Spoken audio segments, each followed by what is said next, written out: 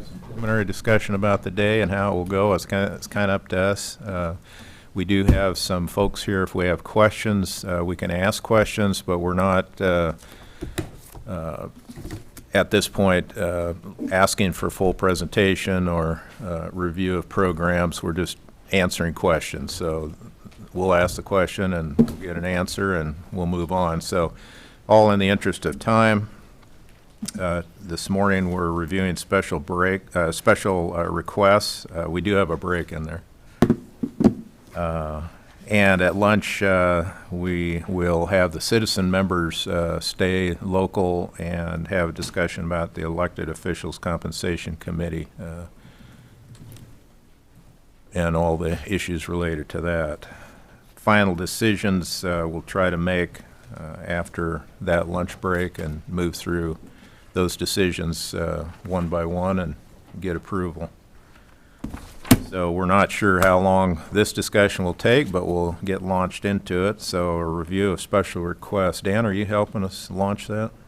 Yes, I'd be happy to help launch that. So we kind of have special requests and budget decisions, and I think we can hold off on the budget decisions separate of the special requests for the budget deliberations at 12. But right now we have a lot of health services staff here, and I think we should start with just in the proposed budget, there's 4 health services requests, and if anybody has any questions about those, let's just start with the first one on 201, the harm reduction public health educator 2.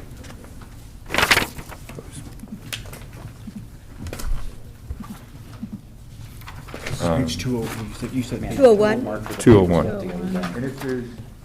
And if there's no questions, you know, these are in the proposed budget. If there's no questions, we can just move on and get to the ones that are not included in the proposed. Oh, it's in the, okay, I'm going like, on 201, it's just, Oh, yeah, we're looking at that one. this is really, okay, got it.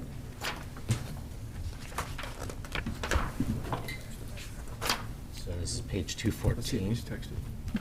Yep, That's where the special request. 5 minutes. 201. He'll be here any minute. It's above the line, it's already 201 has included. The master list, and then 214 is the detailed special. Yes, 214 would have the detail. 214 through 21 are the four in budget health services.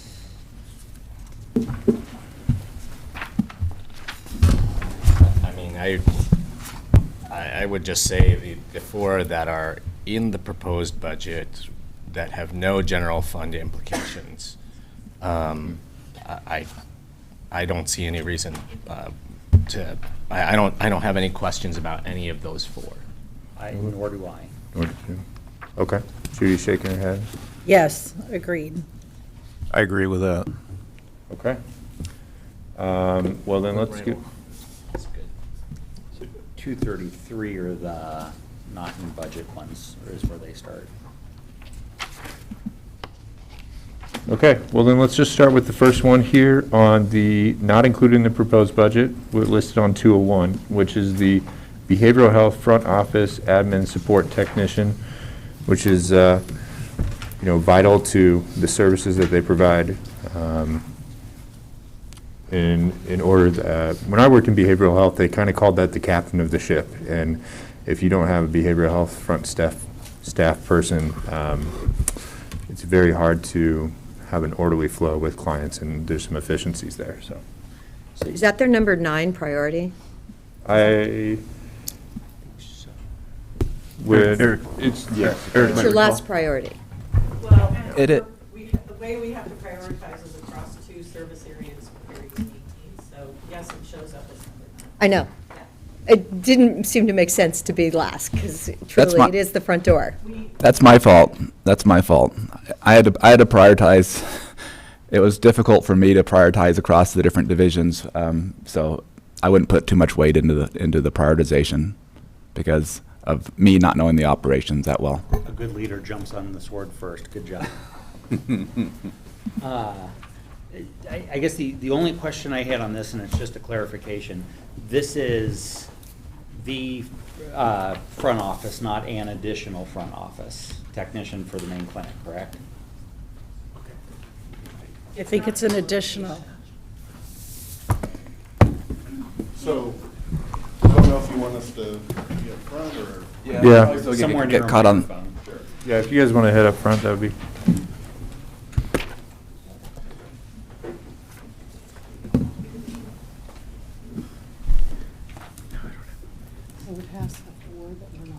I believe this was one of the positions that was discussed as it's very valuable to have two people up front at the front desk at Two people behavioral in health. the building was what I heard, so I'm just checking. So this is an additional so that you have two in the main building also? So this is an additional FTE to a team of 10, so we're going from 10 to 11, and we're serving 6 buildings.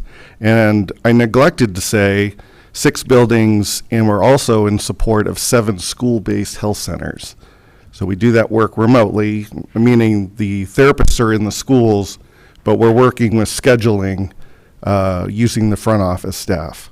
It's just, the way that it's written in here is this is a front office staff specifically for the main clinic. And I know resources move around, but the cube or whatever is in a visible place in the main clinic. Yeah, that is the problem we're trying to solve. If we can place a new FTE back in the Courtney Clinic, it will solve our problem of drawing other front office staff from other locations, which then undermines those operations in the other locations. So this is really, the face in the front office of the main clinic. Yep, absolutely. Okay. But thank you, that answered my question. And from my understanding, it was a safety issue as well. Right. Just having one person up front. Well, inherently, people come into the lobby dysregulated, anxious, and we have a mixture of children and adults in different mental states, and we're trying to provide the most certainty and stability that we possibly can. And sometimes what we're also trying to do is have the same friendly face, the people that they're just normally accustomed to. What's happening with moving people around, and it's not terrible, all of our staff are wonderful, but there's nothing like coming into your appointment and people already know you and talk to you, and that very much is what happens when you can stabilize the front office. Thank you. And you said that you had already 3 people that do float around, and the supervisor's Spanish bilingual? Is that, so you're not looking for a bilingual person to fill this? We're always looking Yes. For a for Oh, staff who yes. can speak Spanish. That is a preference. Right, okay. Yeah. I would think you guys would make that a preference, Yes. just Yeah. for continuity. Yeah. And while there's not necessarily 2 people sitting up front, one of the benefits of this is that it would be more likely that there would be a person up front and then someone else nearby so that they could support each other and dealing with some of those stressful situations that you described. Yeah, so physically the desk may be just slightly behind the front office person, but in most cases you'll see the people at the front desk because they're sharing the responsibility of greeting the people that are in the line and then somebody else is also taking the phone calls that may be occurring. And so operationally, so you can visualize it, we have 2 desks for which somebody may enter. And we have 3 people at the main clinic in terms of that front office. So any one time you might have 1 person at that front office desk because there are 2. So when somebody isn't there, you get that imbalance. The adult and child waiting room are separated at Courtney. It's a large, busy clinic, and we felt it was wise to have a place families and kids can check in that's separate from where we might have adults check in who are doing things that are okay, but might make people uncomfortable. Or, occasionally we get folks who are pretty feisty. So having 2 people up there, and on busy days, having the 3rd person come from the back and be at the adult front desk has been really critical for safety and continuity for clients. We do groups when things are normal in the world. That can mean a line of 10 people at the front desk on the adult serving side of the waiting area. And will this help when folks are on vacation or need to take Yes. a break or? Or get sick. Well, that's another part of the problem is inevitably somebody's going to get sick and they take vacations. And so it just draws down from what we already have. So coverage is the number one priority. We have to be able to serve the public. And with 10 people and knowing that people do get sick and knowing that people do need vacations, we're already running a deficit. But historically, we've always had 11 in this position. And we've been able to make it work. But I think we had mentioned earlier that, one of the responsibilities that we take seriously in admin services is doing the most with what we have. And I think we took a chance during COVID thinking we couldn't be sure how COVID was going to affect the front office. And it just turned out that, in fact, it's just as busy, and we actually need to return back to the levels if we're going to sustain any kind of continuity at the front office. Does It's like anyone, we have support. does anyone not support this position? I think we're good to go. Thank you very much. Thank you. So then moving on, just as long as Janice is up there, so we don't have to mix and match staff and everything, let's move on to the IDD positions. That's the fourth request on the not included in the proposed budget, the intellectual and disabilities, regular, 3.5 new regular positions, matched with county general fund here. And that's on page 239, so it's, Thank you. It's also on this Last spreadsheet, year. which yes. is really actually better, I think. Can you give the title of it again? The intellectual and developmental disabilities, it's a increase of 3.5 positions there, based on, I believe, a state study, right? Or the state funding population. It's based on the workload model, projected need, and recommended staffing levels, and then the manager's assessment as well of specific need around people to help establish and certify foster care placements for IDD service population. And we're truly lacking on enough foster homes in Deschutes County, because I did that count, and from Paul, and it really, and I'd heard from some people in the community that had 19-year-olds that were ready to move out somewhere, because that's legally what we're supposed to provide. It was a mandate from the state on some level. Yeah, and I don't want to pretend that adding staff is going to create additional foster placements, because foster placements require people that are willing to do it at the current rates. But one of the barriers to establishing foster care placements is that the state level bureaucracy for doing that is incredibly, as you all can imagine and have probably experienced in other walks of life, it's burdensome. And so when we have staff that can help people get through that process, we're much more likely to have success establishing foster placements. And that's what these staff do, is they really help ensure that people can navigate the complexity of the bureaucracy of getting certified to provide a home for these individuals. Well, the state keeps adding more rules. You've got to have the sprinklers in, and if you really don't have that big of a home, it's extremely burdensome. So, Yeah. it's really a hard game. It is a hard game.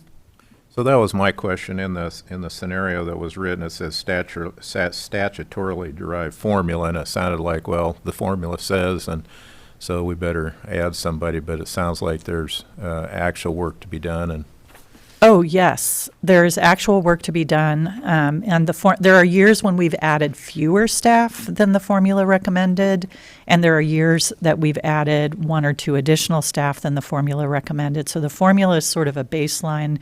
Here's what we think the workload is. Here's our best guess at the positions you need, and then we have some local control over deciding what the actual need is and deploying staff accordingly. so I can justify given the opportunity to help people come up with service. I mean, that's pretty valuable, and I think that's a good health service role to fill. Thank So you. I'm in favor of this one. I'm supportive also. Me as well. I really like the federal leveraging, the investment of $111,000, which leverages another 260. We like that too.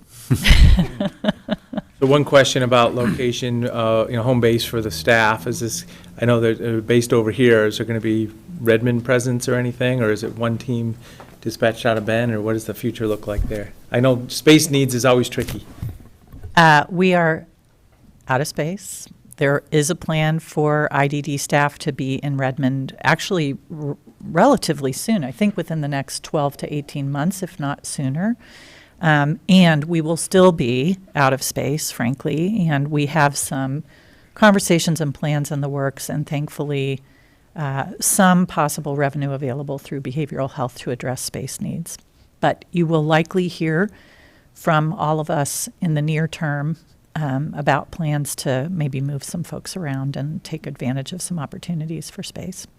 And we're working with Christie in property and Lee in facilities. Yeah. So that, because they're looking at all the pieces for all the departments that are facing space needs. So we're working closely with them. All right, is there anybody not in favor of this position? Thank you. Thank you. Dan? Yeah, let's move on to the conversion of the public information officer, limited duration to regular duration, and there was some preliminary talk about this kind of decentralized versus centralized positions with specialties and that sort of nature. I just want to open up that conversation now, and this request is on page 241.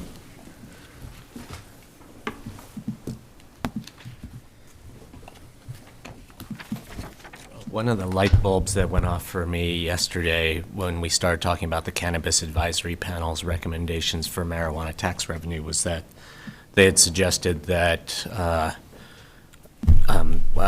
the cap, the panel suggested that we send $70,000 of the marijuana tax revenue that we're receiving each year, we anticipate receiving each year, to health services to do prevention and treatment type education for people, and that immediately made me say, well, gee, who's going to help us communicate that out to the public if we are trying to get some prevention messages out there, or to help people understand treatment opportunities, and that led me back to this PIO position again, which it was just another example of something that we will, a communications capacity that we'll need over at health services that we maybe aren't even thinking about yet in our current budget. But is a position like Lindy Perry's, has that been evaporated? Remember, she was out at the sister school like 2 years ago, and then COVID hit. She was actually had a room in the school and was working on drug information. And Hod may be able to speak to that, or Jessica. Lindy Petty. Yes. And can you repeat your question? Well, I just want to know, has that position disappeared? No, we still have that position. Heather Stewart is in that position now. It's funded through Behavioral Health Fund 270. Okay, so that, and she's still working Sisters and Lapine, or where? It is, yes, and because of Healthy Schools, we've been able to expand that position's work to Redmond School District, primarily focusing on Upshift, which is alternatives to out-of-school suspension. Okay. So maybe it would be helpful to just explain the mechanics of how this role really works within our department. So we have people doing prevention in multiple settings. We have emergencies that occur across multiple domains. We have efforts to communicate critical information to people in the community about our services, about suicide prevention, about how to access crisis services, about substance use prevention. Currently, our PIO, I wish you could see his list of projects. So his role is to really ensure that all of those efforts get centralized and coordinated and organized, so that not only are we doing those efforts in our little unique locations, but they're also being communicated broadly to the community, so that the community understands, how do you find us? How can we help you? What is some important key core information that we're getting out when we're in a school, or about this particular emergency or that particular health crisis. So our PIO has a kind of public-facing, expediting, communicating role, and really ensures that the media and community partners have a trusted person to reach out to get help with critical, very immediate communication needs. In behavioral health, we get it constantly. You all have seen the Stabilization Center and other programs in the media. Frankly, we're grateful for the coverage, and it is a workload, and having a person who has tracked that over time, understands it, understands the requests, it's just invaluable for us. So I'm just trying to explain the mechanics of how this works, because it's hard to know when you're not, in our agency doing it every day, how we're using that service. That person works closely with Whitney or whomever the county's PIO is, and also helps relieve some workload burden for county admin, which has its own set of communications and media coverage that it needs to respond to. So. Yeah, thanks, Janice. I would just offer that administration is fully supportive of this request. I think the mechanics of whether it's centralized or decentralized is a discussion for later. I mean, the key is our commitment to this position to make it permanent, and then we can coordinate on the reporting structure, the coordination structure, if the budget committee supports the position. No question, Whitney, as our communications director, is going to be essential to how the position functions and operates within the county if it's supported. So I just wanted to share our perspective on the position, and if Eric or Whitney have anything else. I would just like to add, I completely agree, Nick. It's really a kind of administrative decision on where the position should be. There's a human HR analyst in health services that's kind of, you could have a similar discussion. And really what happened with that position is when it was first added, Kathleen, our HR director, was very supportive of adding the position. It started out in the health department. Then through discussions with Kathleen, it actually moved to the HR department and reported to her. Then for various reasons, that structure didn't work great. We just hired a new person in the position, and it's back in the health department. So those conversations are ongoing and can be evaluated throughout the process. And really what, the budget question for here is converting a limited duration to a regular position. The position's already supported through another funding stream. Right. Yes. Yeah. OHA and behavioral health. If I could add to that thought, I think it's actually helpful for us not to get hung up on where the position is located, because you think about the work that the communications work that this person will be doing. It actually supports a lot of other departments in the county. If this person is working with Ed Keith on keeping people who are vulnerable receptors to smoke from inhaling wildfire smoke during the summer, that is a health function, but it's also a natural resources function for the county.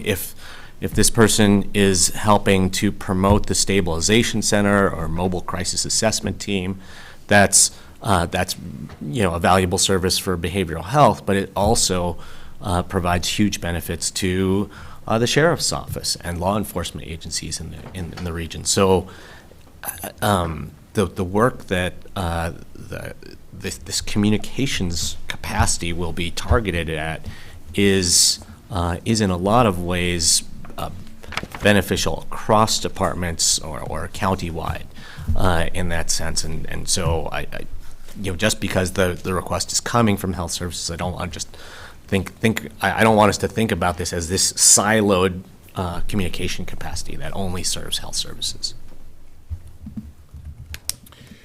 So I'm supportive of this function and this position. Looks like it's not general fund supported. It'll be built in through other avenues.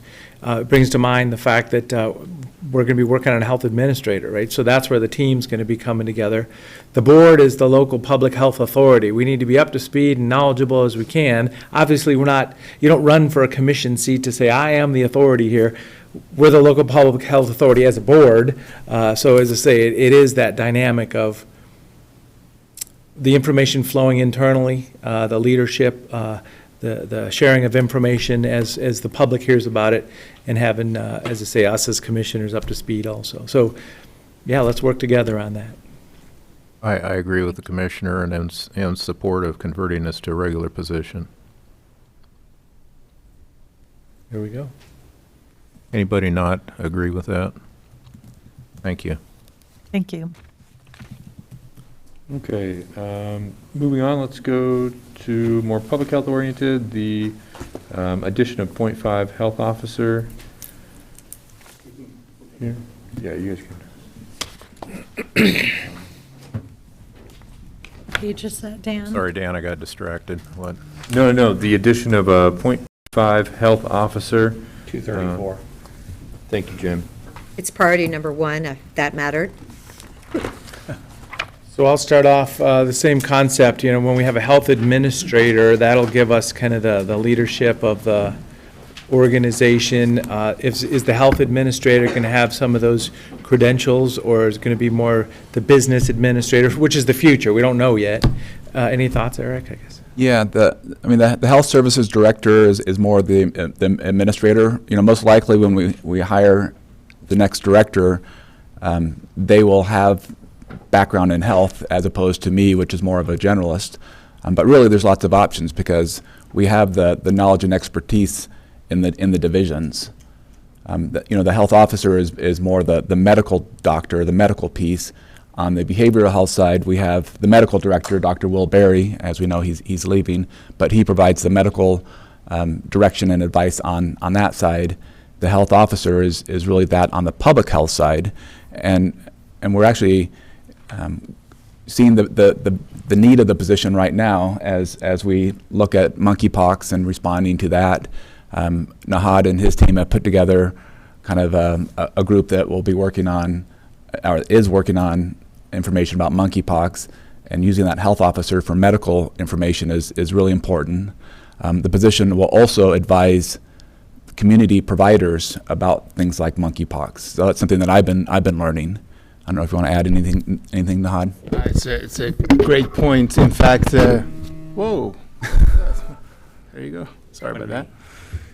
Yeah, in fact, providers are reaching out and trying to find out where they can get their source of information about monkeypox right now. So Dr. Fawcett, who is our infectious disease expert, is offering some of his time to the providers to build their capacity in terms of how to identify a case, diagnose, collect specimen, send it, follow up, all of that. So it's a resource. Commissioner DeBone, the model that you mentioned is in place in a number of counties throughout the U.S., where the administrator / physician or health officer, first of all, that position is almost double the salary. And second of all, the vision that we have for this position is partly to provide clinical services.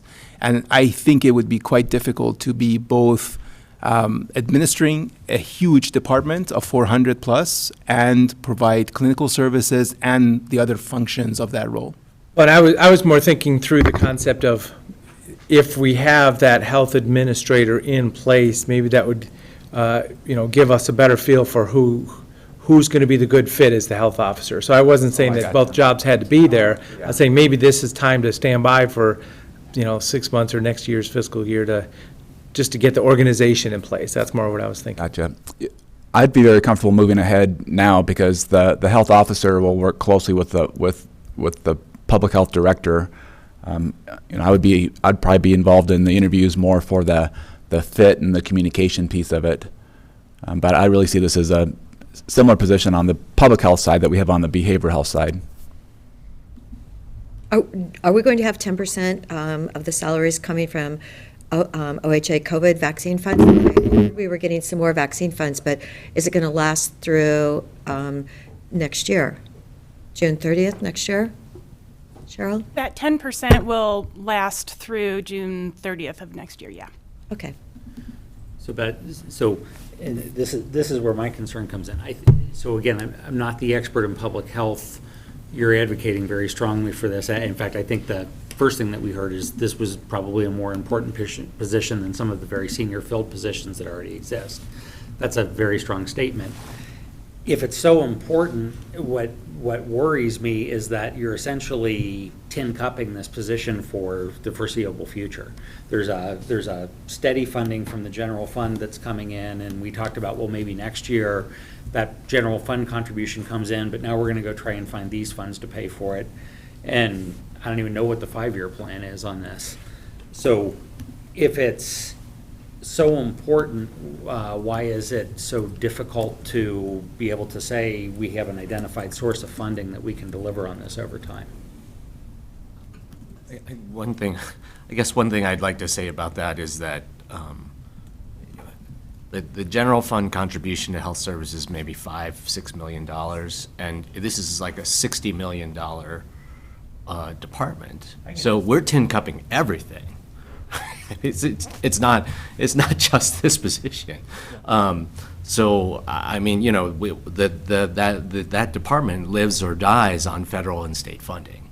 So you know, the fact that this is 50% general fund with, you know, hopefully some predictability to that makes the funding for this in some ways a lot more predictable than many of the programs that we have in health services. Right, so just like looking at it from a different perspective. That's a fair perspective. It would be nice to see maybe a 5-year thought process of funding from general funding, and this is the directional thing that we want to do in order to be able to ensconce this, so we don't have to worry about it as much. And maybe the answer is you're moving general fund over to support this 100% and starting to find other options in other ways. But it would just be, if this, I mean, this is a senior important position, and I'm believing you on that. It would just be interesting to me to really see the commitment of the county, and that includes myself as a member of the budget committee, that says that, yeah, this is so important, it can't go away. And we're having those conversations right now.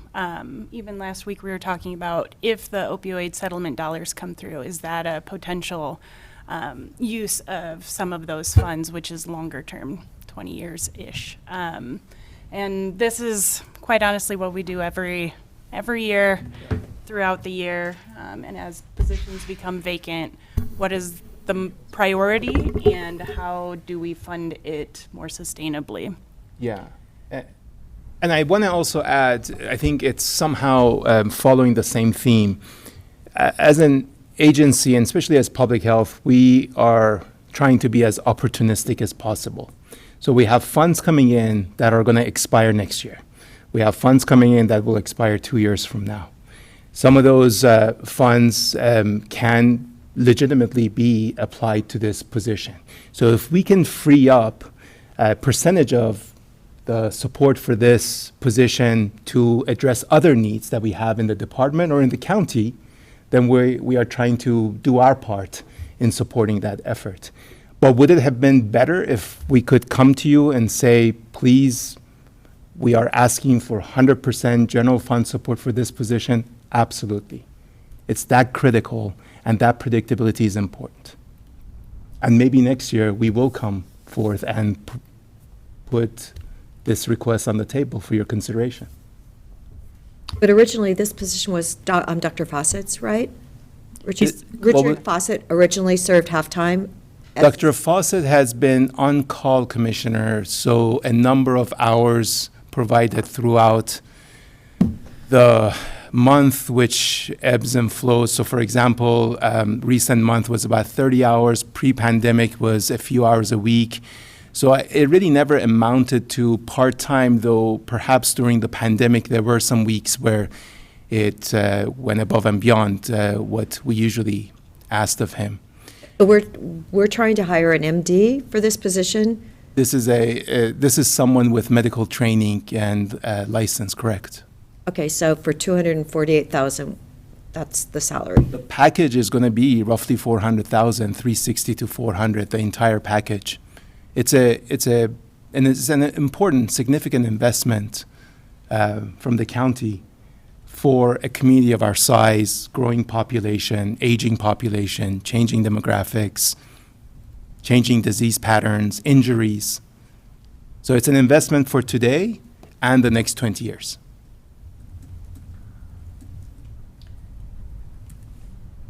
I just want to add some thoughts, mainly because we have two new Budget Committee members who may not be as familiar with the history of public health funding versus behavioral health funding.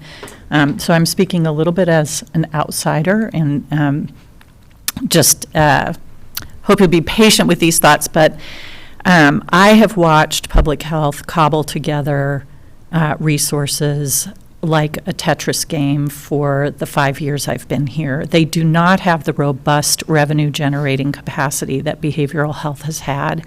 And in recent years, because the community has become so concerned about the issues impacted by behavioral health, there's been some real investments at the state level that have really benefited us, and we became a CCBHC. So for all those reasons, we've been quite fortunate in our capacity to generate revenue, to build up a reserve that really helps buffer us.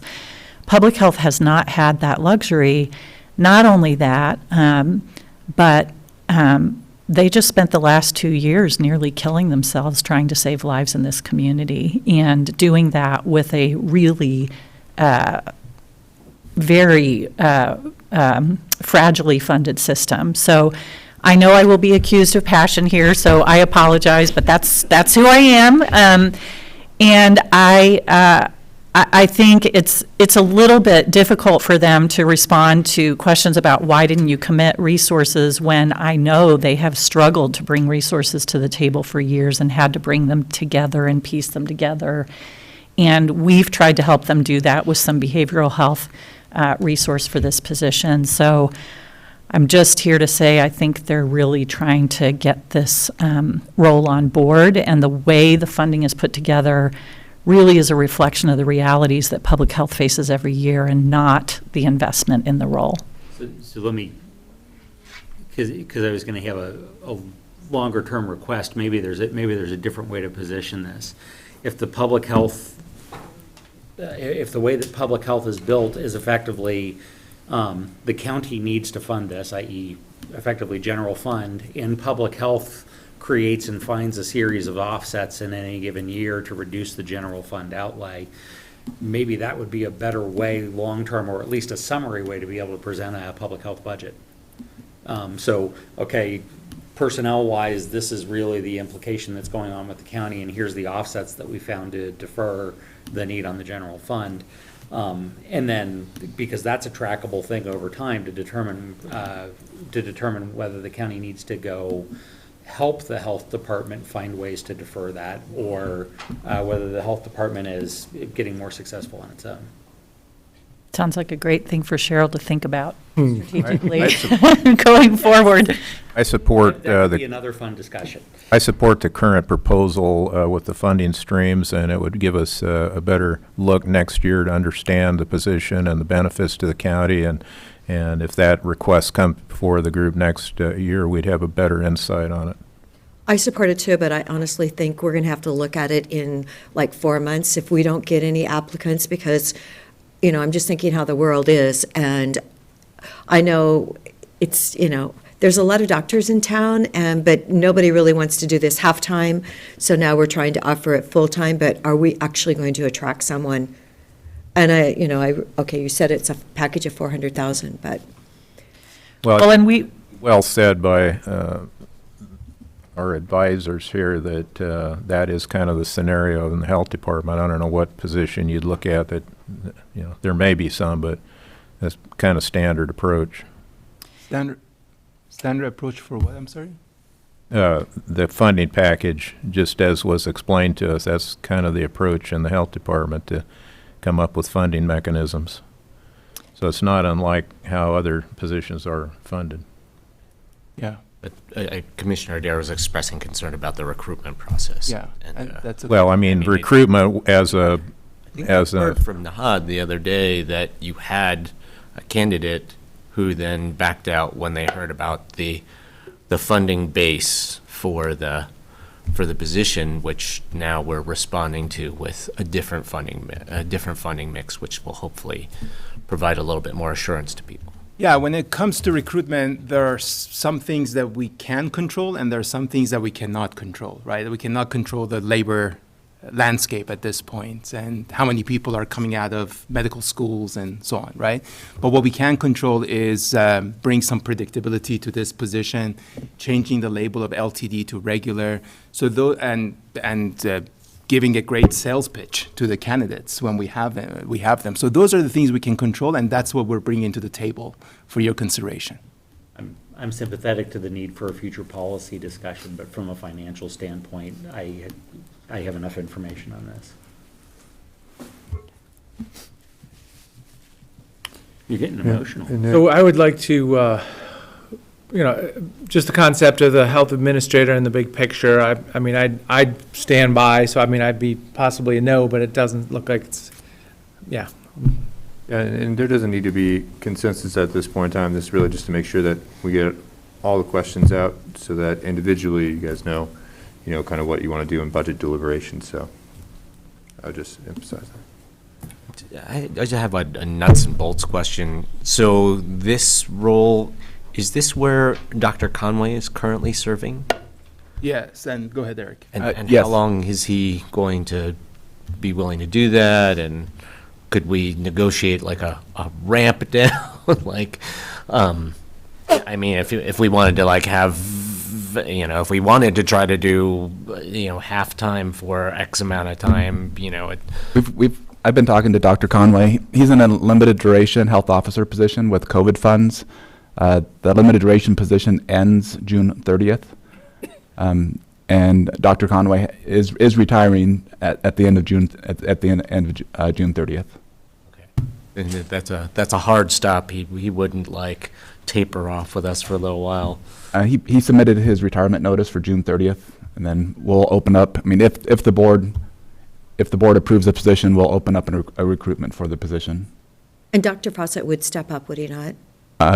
We don't know. I mean, we certainly. I'll call his father. I'm good friends with his dad. I'll call him and say, I mean, I know that "We need to step up." Yeah, he still has his practice. I mean, we would advertise the position, do a national recruitment. Certainly, if Dr. Fawcett applied, he's a strong candidate, but we would do a national recruitment. And the key is it's a full-time position. I know, but I mean, he would step up for half-time or something. I mean. On call? You mean in the meantime? On call. I think I cannot imagine our department without Dr. Fawcett. Yeah, I in can't one way or another. So I think no matter what happens with this position, we're going to, as long as Dr. Fawcett is available to the county, to the department, we're going to rely on his expertise. Yesterday, we had a 3-hour meeting with him trying to figure out how to organize ourselves around monkeypox. He is the expert. Well, I think it was on the news, Monday morning or something, talking about monkey. Absolutely. Yeah. So his Yeah, involvement he's is not definitely in going the away. community. Yeah, he's a treasure in the community, and we intend to leverage that, abuse that. All right, let's move on, Dan. Okay. So the next one would be the. We're going to come back to that. Yeah, we're going to come back to all of these for actual decisions at budget deliberation. Do you have a question for that one still? Okay. It seems like it would make more sense. Okay, we vote on it now, it passes. So then we go on to the next one, or it doesn't pass, but, okay, you're saying that we're voting, but we're not really voting, and then we're going to repeat it? We're not really voting at this point. We're just getting consensus to Okay. move on. Yeah, we're just asking any questions that you may need to vote in the afternoon. We're happy to, look into the schedule next year if we think there's a better way to do that. But for a number of the special requests we've just looked at, We did vote. we didn't, it wasn't a formal vote, but we got a feel We got for where people were. We have a sensibility of where the Yeah. vote is going. Yeah, and it's not always some of these might be not as consensus-based, so that's where we would do that at the budget deliberation and just make sure that we have all the questions out on the table right now. Yeah, we don't want to hold these people up indefinitely, so we're asking questions and Well, I mean, I guess before we move on from this one, I would just say that, to give people a feel, like I'm supportive of this proposal. I'm supportive of, I don't know if I'd want my employment contract to say based on offsets, but for future policy.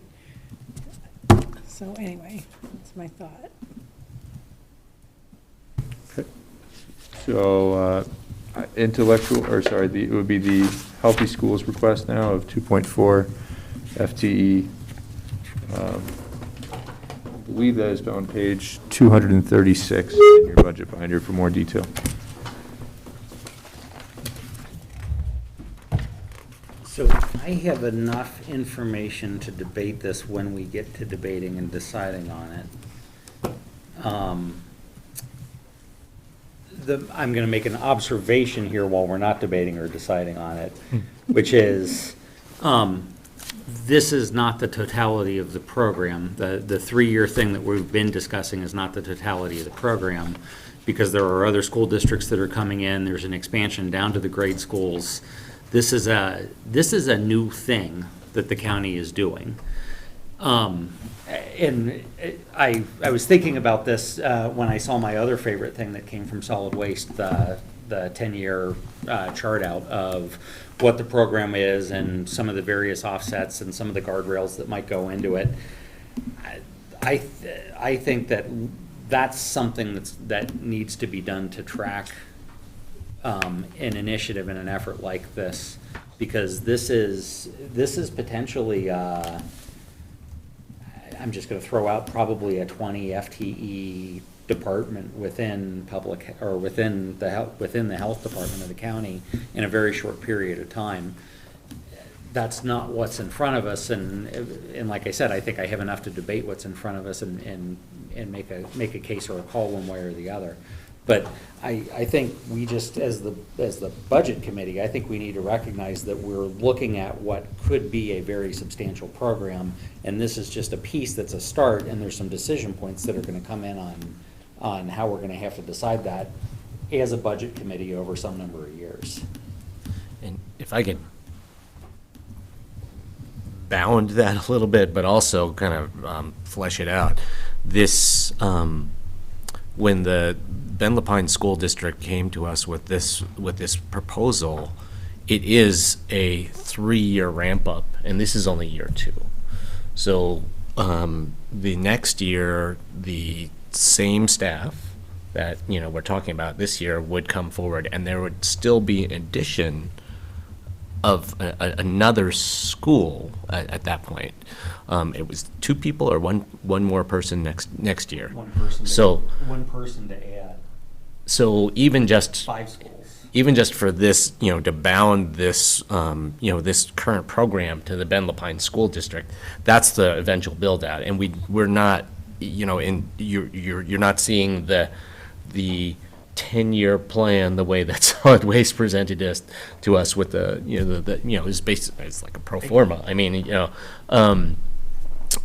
so to add that, but then also to bound this, I don't think we can count on the other school districts wanting to do the exact same thing.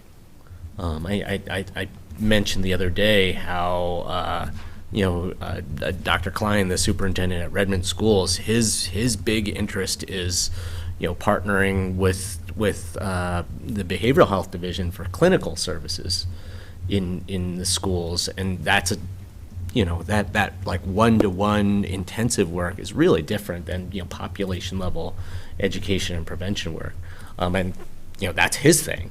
So I agree that we should kind of be able to look at the Ben Lapine Healthy Schools partnership in a longitudinal kind of way, but I also don't think that we can extrapolate to say that, and we're going to do this with the sisters and the Redmond school districts too. Let me adjust the language a little bit. So yes, I think when we go to deliberation, we're going to be deliberating year 2 of a 3-year program and what we want to do as a budget committee around that. I think at some point or another, when you have a hammer of a program, the whole world looks like a nail. There might be other programs that other districts are going to request or try and do, and that might come up for a future debate, and I'm not going to worry about any of that. I'm just looking at where this program can go and how it's gonna go, and some of the, and that follows along with some of the conversations of how other counties are starting to look at this as the bellwether model of the way that we do things. And I think the county long-term needs to think about, if I'm driving this as a bellwether program, how am I doing it? How am I converting that from, or how am I offsetting the program? Because we're talking about offsets with state funding that we're gonna go lobby for, or with federal funding that we're gonna go lobby for, or any of the other things. So that was where I came with the 10-year thing of, show me some of the permutations of how this thing is gonna go, so that it's not gonna suddenly turn into, another, $5 million sitting currently on the county taxpayers. That is for later, and that won't come into how I would deliberate on this, but I just think that, I'm just recommending that the county really think about that, because this is something new, and it's something pretty substantial. Jim, from a historical perspective, when I started as a commissioner, Deschutes County kids were always at the high end of things that you don't want them to be at the high end. Vaping, drug use, alcohol use. Our kids were always at the higher end, and so that was why I had originally thought that, we've got to do something to change what's happening in Deschutes County. This is really trendy. I don't know what school it was that had 400 of the 1,200 kids vaping, but truly, we usually have a lot of, our kids are way more exposed. My little note that I wrote when I first read this, a week ago, was get them early before we have to pay extra late. So, yes, I see where you are on that. I know, yeah. The model that we're using establishes a 0.5 FTE at each middle and high school. And so if you're thinking of scale, it wouldn't be to the extent that you're thinking of with a public health specialist at each of the elementary schools. We're really... And I didn't say that I expected that, but I expected that at some point or another, this program would have to extend into the elementary schools, and I'd like to see the permutations of how that would happen. Yeah. Yeah. So maybe a note for Cheryl for some complex financial modeling. I took mental note of that. That kind of modeling is helpful on many levels for us. And the way I think of things is really, from an economics perspective, is on the margins. What's the marginal gain here, right? So I appreciate the question, and we need to do further modeling to unpack that, for sure. And you're not the only one that's going to get my request to do this. It's, again, I just found a really cool tool as we were having the discussion. Yeah, I think it's to the benefit of the county, and as a result, to the benefit of the county budget planning process, to think more like that as we move forward in certain areas. Yeah, thinking along the margins. I totally agree. Yeah. I totally agree. Yeah, makes sense. So in the big picture, this was corporate activity tax. State legislature says, oh, don't worry, it's not a sales tax, it's just corporate activity. And here's money for the schools. Then the money came to the county and said, hey, we're going to do a partnership program. We've got a great idea. How about you guys kick in and help fund this program 50% with us? And now it's year 2, we're talking about 56% at the county. So as I say, I voted no on this last year. It was supported by the budget committee. But now we're in a spot where, just a little bit more from the county. It's very frustrating for me. And this is only the financials, obviously. That's the bad part. Obviously, it'd be great, let's invest in the kids and do this. But the school district's great idea, and now we're already taking on a little bit more of the responsibility. That might be helpful to explain, Cheryl, why it's 56% now, or the proposal. Yeah, and it's 56% this year because we are increasing the FTE to full-time.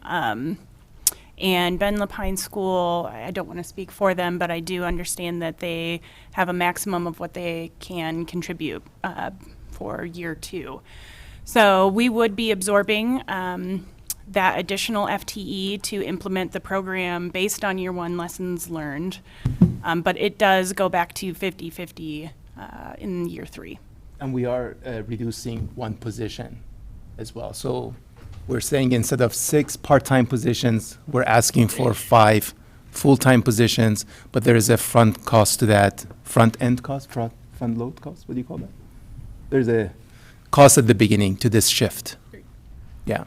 And we'll save on PERS and health insurance, Right. retirement health insurance later. And from an evaluation standpoint, in order to be able to assess how effective our program is, we have to be able to implement it fully. And so currently, we're implementing at 80% with our current staffing model. And so in order to be able to really measure the effectiveness of our program, we have to get to that full implementation. Well, and it's a shame, it says, due to significant budget deficits expected in the school district. So, last year it was, hey, we got some money, why don't you partner with us? This year's like, oh, woe is us, we're not sure we can do this. So I'm just pointing out that it's kind of awkward partnership at this point. And that will likely fluctuate with the changes in student enrollment because the schools get their funding based on how many students are enrolled, and they had a loss of enrollment this last year. And so we'll see the budget impact for them next year, and then their enrollment's going to be increasing next year. So then they're going to be even more stretched because they have a lower budget with more students because of the way that budgets for schools works. Commissioner, you're right. I think it's a fair point, really, and I want to acknowledge it. Yeah, it's a fair point that it should be 50-50. We're trying to not lose the baby with the bathwater here. We need to restructure a bit, get ourselves well positioned to reach the youth. And this is the best model for it. And I realize the county would be absorbing the additional $80,000 this year. And it may not seem fair, but is it good for our youth? Yes. So I hear you, and I wish it were a different model. I did approach Laura with this question about year 3, and she did indicate, if you look at our table, we're actually coming under our projected costs, and I asked, could Ben Lapine Schools continue to dedicate the resources that they had originally identified, which was actually, no, 385, 430, which would then put them at year 3 supporting 51% and the county 49%. So just wanted to put that out there. Round out the big picture here, and it's just the funding, obviously, I'm talking about. Yeah. Fair enough. Would it be helpful, it's still relatively early on Thursday. Would it be helpful to get some kind of letter from the Ben Lapine School District laying out their intentions, if not commitment, to 50% or more next year? No, we don't need to take it any farther.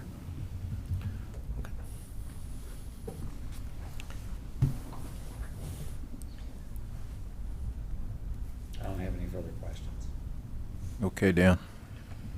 Okay. I think that's it for health. Thank you. Thank you. Thank you so much. I certainly appreciate all the time that Health is putting in. Again, it's my first time here, but I get the There's impression some- that there's so some far you've budget spent about decision. 2x the time that you have in previous years sitting in front of us. Did we discuss the CCBHC? It was on the list. It's in the proposed. Okay, but you did do some of the others that were up above the line. Yeah, The 5 positions you did, I thought we discussed that. In the beginning, I said the four items that have no general fund implications, I didn't have any questions. Nor do I. But if you want to ask questions about some of those now, then let's do it before we lose. No, the CCBHC wasn't on that. Are you talking about the? The 337? Priority 7. Yes, priority 7.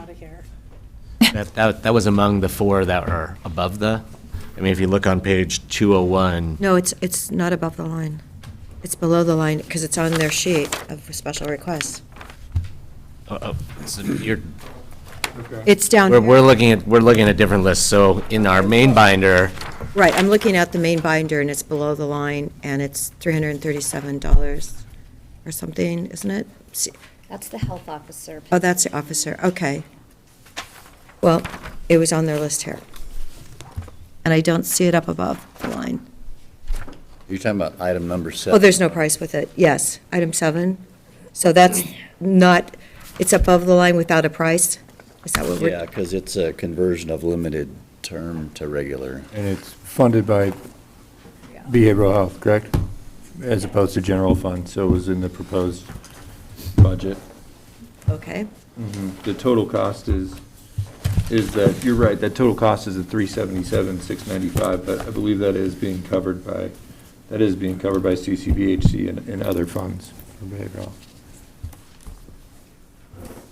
Yeah, it's a mixture of capitation and aid and assist funds. But on this sheet, it says that they're adding 1 FTE from the proposed. And yet, up here, it's talking about 3 positions. So there's some inconsistency.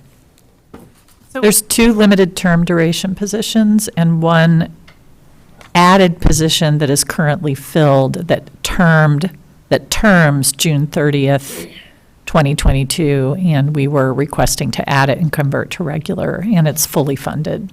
It's the aid and assist peer support specialist. The other 2 positions are also currently filled, also budgeted, and are limited term, ending next September, and we were asking to convert to regular. So on item number 7, then you're saying that 1, that's not for, what's that one for, Janice? On item number 7? It's for behavioral health. Right. And it's a current limited duration position that ends June 30th, 2022. It's an aid and assist peer. And it's not limited duration, but it does end on June 30th, as currently scheduled. All 3 positions are limited duration. 2 of them end September of 2023, so they're in our budget, don't technically need to be approved in terms of legal FTE. That 1, that is also at the pier, ends at the end of this fiscal year, so June 30th. Okay. The expense is in the proposed, but we have to legally approve that 1 FTE to add it in terms of FTE numbers. You're just trying to make this a 1-year thing rather than drag it out over a couple of years. No, we're trying to add the aid and assist peer FTE. There's the 1. The 1, and then make them all regular positions because they're funded. So you're trying to Yeah. address everything this year rather Yes. than drag it out over some number of years. Correct. The 2 you could deal with Yes. in September, theoretically, but we'll just get it done now. Correct. And we have people in those roles who I think, would love to know that we can pay for them and they're part of our budget and they're in a regular position and we're going to go forward.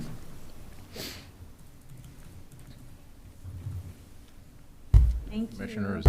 Thank you. Jim, thanks for your kind words. Thank you. Appreciate it. Okay, Dan. No, it's just rather I'm actually gonna, just so we can consistently. kill 2 birds with 1 stone, maybe if Cheryl and Janice could stick around for the budget decision. I had briefly brought up yesterday, kind of the idea of an as-needed general fund transfer to Fund 270, which is the behavioral health reserve fund, which is projected to end at 12.3 million or so in fiscal year 23. So I just want to speak to this idea real quick. Health submitted a proposal. I appreciate them working with me on this because I know it's a difficult conversation. But the idea is that our general fund is decreasing for operations. In some years, we transfer, on average, around $2 million to the behavioral health fund, and at times their reserve, Fund 270, which is specifically used for behavioral health, grows at a rate greater than the general fund that we've sent in. And so what this does is it would funnel excess, or not excess, but additional general fund based on a number that behavioral health has decided is okay with them for an operational reserve level. It would fund that back if their reserve hits that level. So Cheryl sent a proposal of $12.2 million, which is the ending fund balance in Fund 270, plus a beginning working capital of $6 million in the behavioral health division within health services, which is an increase of beginning working capital of approximately $1.2 million for next year to cover contingency and other requirements for them. And so what that would mean is that if, at the end of the year, those funding sources that we saw came in, and maybe there were vacancies or something else, because, to be frank, the reserve has grown, and at times we've seen a projection of it going down, that if it came in over those numbers, then the general fund amount over that, not including IDD, because that has to be a general fund match, so there's about $1.1 million eligible, would flow then back to the general fund. And we do this with Yes. CDD as well. And it helps decrease the volatility of our general fund. It ensures that we're not, and actually kind of stabilizes reserves as well for behavioral health. So those are kind of the pros and the cons of that, and just want to open that up for discussion and let health services speak to that as well. And just as we get started, Dan, I want to agree with your comments, because the whole intent of the general fund is to provide support where it's needed. And if it's not spent, then it's not needed in that fiscal year. And if it needs to be requested the subsequent fiscal year, it can be requested then.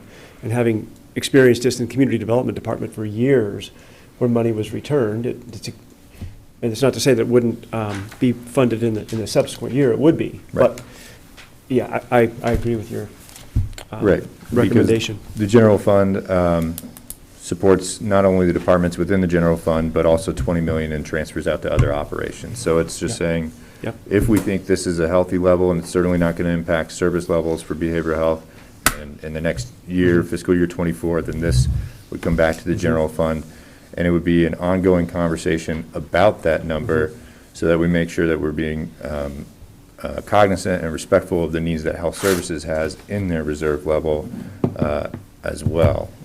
So it wouldn't just be, okay, this is we're always going to be set at 12.2. Behavioral health continues to expand and grow, and that's a need, and so there'd be a conversation every year around that. And if there is some volatility around health services revenue, and they have to transfer $4 or $5 million out of their Fund 270 just to support behavioral health services, then I think there'd be an expectation that, we wouldn't have this conversation, or we need to fund more general fund, just like any other department. But it's kind of a way to, as Nick spoke to, just make sure that we're able to have the money in the general fund to fund those operations at the time when we need them.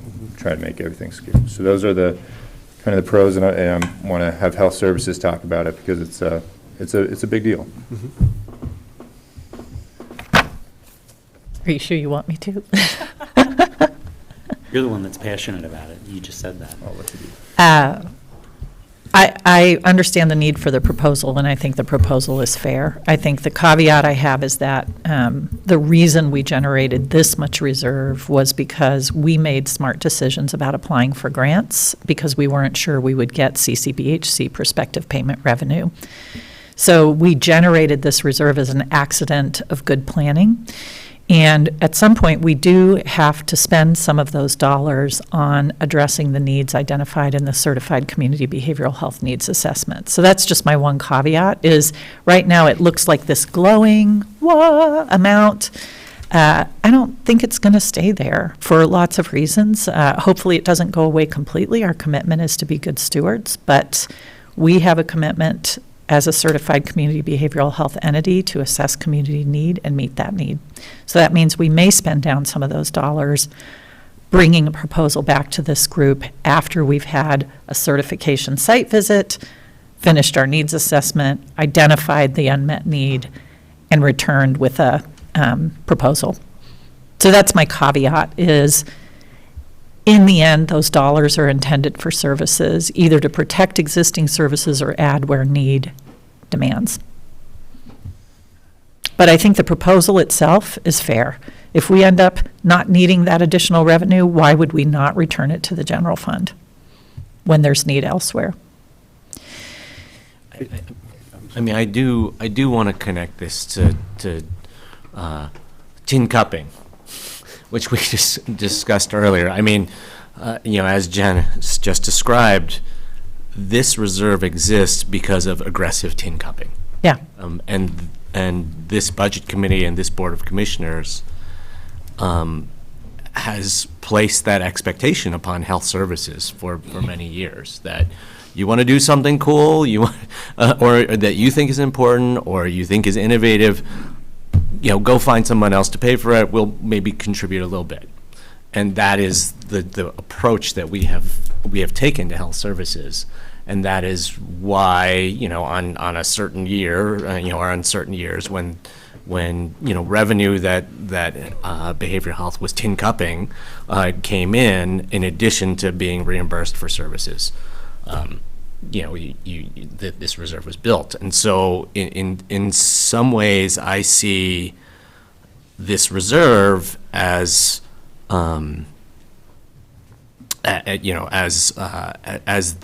the money that behavioral health has to do those things that they think are high priorities and to do things that they think are innovative in advance of when the Board of Commissioners or past budget committees have been open to them. And, I wouldn't want to, I want to protect that capacity because our behavioral health division does do incredibly important work that that we have evidence has impact, and they are innovating on a regular basis, and we're recognized for that around the state. So I understand what we're trying to achieve with this policy, but I guess I want to push back a little bit, or potentially advocate for the threshold that we set to be a little higher, because we want to leave room for that prioritization and innovation to happen.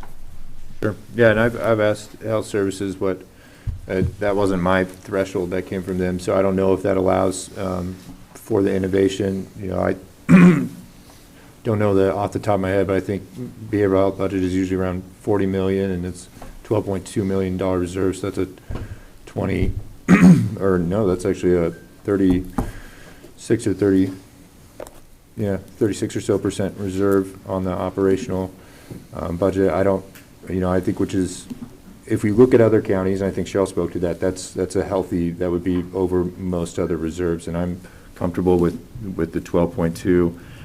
And also, the only other thing I would say is that because we're having this conversation now, the idea is health services, and I was there when health service had to come and kind of ask for general fund, is that there's a collaboration between finance and health, and we take this frequently, so that if health services is ever in a spot where there's volatility and they're saying we have to get rid of $4 or $5 million in transfers, and we're not sure we're going to have enough to do those innovative things, then finance can come and collaborate, and it doesn't just come to the budget committee all of a sudden and surprise everyone, because we're working together and know that. But I hear what you're saying is that they've done some incredible innovation and have just been real leaders in the state and in the country, frankly, with the stabilization center and stuff. And we want to make sure there's enough not to cap that innovation. Sometimes doing a good job means you're covering for the mediocre around you. Their actual beginning net working capital from July 1st of 2020 has increased 6.7 million. So if you look back, Sorry, Patty, I didn't hear you. it increased 6.7 million from July 1st of 2020. If you look at the beginning net working capital for Fund 270. So truly, the last couple of years, it's built up more funding. Yeah, and a couple of thoughts around that. One, vacancy rates were much higher than anticipated. Obviously, we've talked about that quite a bit. But also in beginning working capital around COVID funds, you're going to see that drop in there for funds that were basically given to us, but we're carrying and then drawing down on. So those two things make up a lot of that beginning working capital. This is very much a compromise that we've been in conversations with the finance department around what that number could look like. And so I think that this is a fair compromise. Do I love it? I don't. But it doesn't put us any worse off for fiscal year '23 than what we know today. financially if we come to that agreement. The impact is that, or the reality is, we know that we need to expand based on our preliminary needs assessment, and we also know we have space concerns. My hope would be that when we do come forward with some of those proposals or recommendations, it's a healthy discussion around expending those funds with that consideration, also knowing that we're coming to this agreement today about potentially returning county general funds that may or may not be needed, depending on what perspective you may be coming from. Nick, do you see CDD a little bit different because it's based on fees versus health, which is based on grants? Yeah, thank you. Good question. Dan and I were just kind of chatting offline over here just a moment ago. I really think it's going to be the case for a lot of departments, is if we're providing general fund support for something, it's because they need help. They don't have the revenues, or whatever the case may be. And this is going to be a conversation we're going to have as the day goes on, just with the declining general fund levels. And it's just going to be important to keep that healthy. And so, it's a good question, and I think it's going to be really a policy question for the budget committee today and going forward, of whether we ask not just health services or CDD to return those funds if they're not spent in the fiscal year, and then to include those in the next fiscal year, or is it kind of a department by department, case by case basis? And part of it, and just part of it is we do have departments that cannot leverage fees that are getting substantial transfers out from the general fund, and they may need to expand in the future too. So it's just saying, if we can agree that there's some additional revenue, which may not happen, behavioral health could quite likely potentially decline their Fund 270, in which case nothing would be returned, right? We're giving it all to them. It's allowing that to go to those other 20 or so departments that we transfer out funds to general fund if it's needed for that. So that's kind of the pro and the con there. The con is that it's not maybe increasing health services reserve to an even higher level.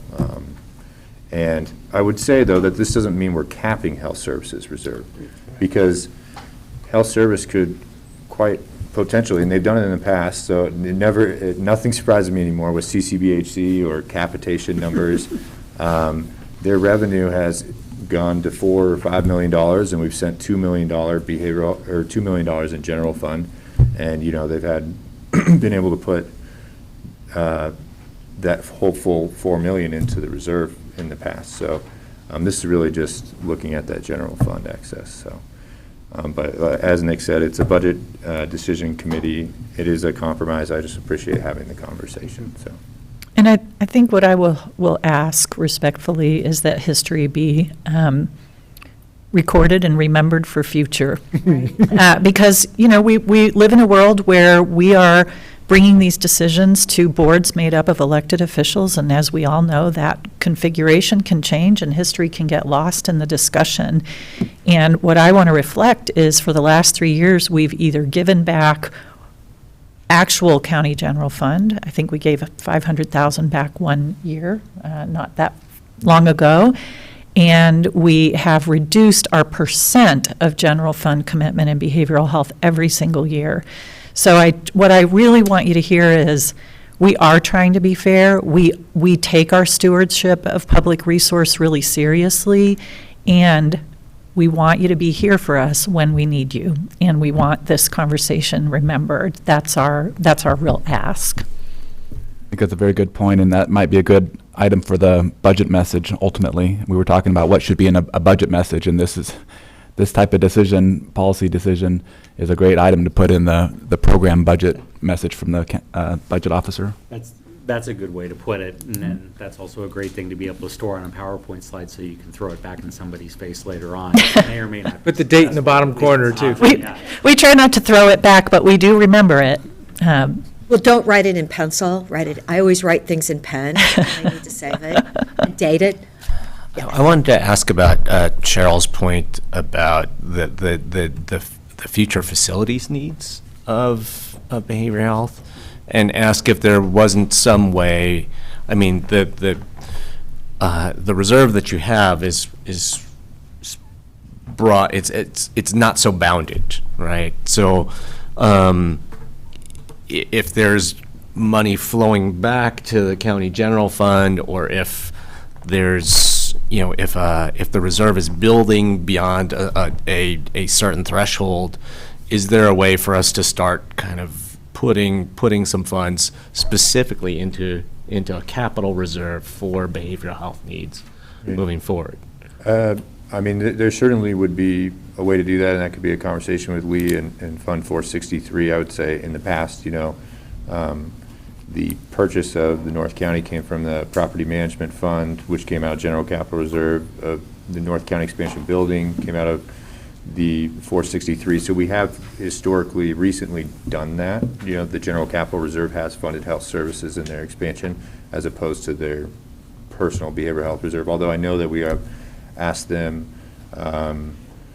for about $1 million, or I think they're We've supplying budgeted $1 million for furniture and furniture, fixtures. right? Yeah. Because that was something And 463 remodel when it funded this year. remodel, Yeah. Right. So, but I think you could always, certainly, when you transfer out that capital reserve to, from Fund 60, our general capital reserve, to Fund 463, it could be earmarked for, this is for a health services project, 'cause they have space expansion, sure, as part of our 5-year plan. That's one way to remember things. Yes, it is. To create a dedicated account, or. And that would be, that would be another budget committee decision. So is 463 supposed to be in our binder? Yeah, we handed that page to you. That was the page that was missing. Yeah. It was in Okay. there. I was just going to say that some of our other departments, like solid waste and even CDD has had a facility reserve. So it's not uncommon for departments to set aside revenues that they don't need for operations, knowing they're going to have some space need or some facility remodel needs or something. So I could see, that could operate here. We could add a reserve fund for facilities to health, and then they could figure out which revenues would be eligible to set aside to meet that need in the future. And I don't know how much, resource would really be available to kind of shave off and send to a reserve like that, but it could be one way to do it. Right. And that would be clearly earmarked for health. It would be in their series of funds, and it would be kind of their decision each year about how much to put in there and what the character of that revenue might be. I would just add, if we're talking about another building right now, I think just our initial conversation with Lee kind of around that potential health need was about, it was far more than you could fund in liquid capital, right? It would have to be debt service too, which would also be another potentially debt service in the future, depending on where our revenues are. But I would just point that out as well. If you're talking about a major expansion or something the size of Courtney or slightly less than Courtney, then you would have to do something like that. So, and then we need to look at debt service reserve levels to make sure that that's our full faith and obligation. We have to pay that off first. So, and those are some kind of like future long-term planning discussions that we probably need to have with facilities and the board and health services if that's a priority. And Actually, facilities is kicking that off. They're looking at kind of different master plans. You've heard about the public safety master plan, and they're looking at doing a kind of a downtown master plan because of the space needs at the DA's office and others in the downtown core. So the health department is very much at the table, or will be at the table, but the effort will be led by Lee and Christie.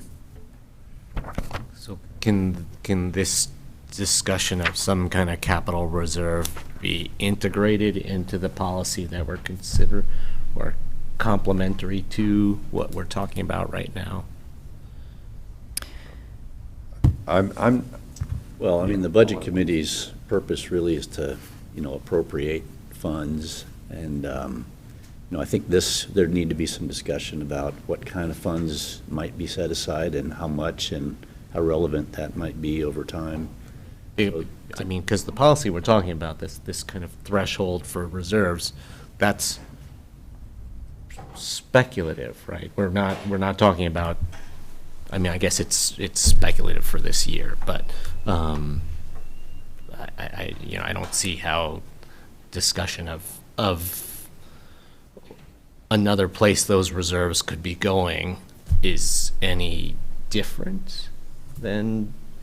I would just say if you're saying it would be in the details, but if you're saying, okay, if it's over and above the 12.2 and the 6 million, then that would be the additional general fund revenue. And so if you're only assigning it to a health services capital fund, then it cannot flow into community justice juvenile or victims advocate or DAs or something, or any of those that need it if our operating continues to drop. And, I think there's about 500,000 in general fund requests, 800,000 in general fund requests today. If they're approved, that will drop our general reserve level to 1.2 million. So we need to have a revenue influx to keep supporting operations and things like that, as will be discussed this afternoon. So I just think that's important to realize. The concept is that if there's additional revenue that isn't affecting behavioral health service levels and expansionary needs for next year, that it goes back and flows to maybe other areas that might need it. And an additional capital reserve for them would essentially kind of defeat the purpose of having that revenue go back that way. So could I just do a quick reality check here? Because there's a lot of conversation I want to make sure I'm tracking. We're not capping the behavioral health reserve. What we're saying is we're capping how much general fund we keep if we get to a certain level. So what I want to make sure Budget Committee members understand is the total general fund revenue in behavioral health right now is 2.1 million.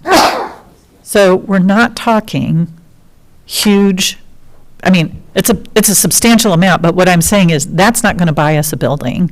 So maybe we're incredibly fortunate and we generate a lot of additional revenue. We end up with reserve. We can't find a reasonable way to spend it. We can spend those dollars on behavioral health services, but health services capital expenditures are bigger and broader than behavioral health. And so even if we returned all of the general fund we received now in behavioral health, the county still has, clearly thinking to do about space needs and costs associated that will far exceed that 2 million that might be returned in some amazing scenario where we're returning. So I just want to make sure we're grounding this whole policy discussion in real numbers and, what it actually means in the real world, what dollars we're talking about. I would agree with Janice. The original proposal is basically just for operations. Are we sending it back for operations for the general fund? Because right. The reality is with our general capital reserve, we need to build it up to start paying off the debt service next year for the courthouse. To even add another building into that is a long-term kind of plan around revenue and expenditures and capital planning that we don't have the answers to that today. The way that I would think of it is there are capital building needs in front of the Budget Committee this year. None of them involve behavioral health.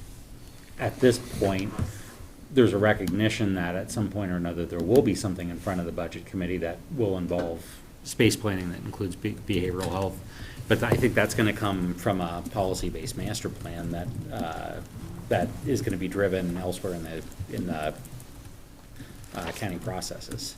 But there's some short-term needs too that'll probably come to the board. Isn't North County campus part of our budget discussion, capital discussions for this year? It's built into Fund 463 from the general fund capital reserve to conclude this year. Right. So it should be done this year based on that general fund capital reserve transfer. Yeah, and we had that presentation and discussion. One of the things I'm getting hung up on here is, so we're talking about working around a certain threshold for behavioral health reserves, but if we literally decided at this moment, well, you could take a chunk of those behavioral health reserves and put those into the North County campus building, where behavioral health will have some, will have some space and offer some services, then it throws your initial number, the number that we're kicking around, into question, doesn't it? I guess I'm I'm not understanding that. We've budgeted for the North County expansion out of 463, and Health Services is budgeted for the remodel out of Fund 270. There's a transfer out. So I'm not sure what we would throw more. I'm sorry, I don't understand, Commissioner. I think the space considerations that are under discussion now are in addition to, maybe I'm not supposed to say that, but we're, even with the North County campus, which brings some significant relief, we have some, I know that the DA's office is out of space, our DCDC clinic is out of space and has overflowed into other space, and our Wall Street Services building is completely, we literally don't have places for staff to go. So we've had internal discussions about short-term planning, which may involve coming to our elected officials and asking permission to use reserve dollars to rent space, which is not ideal, but oh my gosh, we have to figure out how to serve people. And then I know that Lee and Christy and Eric and Nick are involved in a longer-term plan for space, and I think that's maybe what Dan is thinking about. And again, because the total amount of county general fund and behavioral health is not going to solve a space problem, but it could offset operational costs when you're in a year where you're really talking about difficult long-term commitments financially to resolve countywide space issues. So I get it. Like, I get the ask. I just, Well, if I can summarize a little bit, there's a proposal and a discussion that we're going to have around potential return of behavioral health general fund as a finance decision. There's a statement of, we don't love it, but we're not going to oppose it. The budget committee at some point or another needs to deliberate, hopefully today, because we won't have time tomorrow, on the exact numbers and the exact number on how that's going to go this year, with a promise that it's going to get addressed every year moving forward. Is there other things that we need to do to put it nicely, waste your time, or or are we good? I'm good. I appreciated the discussion because it really matters to us, and I appreciate having a chance to hear you all think about it and talk about it, and so thank you. Didn't feel like a waste of time to me. All right, thanks. Yeah, I think we've got enough to make a clear decision, and we'll let you folks go. Okay, thank you. Thank you for your service on this committee. Can we take a short break? Sure. Let's do that right now. Okay. I may not be putting a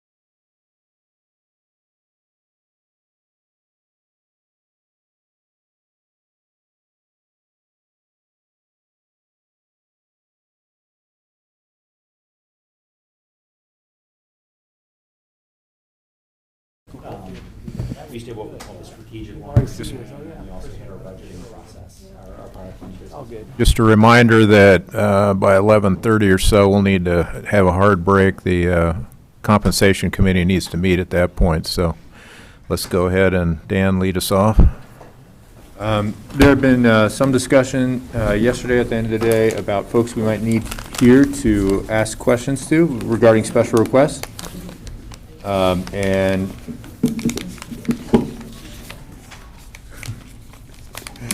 And Joe Brundage is here from the sheriff's office. Oh. And so let's just open it up. The sheriff's office has, are there any questions regarding, well, first off, let's just ask, what are there questions for the sheriff's office? I got to admit, I think I was the one that requested it, and it was going to be some questions around the legal assistant. And we had the conversation earlier about the PIO in terms of make a decision and decide the organization later. I think that same conversation applies to the questions that I had about the legal assistant. Maybe take a moment for introductions, because now we have new people. Oh, okay. Hi, I'm Jim. I'm Joe Brundage, the business manager for the sheriff's office. Kerry Coliani, counsel for the sheriff's office. I apologize for my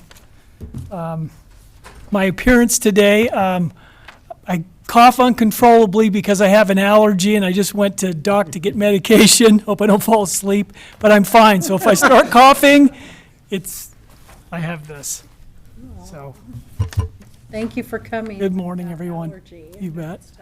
Is it juniper? Yes. Okay, we need to start getting rid of all the juniper. We just got a. There's another reason to get rid of it. I would vote 250,000. yes on that. Yes. So Commissioner, I grew up in Pocatello, Idaho. Junipers, I had allergies. I moved to Boise for many years.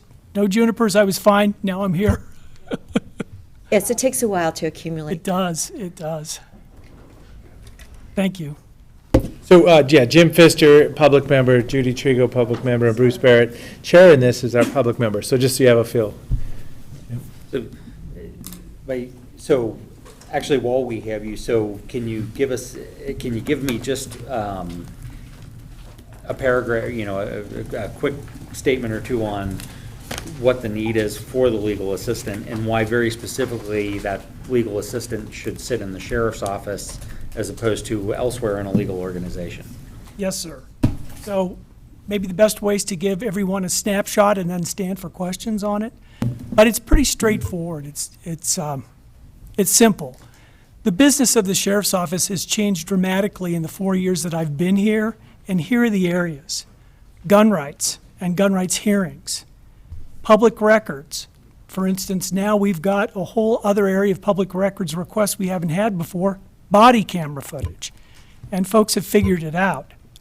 And the problem with those two areas, and there are others, keeping them with the paralegal, is that it swamps her immediately. I mean, we need her for research and doing pleadings and helping with things that are paralegal things, but doing background checks for gun rights and the public records piece, that requires a lot of searching and working with our IT folks. You wouldn't want to keep those on the paralegal because that's more expensive time. You need somebody to do more of the clerical piece of those things. And we didn't have this book of business 4 years ago. At least we didn't have it to the extent that we have it now. It has ballooned in a way I didn't imagine, and prior counsel, Daryl Nakahira, we didn't see those things mounting the way they did. There's two pieces of it. Here's a third piece. As you all know, evictions and the things that go on in our civil division, dealing with evictions and sheriff sales, that's increased as well, and those are more clerical functions, those kinds of technical functions. And again, if you add all that to the paralegal's plate, pretty soon they become overwhelmed. And I've become overwhelmed. I actually, at some points, have to type things because of that very problem. And so this was a way to address that. You wouldn't normally think, and I understand, I mean, I've worked in sheriff's offices in other states and city attorney's offices. you wouldn't really think that that's going to be something that the embedded sheriff's lawyer's office would have to deal with, or those things would expand. But I think everybody's facing it. When I check with my colleagues in Boise, Ada County government, the same thing. The lawyer who's embedded with the sheriff there said, yeah, we're adding those same kinds of functions because the world has changed. Okay. Public records. So, with that. I have no more questions on that in particular one. I have one more question otherwise, but. Okay. Are there any questions, any other related sheriff's office questions related to any of the special requests on page 201 there? So the one, just a general thing, basically, well, I guess there's 4 of the 6 requests, are a change in FTE, and these are all District 1 FTE, correct? Yes. So you're adding District 1 FTE, but you're managing to do that within the envelope of District 1, because I don't think you're requesting a raise in. We're not requesting, yeah, we have enough capacity to add those people. Okay. So just, again, briefly, a couple seconds on why the request to do the, I believe, 9-cent increase on District 2? The 9-cent increase is because the rate previously, from inception in 2008 through 2018, was at $1.40. That was creating too large of a reserve. The reserve kept growing. We were getting close to 9 months of reserve.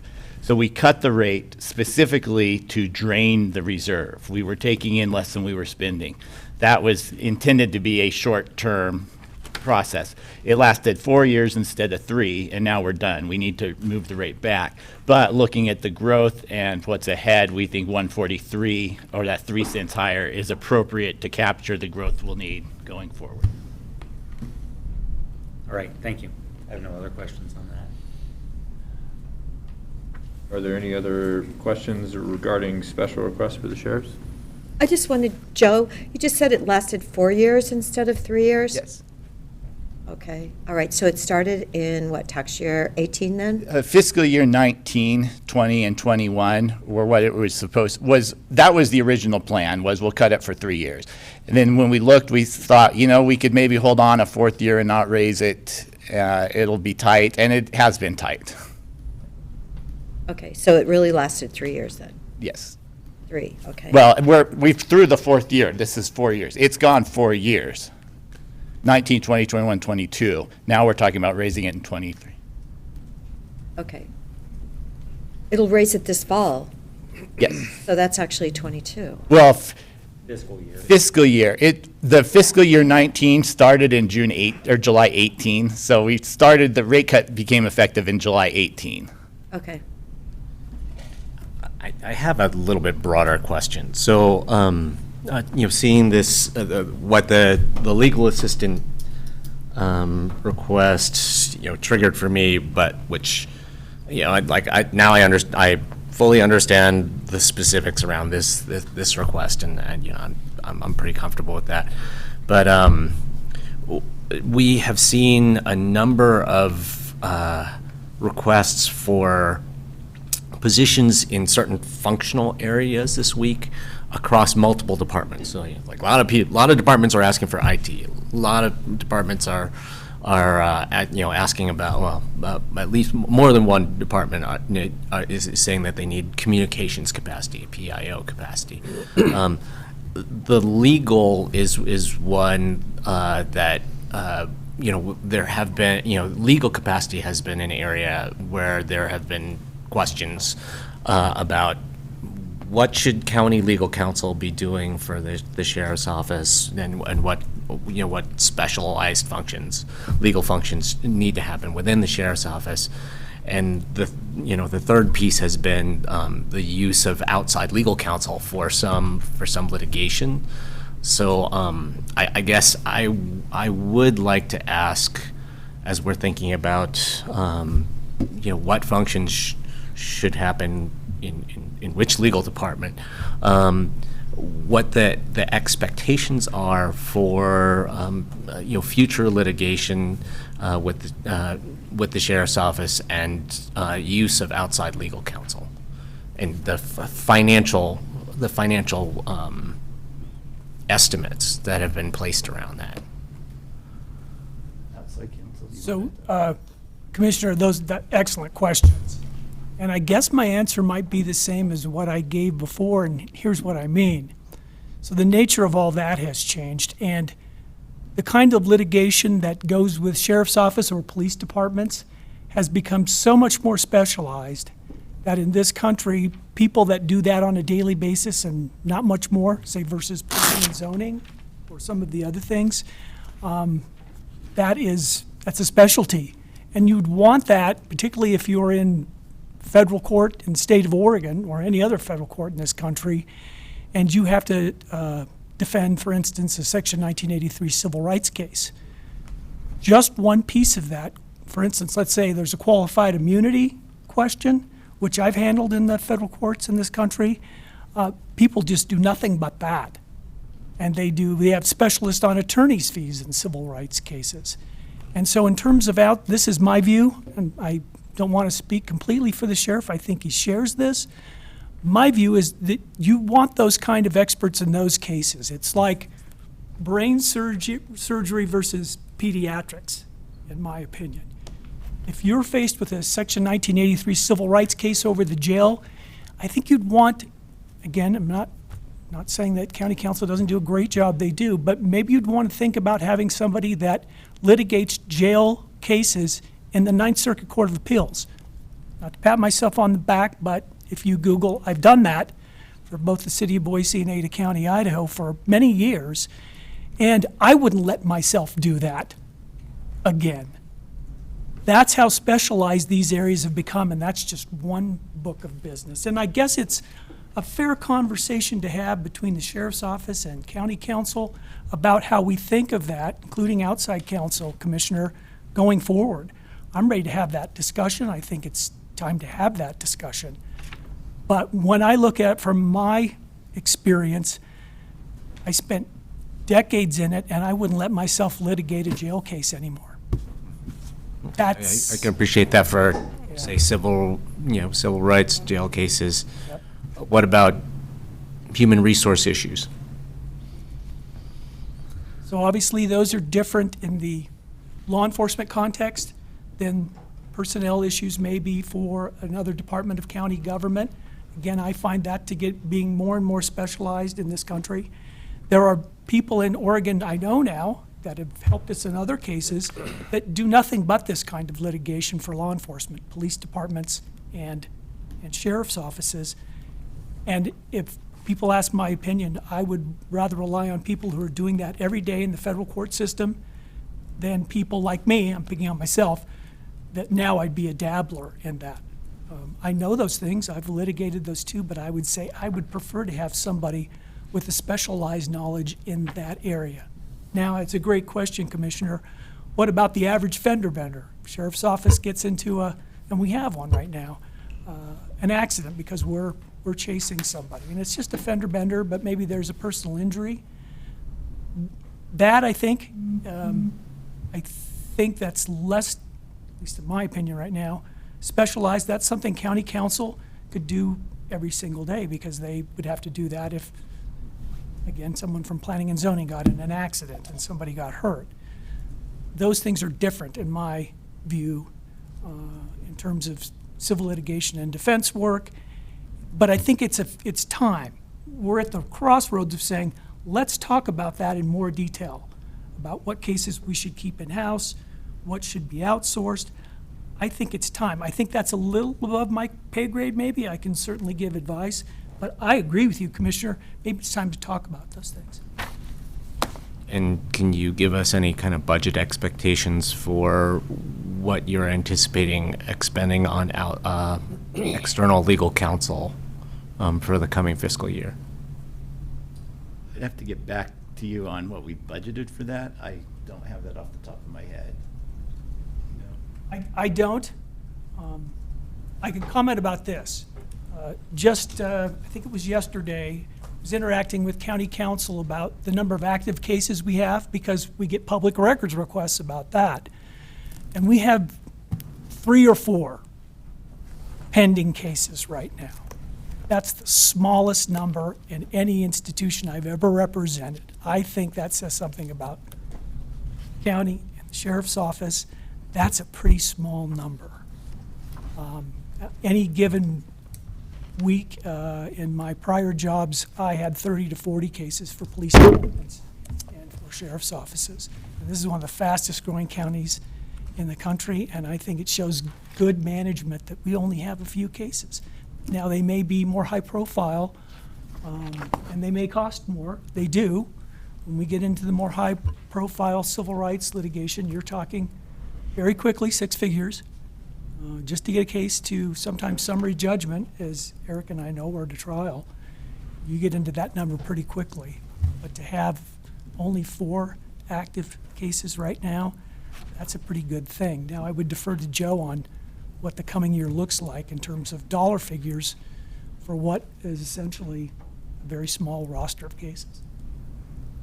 And, you know, I see a couple people are pulling out their blue binder and looking at line items. I've got some. Can you describe for us the pathways? Like what, you know, if you are retaining external legal counsel, what line items or what cost centers are does that flow through?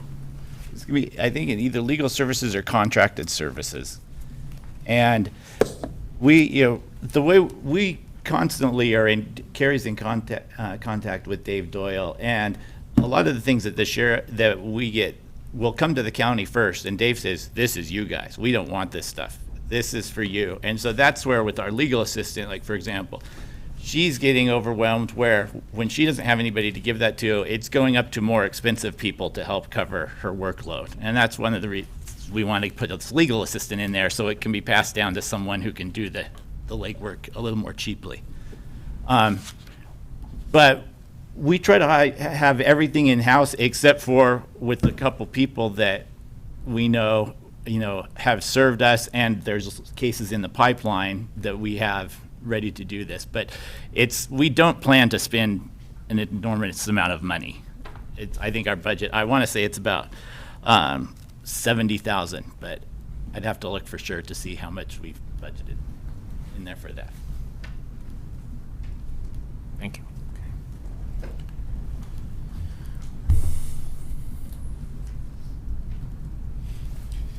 So half a step back, you were talking about how the cameras and the public records requests, the same justification goes for that IT position also. It looks like they go together.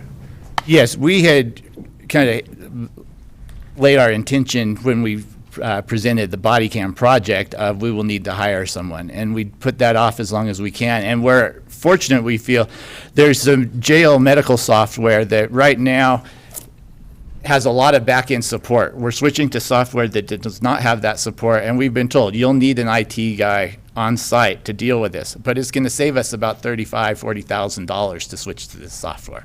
So switching will allow that savings to go towards this IT person who will be part-time in the jail monitoring this program, but then we'll have other free time to work on body cams and do any of the other IT duties that are required. Can I follow up, Joe? Commissioner, again, that's a very good point, and that was the point I probably didn't make as eloquently as Joe. You wouldn't want that IT time searching for body camera footage for the paralegal to be doing that. You'd want somebody who is doing that on a regular basis. You wouldn't want the IT lieutenant to be doing that either. His job is to run that department. So same reason. Somebody chasing or doing the research to get that information, that would be maybe at this level versus here, if you're going to do it effectively and efficiently and as cheaply as possible. Well, making sure it's backed up and recreatable and archived appropriately, even if it doesn't come out. Yeah. Yes, Commissioner. Now we have law in Oregon that tells us with body cam footage, and when it's requested, that kicks in a whole other area in public records requests that didn't exist before, and requiring people to actually do the search for these things. Paralegal searching for that for 2 hours, or the lieutenant, not as efficient and effective and thoughtful with the money. So I think we've done a good job planning for that. Seeing this come at us very rapidly, this entire area of body camera footage and the public records requests, this came along pretty quickly for the sheriff's office to onboard the system, body camera system in such quick order, and I think, in my opinion, well done. We weren't able to do it in my old agencies, cost, whatever else. I'm impressed, but then work comes with that, Commissioner.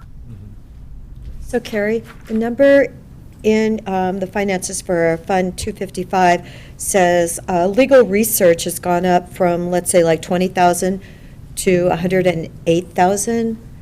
So this is for something for next year. You actually spent 81,000 the past year on it. So you didn't actually allocate enough, so you're putting in a little more funding. So what's that going to cover? Do you have any idea? It's called legal research. Yeah, I don't have the details in front of me. I'll have to get back to We you can- on that.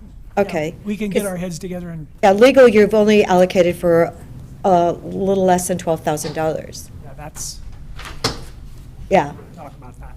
okay.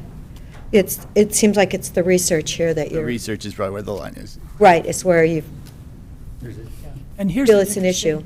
thing that you probably wouldn't hear very much. So Dave Doyle's office and my office, we share for the recognized legal research tool, Westlaw, electronic research tool. I use that almost on a weekly basis. It's the same as Dave's office. Dave sets all that up, so we're working in conjunction with that, and we can respond immediately if we have a Section 1983 civil rights issue, find out what the latest Ninth Circuit case law is, if there's anything new out there, and Dave and I have been doing that for 4 years, and I think that's a very efficient way to do it, so we're sharing that resource.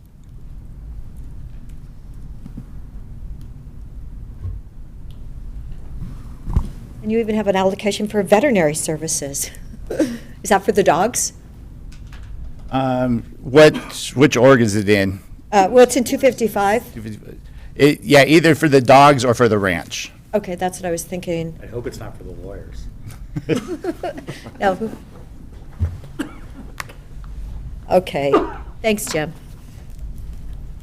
All right, any other questions for these folks?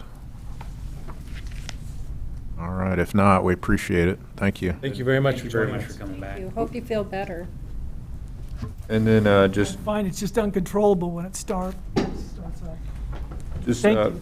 one more decision point here, that there may or may not be questions. It's included in the proposed budget, but it's the $500,000 ongoing transfer in the future of that TRT to get Sheriff's Office up to 3.6. And while they're here, I just wanted to see if anyone had any questions for the Sheriff's Office again on that before we go to get a decision on that later this afternoon. I don't have any further questions. I don't have any further questions. Like I said, I had concerns about the supplemental TRT request last year, but this year, we're seeing, I think I've seen better data about, the rationale for that, and B, the Sheriff's Office is also coming forward with a 9-cent assessed rate increase for rural District 2, and I think that demonstrates that they're not just trying to solve their fiscal shortfall by asking for TRT funds, they're taking a holistic approach.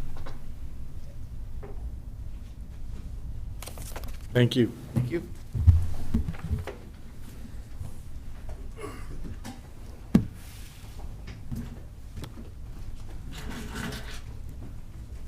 All right, Dan. Yeah. Lead on. Well, that was, sure, based on yesterday's end-of-day conversation, that was all the questions for special requests, so we might actually be running a little ahead of schedule, or at least be able to start budget deliberations here. And I was thinking we'd start off budget deliberations with, The 3.5 million to transfer to capital reserve, is that going to be? Yeah. Okay. Yeah, so we'll have about, we will have 7 separate kind of budget decisions to make before we go down the list of special request proposals at the end of the day here. That'll be it. And then we'll be good to go. So I'll let the chair, if we need to take a micro break or. Oh, I'm always up for break. Or if we feel like we can keep going. So what's next up for your discussion? Well, we would actually have a vote on the TRT 500K to sheriff's office ongoing. There, Ticking items off here. we are at the end of So this. you're and ticking going things. down to the portion that's set for 12/15?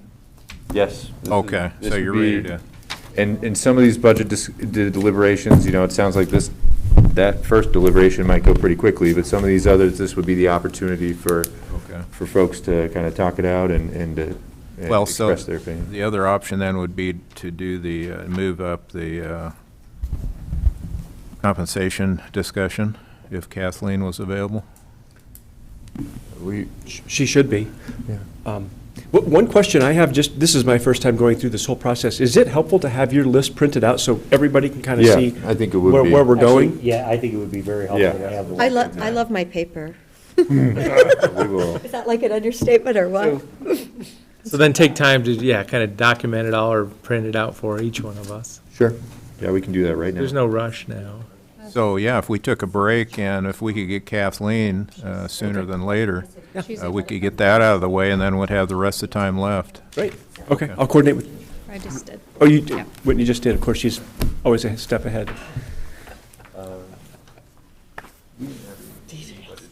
Well, I know. Yeah, we're So gonna then we'll postpone that to the future reconvene at discussion with, Ben. 12:15 after the whole thing, or try to do something before that? So I'd recommend if we could get Kathleen now, we could have that conversation. That'd leave us I the rest see. of the time to Got it. have that uninterrupted discussion. Oh, gosh, okay. Which is the elected officials' compensation discussion, you're saying? Well, we'd do that now if we could get that out of the way. Then What time we'd- do you want us back then? So that's scheduled for what, 45 minutes? Yeah, so maybe in 10 minutes, if we're able to get Kathleen down and. So an hour. Come back in an That'd hour. give you a 10-minute break plus whatever else you want to do. So you want us back at, 11:45? Yes. Come back 11:45 is 11:45 good because I left so early this morning. My husband goes, is he ever going to see me again? I go, it's okay.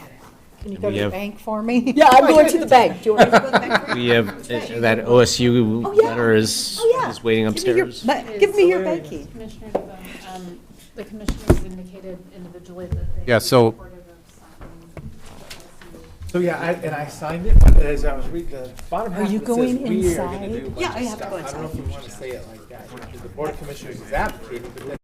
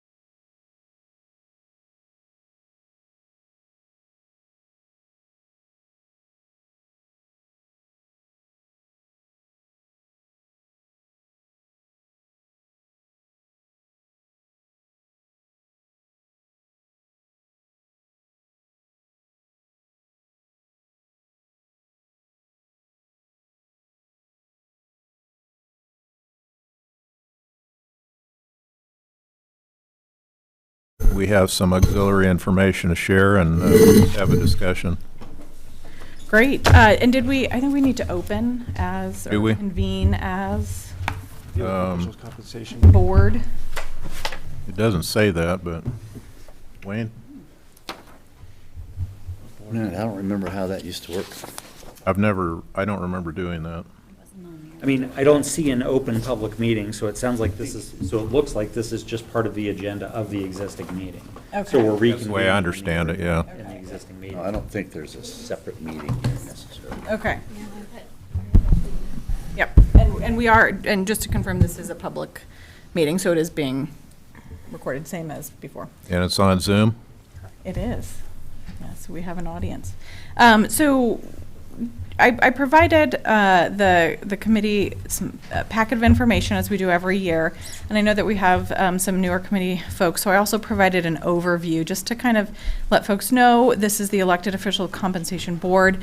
And, you know, per the ORS, the county is required to establish this board, and this board's role essentially establishes the compensation benefits for the elected officials of Deschutes County. And the county has, designated that these duties go to the citizen members of the Budget Committee. So that is who makes up that board. So the role, as defined in ORS, is that the County Compensation Board will annually recommend a compensation schedule for the county elected officers. And the County Compensation Board shall annually review the compensation paid to persons comparably employed by other state of Oregon, local public bodies, private businesses, labor market, deemed appropriate by the board for each elective officer. County Compensation Board shall take into account such factors as the number of employees supervised, size of budget administered for each elected official, duties and responsibilities of each elected officer, compensation paid to subordinates and other appointed employees who serve in positions of comparable management responsibility, and prepare and approve by majority vote a recommended compensation schedule for the elective officers, and shall submit the recommended compensation schedule to the county governing body. So, and then just a note here that the only one mentioned in statute is that the sheriff's salary must be in a fixed amount, which is not less than that of any member of the sheriff's department. So we always have kind of those parameters to consider as we go through this process. So we have provided the committee here a summary of the comparables. And just to go over that, we have the positions that we'll be discussing: assessor, clerk, commissioner, district attorney, sheriff, justice of the peace, and treasurer. There's a couple of pieces there. District attorney is employed by the state of Oregon but assigned to Deschutes County, and so there is a salary provided by the state of Oregon.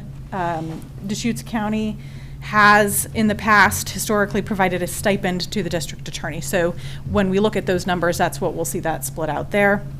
And then additionally, the treasurer tends to be kind of a unique piece because it is an elected position that is also associated with our finance director or CFO position. And so there is a stipend associated with that. And so we look at that stipend in connection with the compensation for the CFO role.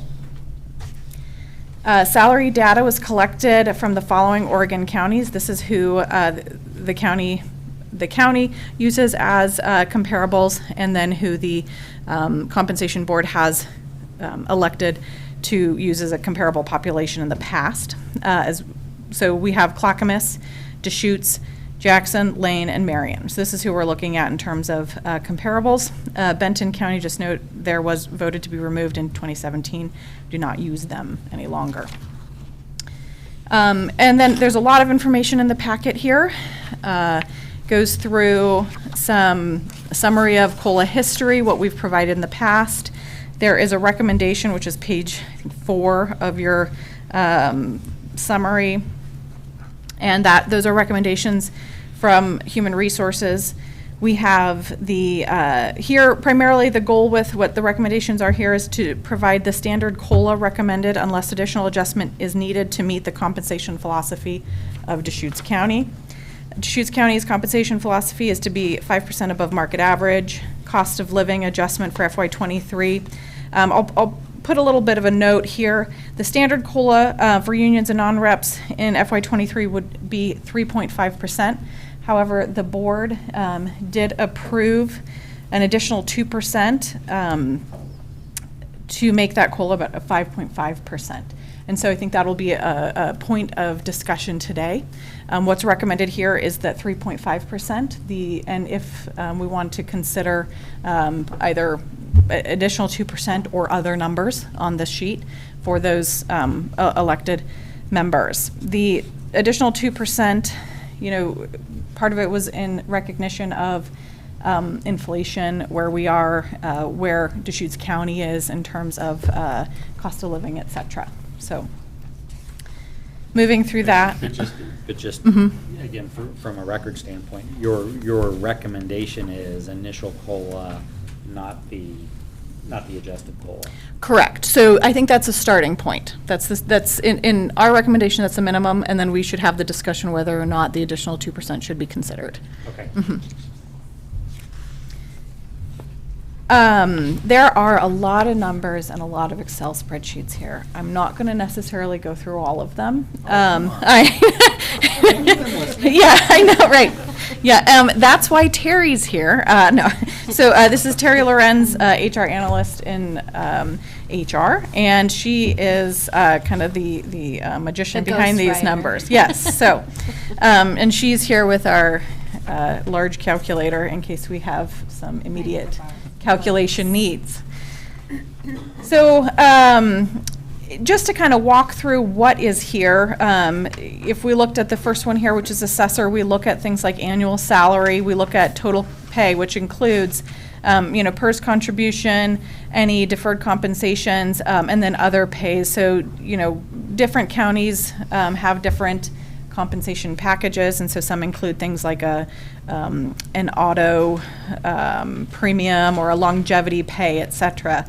And so that's in here. I will say that there are some differences too in terms of our elected positions. Like I mentioned, the treasurer is a unique one. We do have the assessor here. Clackamas, Jackson, Lane, and Marion all do have assessment and tax. Jackson does not have tax. So Clackamas, Lane, and Marion have assessment and tax in that one department. At Jackson County as well, here in Deschutes County, we just have the assessment, and then taxes separate under the CFO. And then just to kind of read this, right? So if we go below that Deschutes County line, which you see there, we have a couple of different reference points. And we have the average of our comparables. And then we have the comparison of Deschutes County to that comparable, or that average. Below that, we have average plus 5%. And then we have the comparison of Deschutes County to that. We have a 50th percentile reference point and a 75th percentile reference point. A tiny bit of history as to why we have average plus 5% versus like a 75th percentile, which I think a lot of folks are more common to seeing either 50th or 75th percentile, is that when we did our class and comp study, when the county worked through that and came up with our compensation philosophy, in terms of receiving data back from our comparable, or from our survey, our salary survey, there was a bit of volatility in that 75th percentile mark and trying to anchor with that depending upon the kind of data we got back from the organizations. And when we looked at that, we found that an average plus 5% sort of helped to address that volatility, right? So if we only got back 4 responses, that 75th percentile, we're getting into some Excel and math here, but that 75th percentile can be adjusted, pretty dramatically. When we looked at sort of this average plus 5%, we saw that sort of become more consistent throughout all of our classifications and pay grade. So that's the mean. It actually, in the majority of cases, was very near to that 75th percentile. I mean, generally in normal space, and you know this better than I do, when you're comparing 50th and 70th, you're looking at a very large statistical sample. Correct. So this skew is just way too Correct. Yeah. What would be interesting, perhaps in the future, would be getting a Western governmental survey and generating 50th and 75th percentiles from that to see if there's any delta. But I'm with you that the average plus 5% is probably a better measure for the size we're looking at right now. Correct. Can I ask just a clarifying question? Just, this is the first time I read it last night. First time understanding it. So PERS contribution, there's the employer 6%. So does this represent the county's pickup of the employees 6%? Correct, right. So the employer pays not 6%, but a Or whatever it different is, yeah, amount, I'm sorry, right. yeah, okay. And then the 6%, this is the employee, they call it the employee pickup. So this includes, so we have the 6% employee pickup, and then we provide an additional 3%. That's what I'm just trying to understand. So it's ballpark, I mean, something less than 15%. Oh, the additional 3% for the 401K. Yeah. I'm just trying to understand the full Exactly. compensation. Okay. Yeah, exactly. So yeah, so that's that deferred compensation, is that additional 3%. Okay. And then in our situation here with the assessor, we do have, since we're looking at that one, the longevity pay is included as well. Yes, okay. So that is what gets us to the total pay. Further down in there, we have we've added in the second in command, so we always want to look at that, as we read earlier, that the deputy director assessor, so we keep sort of that as a reference point as well, ensuring that we are, that we have space between those. And the note that's read here is that there was a recommendation from the comp board to maintain a 5% spread between the assessor and deputy director. And is that only an annual, or is that in total or is that in T-comp? I believe that the way it was applied before is that we look at the total pay columns. Okay, so in this particular case, we're blowing it. Correct, which is why, going back to my recommendation, or the recommendation, we're saying, 8% would get us back to that 5% above. Total comp. So that's back to, oh, I see, no. There we go. Okay, so I understand the process, are we ready? I understand the process, I have no questions on the process. So I'll stop here. So at this point, I would say if there are other questions regarding process, I'd be happy to answer them. Otherwise, I would look to conversation, recommendations, discussion from the committee on either recommendations or other considerations. So we're just going to start with the assessor and go to the clerk and the commissioner? That's how it's been done in the past. Or whatever the boss says. That's true. Yeah, that's typical. I'm trying to find where the next person down would be. You mentioned that. Oh, sure. So on the assessor, it says second in command right under. So on page 6. Yeah, on page 6. Sorry about that. On the detail page. Yeah, just go down. Page numbers would have been helpful for me. Yeah, so let's take a look at the assessor and have that discussion. So current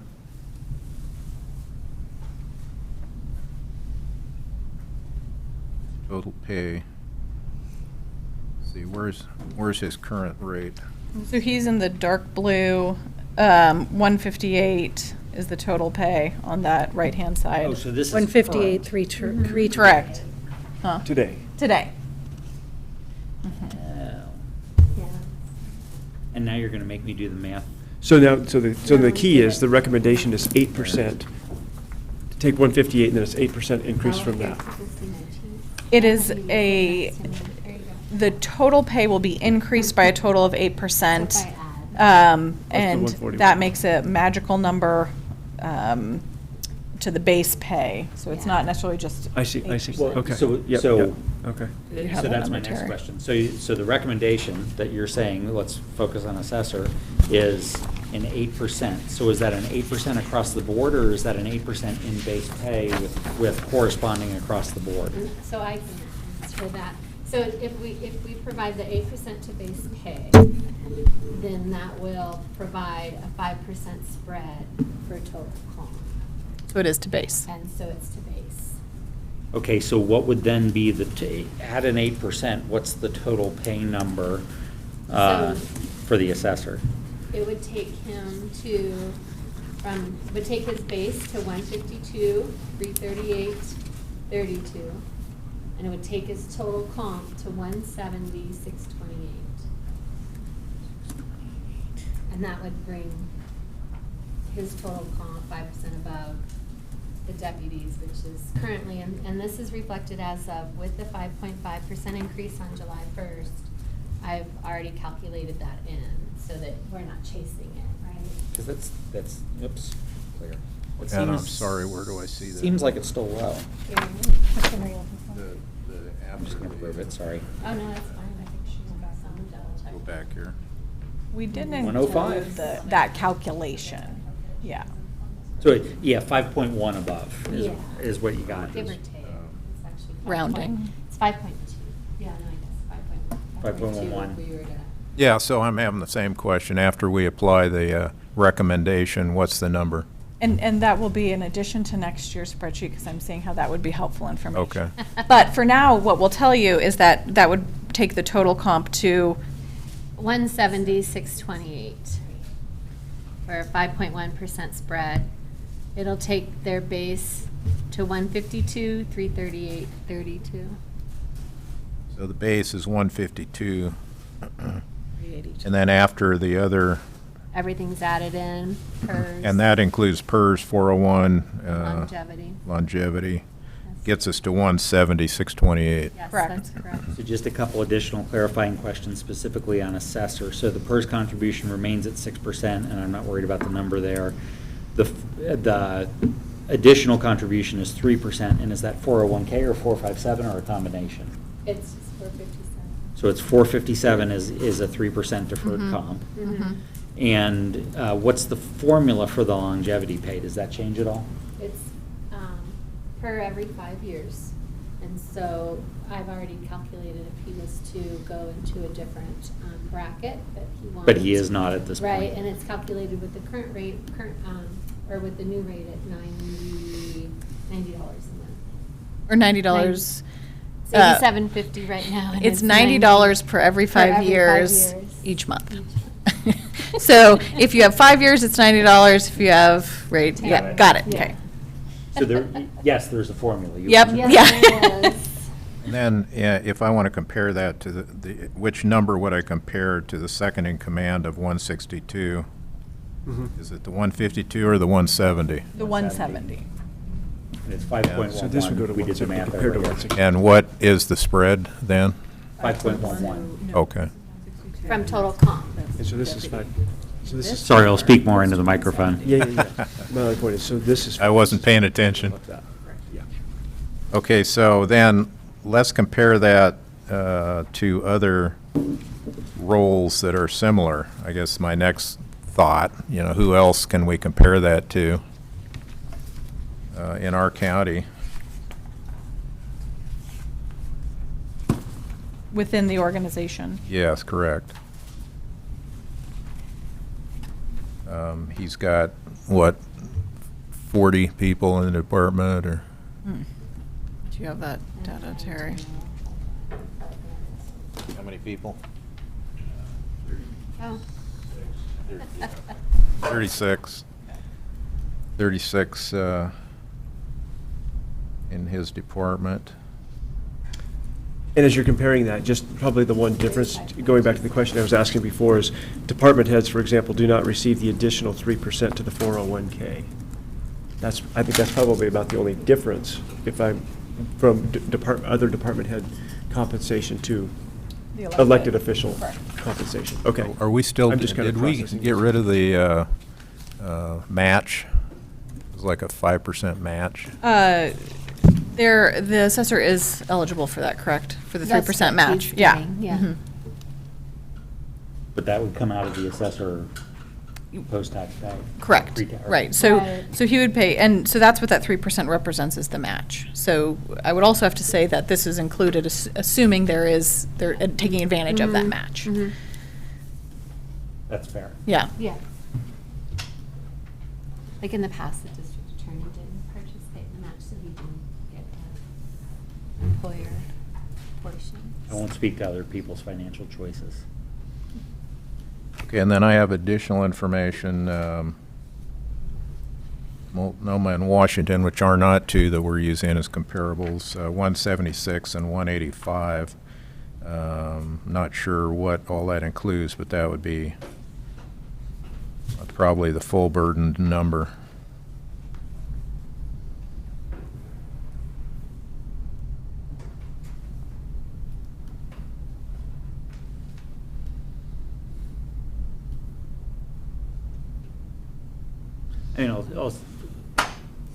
Just from an opinion standpoint, I think from the homework perspective, the 8% raise accomplishes all the things on the chart.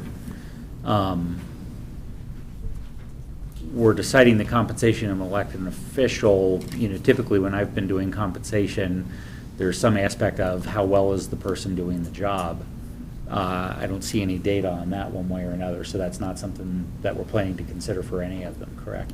Well, so our discussion about that in the past has been, there's some history even in our county where, forget what the title was, but the person was, in all accounts, was a failure at their job. But the compensation committee is really not the one who makes that decision. It's the voting public.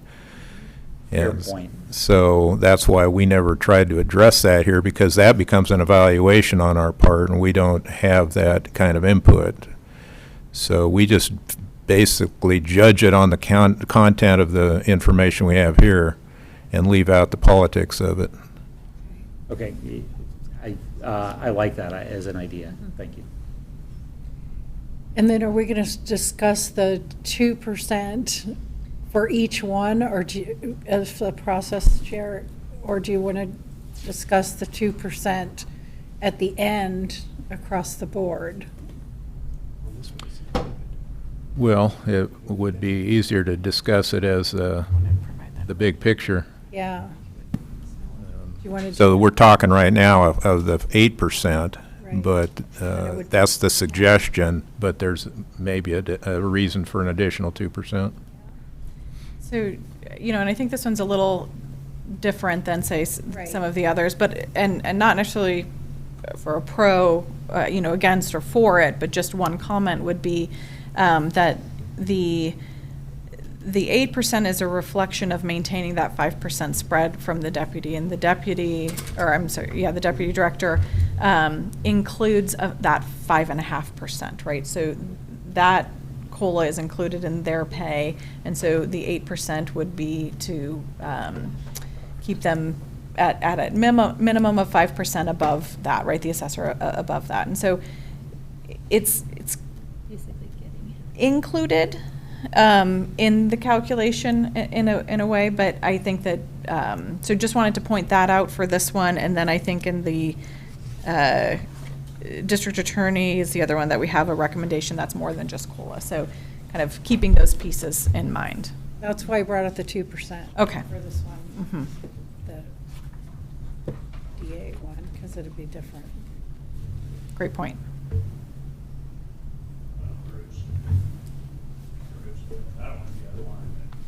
Ask the question, as far as base pay, when I look at it, the deputy director is getting a 5.5% COLA. Right. And a 5% step. So to me, that's 10.5%, so I'm not sure how that math works when I'm looking at base pay. Any thought on that? And so, but even with this, going to the new 152, This shows step 7 for the deputy director at 148. So the That's deputy factored moves in. at step This 7. is factored in at the- And at it's the top. factored in. So the 5% that they will move on July 1st was factored in addition to the 5.5%. So the 10.5 was considered, and then the 8.8% is using that data. So you're saying the 162 down here in second in command does include those step pay and? Yes, and they're at five- step 6 right now. They will move to step 7 on July 1st. Okay, so the recommendation was made in consideration of those two That's steps that, okay.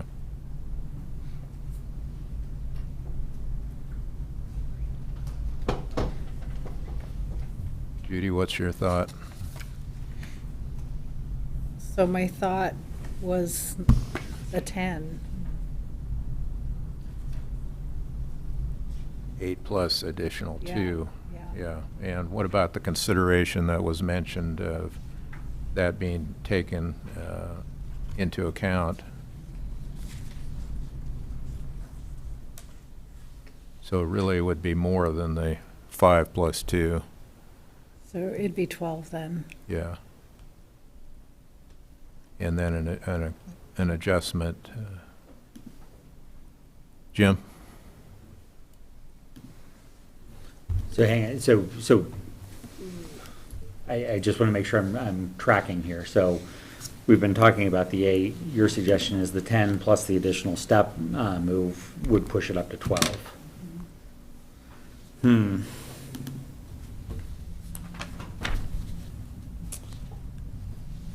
I mean, that's pushing, I mean, I understand the assessment above the second in command. It's pushing it significantly above the comps, but then, Bruce, you also threw the additional comps in of the larger counties that we want to grow up to be, and keeping and retaining the quality talent to do that. We haven't done that in the past to use them as a comp. We're not using it as a comp, but we're using Right. it as a consideration. Yeah, We're looking at the comps and exactly. saying that, you know, the 170 would push well above the current with an understanding that these current numbers are going to go up, because this is last year's numbers from the counties, correct? Right. Yes. It's current, so they're going through the same process we are. And where I could grab the data, I did. So for example, Lane County made their decisions in February, so, So that one is yeah, we new. could say that Lane County is current as of February. Okay, but that's the only one? Yeah, that is the only one. And they're usually chasing us. And just, So I think, yeah, we've got the concerns on the table in terms of what we want to accomplish. So maybe my recommendation would be a 10 to compensate for the concern and the steps.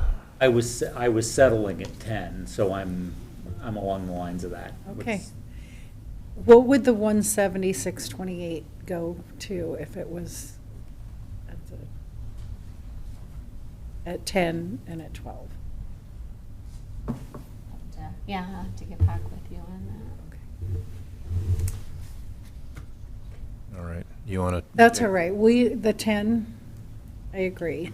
Okay, so are we making a motion? So I would move to, I don't remember, Wayne, do we do these with motions or do we just agree? I've never been in this meeting before. Right. Yeah, Because I was the he's- treasurer, so I can't really. other than Bruce, who's been in this meeting before? motions are The three made. of us. Yes. Motions are made. I think that is true. Yeah, we do agree with the motion. So I would move to recommend a raise of 10% for fiscal year '23 for the elected county assessor. All right. Second. Got a motion and a second. All in favor? Aye. Opposed? Motion is approved. And if I just might offer, just for clarification, it's, the 10% is on the annual salary, not on the total pay, correct? Yes. Just so it's clear on the record. That's true. Yes, okay. All right, thank you.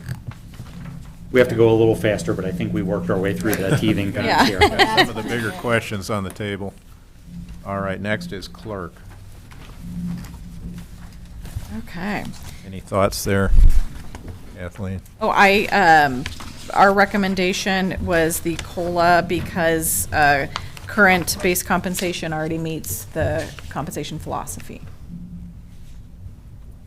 So at COLA, and that's the COLA of 3.5%. Correct. So at the COLA of 3.5%, what would those numbers be?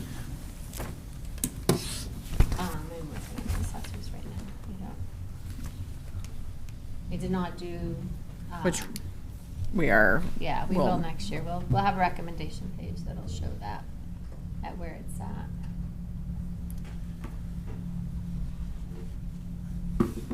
Oh, so there's no longevity in this, so it's actually a pretty simple number. Yeah, currently no longevity. So it really is the 132.7 times 3.5.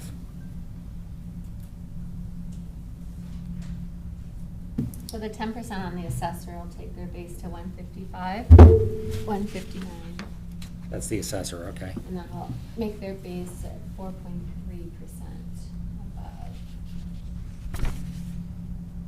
above. 3% above what? Oh, their base. That's just the assessors. Okay. in front of the clerk. Great.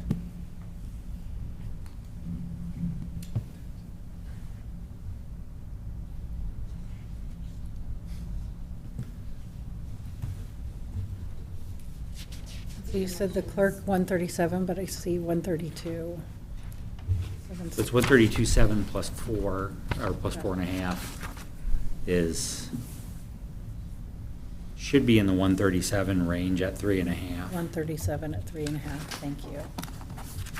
But she's got a better spreadsheet than my brain. Well, and you guys are on the 3.5%? Yeah. But be ready, because I'm about to ask you for the 5.5. I will, yeah. Let's move on now.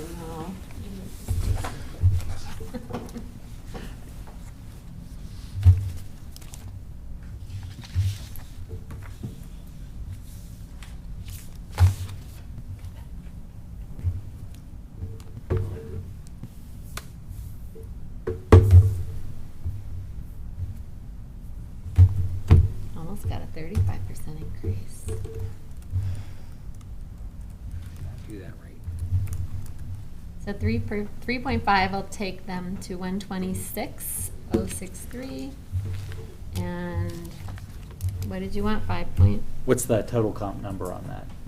Hold on, because I have to actually plug it in. It doesn't just automatic flow through.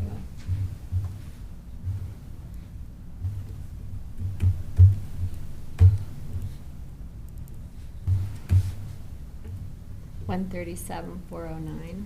137,409, and then what's the total pay number on 5.5? Yeah, hold on. 40064. Thanks, Dave. I'm gonna sit here. And that's for the total on 5.5. Correct. 40064.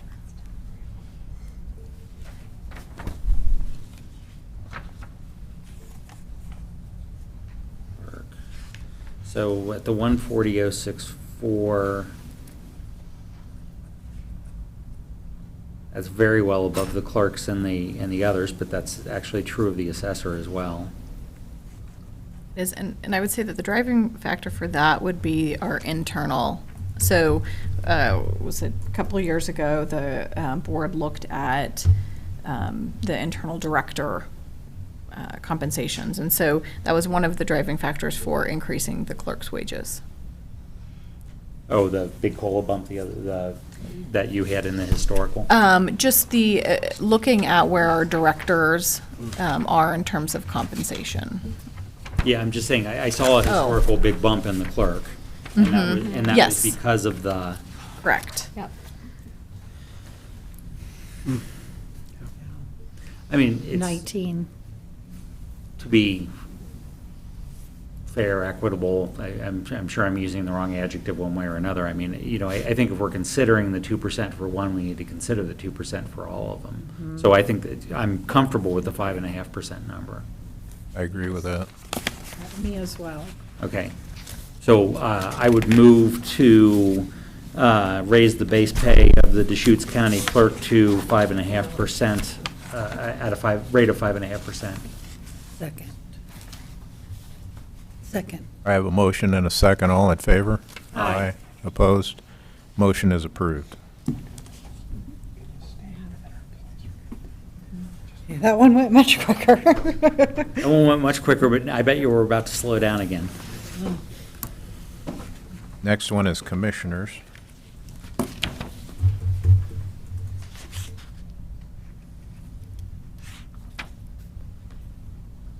They didn't get any COLA in 2020.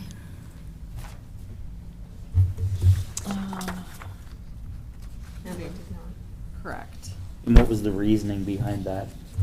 The, Economy. significant increases the year before in the economy. Okay. Oh, so they'd gotten a 6% before. And a 3 and a 5, kind of the years past. Oh, so everybody got a rock last year. I didn't notice that. Okay. In years past, there have been times where the commissioners declined our offer because of the economy. So we've always been sensitive to that, and we're not in that mode right now, and that hasn't been recent that they've declined, so. Well, they look lower than everyone else except for Lane County, I think. Right? Yeah, I noticed that as well. Lane County is the only one above. Let's see. Well, let's work the simple. What's the 5.5%? Yeah, thank you. At the commissioner. Thank you, Jim. Let's make this. 20. Say that again. 121,451. And again, I actually didn't ask on the other, but all these additionals are 457s. Is that true Yes, across the they are. board? Okay. And so it take Bay from 115, 119 to 121, 451, correct? Yeah, 5.5 would take it 121, 451, and then total comp for the commissioners at 5.5 would be 132, 382. 382. So, yeah, what you just said, I think 5.5 would be on the annual salary 105, right? On the annual salary, yes. This is 5.5. Yeah, that's what I'm thinking. You were using total. Yeah, yours was the total comp. 121,451 is the T comp number on this. Yeah. Yeah. Not No, this. so 121 is the 5.5 on base, On base. and 132. No, it's not. No, No, it's not. because it's 105,614. Let me see. Okay. Okay. I'm gonna use my calculator.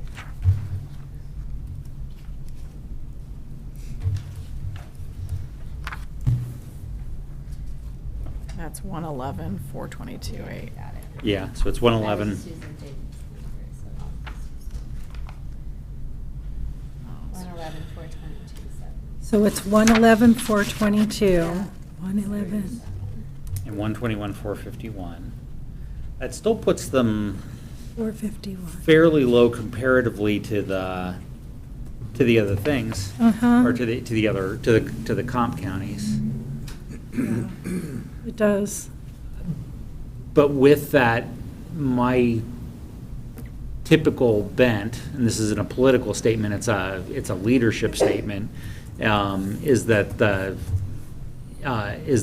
leaders are ones that should not stand out. So I'm personally fine with just a straight 5.5, even though that keeps that low. What we need to do is track and see long-term if we're punishing people for running for county commissioner here because the comparison counties are running ahead of us. At this time, I'm fine with the 5.5, but I agree with you, Jim, that we need to track that long-term. So am I correct in saying that 5.5 would put us in the 50th percentile or around that range? Yes.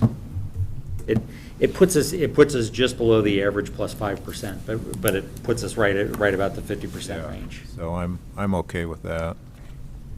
All right. And again, because I'm on a roll, I would move that we adjust the Deschutes County Commissioner base pay by 5.5%. Because I'm on a roll with my seconds, I second it. I don't think there's too many more options. All right, all in favor? Aye. Aye. Opposed? Motion is approved. Okay, now, you said district attorney was the special flower, so Well- go that again. Sure. So the district attorney is employed by the state of Oregon, assigned to Deschutes County, so they receive a state salary, which is currently set at $146,172. And counties can, many do, some don't, provide a stipend. The stipend, and I've actually messed up my math, so let me go to my sheet here. Our current stipend for district attorney is $42,630. we were to apply, so it gets a little fun, right, in terms of the total comp, because the PERS contribution and all of this, you know, we can look at both what the county ends up paying as well as then what the total compensation is inclusive of that state salary, but we have no impact on that state salary other than the stipend we provide. And the DA got a significant bump 2 years ago, or sorry, 3 years ago. 26%? Yeah, 26%, and again, that was a right sizing? It was a right sizing, and we saw actually pretty significant stipends being provided at the other organizations, other counties. Okay. Above the 46, Right. 42,630. So that larger bump was done in recognition of that. Okay. And do we know what the state of Oregon's COLA is for the state employee salary at 146? What? I don't know. I don't know if they changed, so the I was just district curious. attorney's a Elected. little different Right. in that it's based on like population and like their stipend's the same as you see all the way down as. Yeah, all I the just other didn't know if that was comparable increasing, counties. just to inform the Yeah. committee's. I don't, we're not Board's aware of decision. it. Okay. I looked and I didn't see any notifications. Okay, I was just curious. So your recommendation was 6%. If we're going by the way that we have been going, it would be at 8%. 8.6 on the 40. On the 42,630. That's the question. Not the- Correct. Yeah. Correct. Yeah.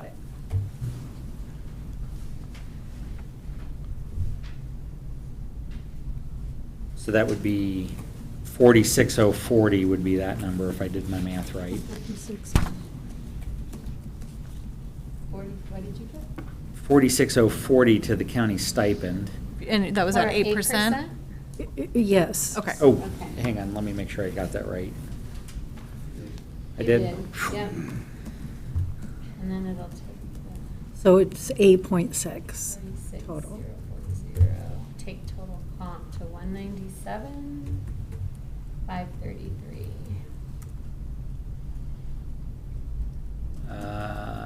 There is a longevity. No. Is the longevity, Yeah. is this based on the current Well, DA or the it's new added DA? in. Because Based he's on, been the in current, office. Because he won't be out going until January-ish. Okay. But there would be longevity included with the Yeah, 'cause incoming. he's been. Because for he's a while. long-term Yeah. So employee. if we're voting a stipend, we're voting that stipend for the incoming DA? Until next June. Okay. Mhm. Yeah, the same just happened with the clerk. So 197, 533 at the 8%? I mean, that- 197, 533 at the 8%, 46,040 for the base. And comparatively, So the 197 is the 5.5? Yeah. Is the 8%. 8.6. and that again is a little low to the average 5, although it's it's well above the 50 percentile. It takes them 2% above our 5, so it's basically 7% above the, yeah, they're within comparables.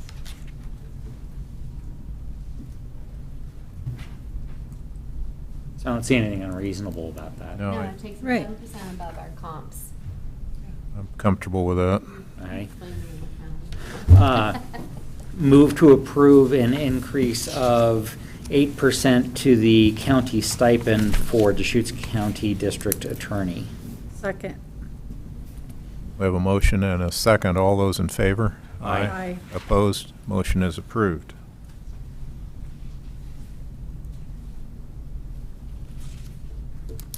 Justice of the Peace. Okay, so this Sheriff? is a full-time equivalent, though we're paying the justice 60% of this because he's We're at doing the a sheriff. 0.6 Just FTE. shows where- Okay.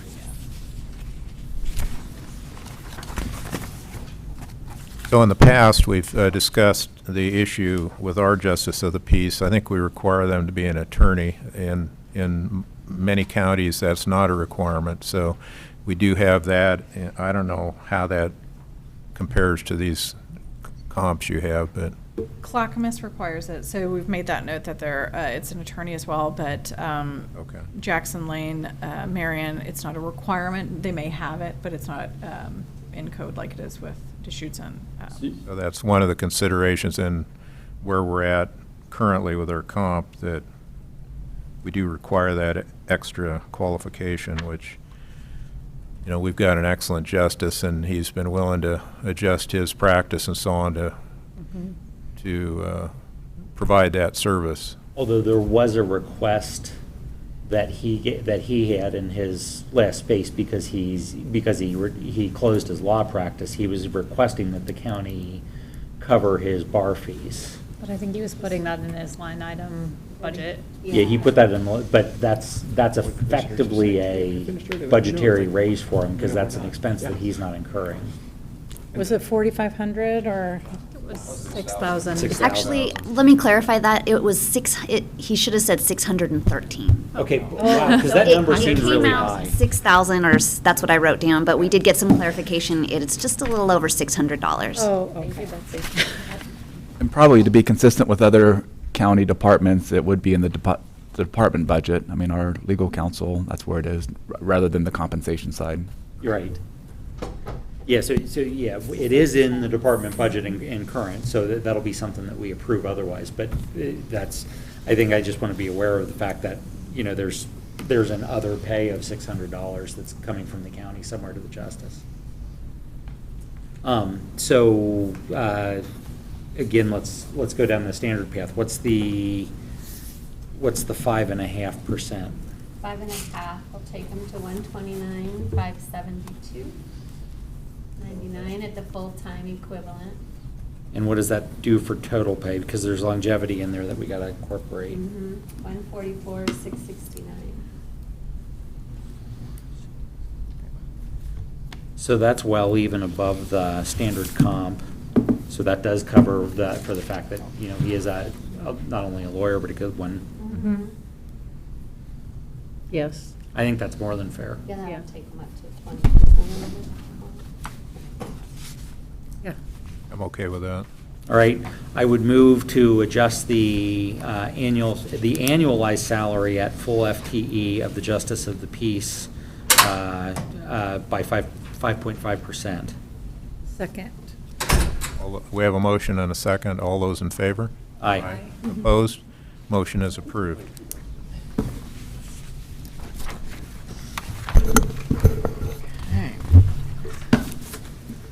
Sheriff? So,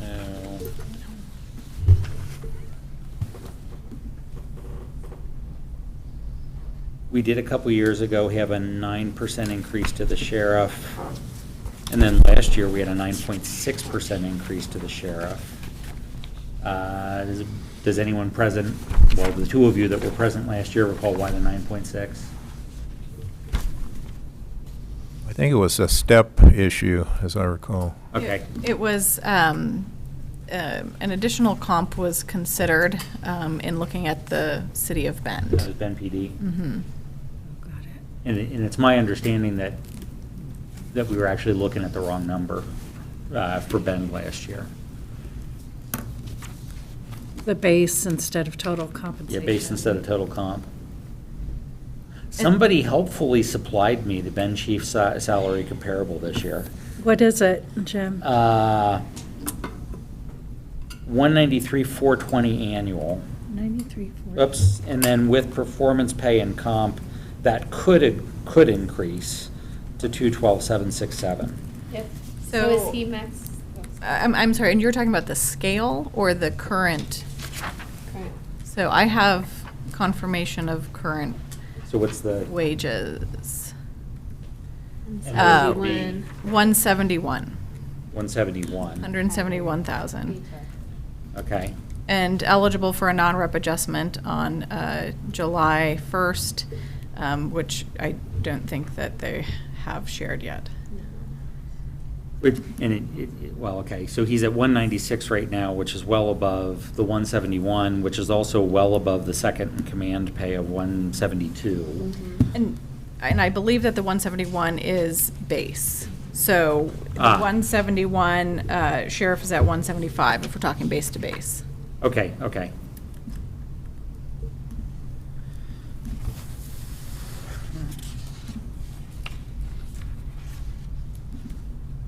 And then what was your recommendation on that? I didn't, I blew right past that. COLA. 3.5. So at the 5.5% range, what does that do for the sheriff?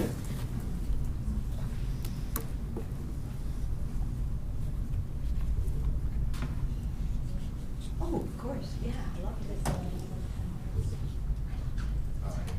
Oh, it wasn't your fault, you. So it's 185,608 base.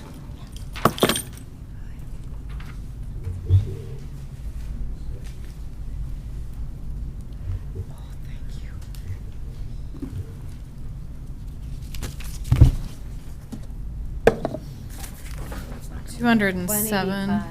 Is that what you have? Yeah. 185,608 for base. Yeah. Correct. So And what's then that take the total to? 207,415. What's that 207 number? Total pay. Total pay would be 207,415, and that would include the longevity bonus.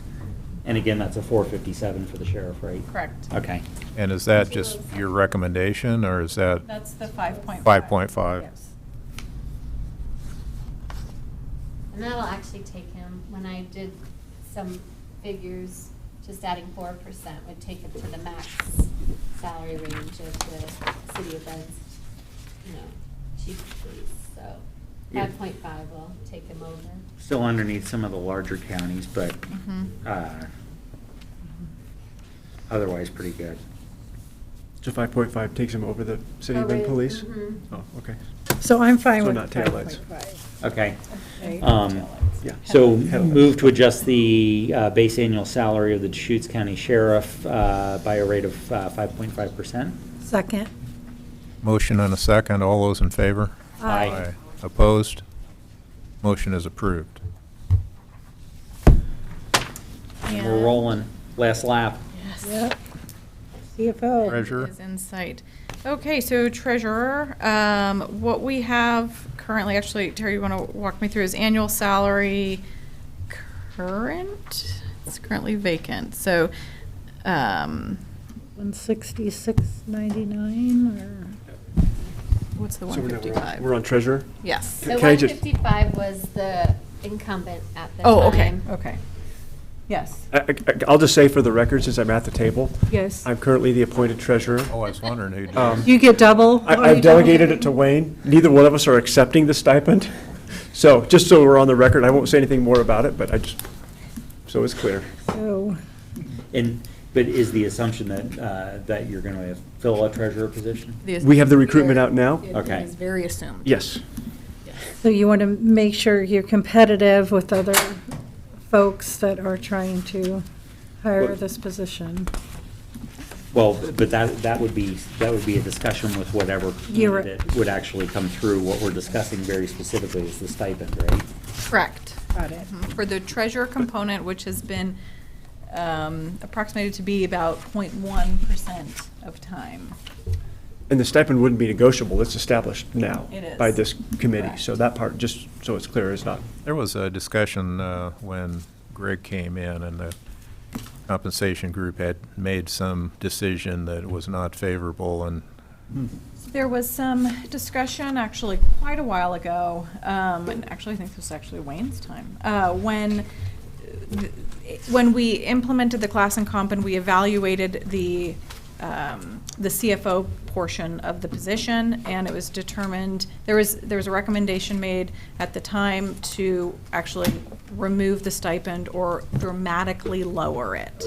That was not a favorable decision to the incoming CFO and treasurer, and so we reconvened mid-year and made an adjustment. Honestly, I was going to go the other way. If the goal here is to attract talent, and we feel that the treasurer position is something that we want to show as valuable to the county, I was thinking, I mean, this is a relatively small number, but I think it's also a number that demonstrates the faith of the county and the citizens for the treasurer position inside the county. And so my quick math just said, moving that stipend to $6,000 would be about a 15% increase to the stipend. It's not a significant increase to the pay, but we don't know what the pay is because that's going to be negotiated in the hiring process. We actually do have an established salary range. So, You have I a mean, range, but- we have a range. We don't know what the exact one is. You're correct, right? Well, so the other relevant part of this discussion is, and correct me if I'm wrong, I seem to remember that this is an elected position, so the candidate doesn't necessarily have to be somebody from Deschutes County, right?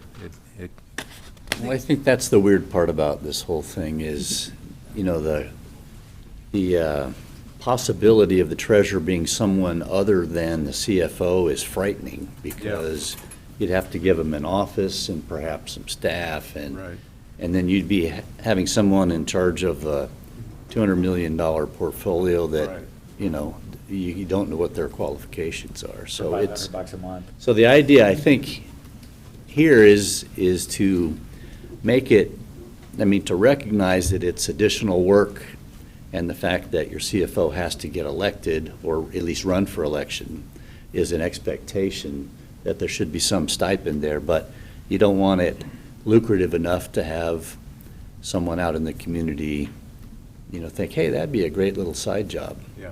You know, Yes, so that's my I think point. that's the two sides of it.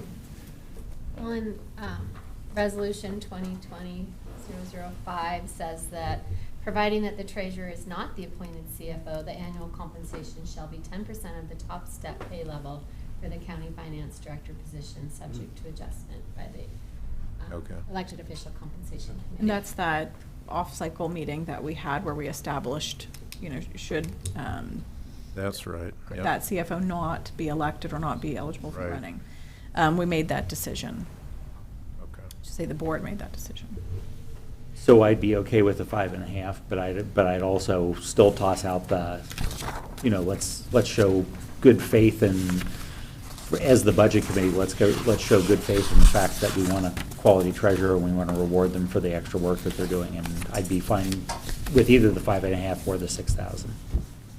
Well, so, what was your recommendation? Staying as is because the 5.5 is being applied to, 5.5% COLA is being applied to the CFO portion, the salary portion of that position. And that's what you're saying, Jim?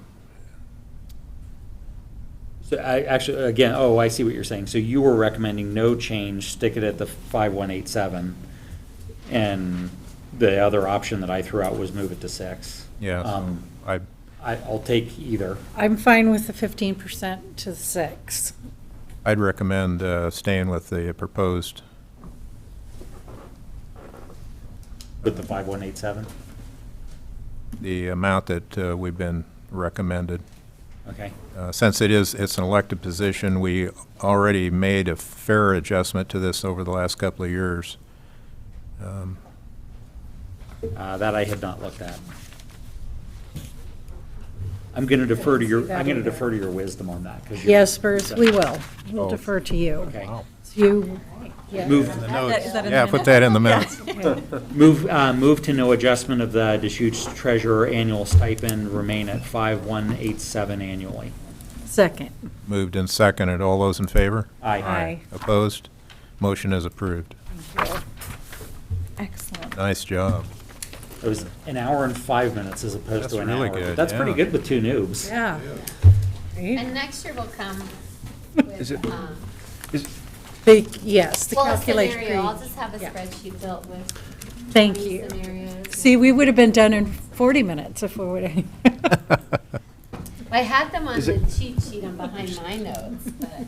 Nick, did you have a comment? I just had, my only question is, now that we have our 3 county commissioners, I think, are they still in the room or did they leave? They're here. Oh, I mean, is it helpful just to summarize to them what Yes. the committee's decisions Great idea. are? Which I'm going to have it right there if it's Yeah. helpful, or I can.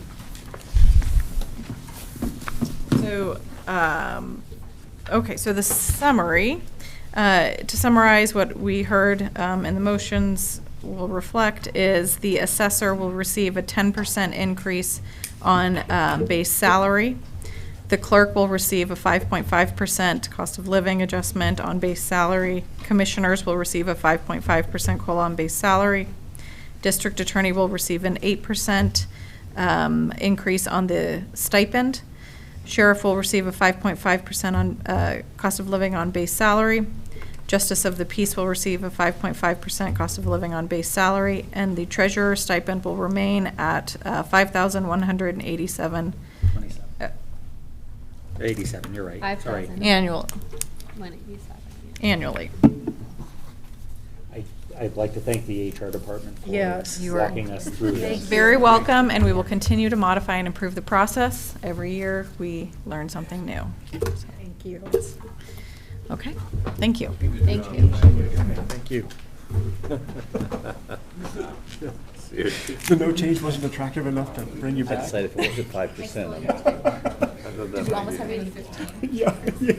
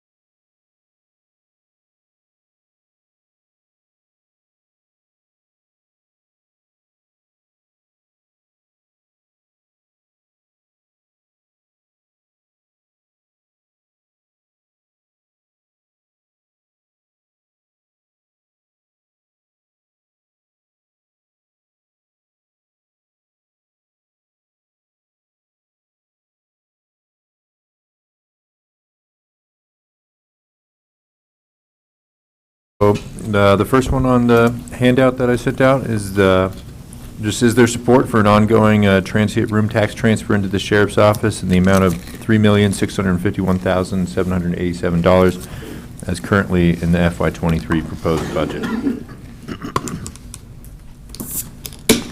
Any discussion on this point? So this includes the extra, I believe it was 500K? Correct. Okay. In this question, the word ongoing, does that imply support beyond this year, or is that ongoing this year? Well, I think that's up to debate, but when I asked Joe in his presentation for the sheriff's office, when they were talking about their long-term forecasting, if they had included a transfer of this amount in there, he said yes. So I think it was, implied that this would be an ongoing transfer for them, but that's certainly within the budget committee's purview to say, no, I'm only more comfortable with a one-time, and we can discuss again next year. Or Nick, do you have comments on it? Yeah, I'm just not sure that one commission or budget committee can bind another.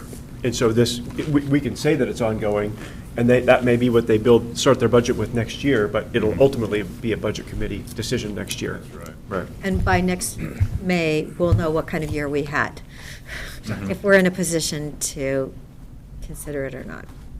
Well, and this year, we're thinking of it as, X amount plus 500,000. Next year, it might just be, do we want to keep doing this X amount? We will, not think of it as 500,000 bit more than the year before. So, Yeah, I think as time goes on. That was kind of the proposal, is that every year when it comes to the beginning of budgeting, we look back at budget committee decisions and we say, okay, well, it sounds like this is an ongoing transfer of general fund, or an ongoing in this amount. And so, right, if this was approved, then this would be the amount that goes in for fiscal year '24, assuming there were funds for that. And it would be referenced as just the same as last year, as opposed to $500,000 increase. Just as you can't encumber a future county commission, you also, if I'm correct, can't promise funding that might not be there. If the room tax, for whatever reason, whether there's a wildfire or some other issue that causes tourism to, crash, for lack of a better term, you wouldn't be able to give someone money out of a fund that isn't producing revenue at that time. Am I correct? That's what I said, you just said it much more. I didn't, really? Well, I said, yeah, because we don't know. Oh, yes. Next May, we'll know where we're at. Thank you. And we're really You just said it with more flowers. Okay. It sounds better when you said it. I just said like, hey, we gotta, One wait of the and other, see. when I asked Joe for more information in advance of the budget hearings this year, he sort of talked about the 3.1 million as a baseline. And there was a point where that 3.1 number was set, and there was a whole bunch of analysis and backing to it, but he wasn't able to provide that to me.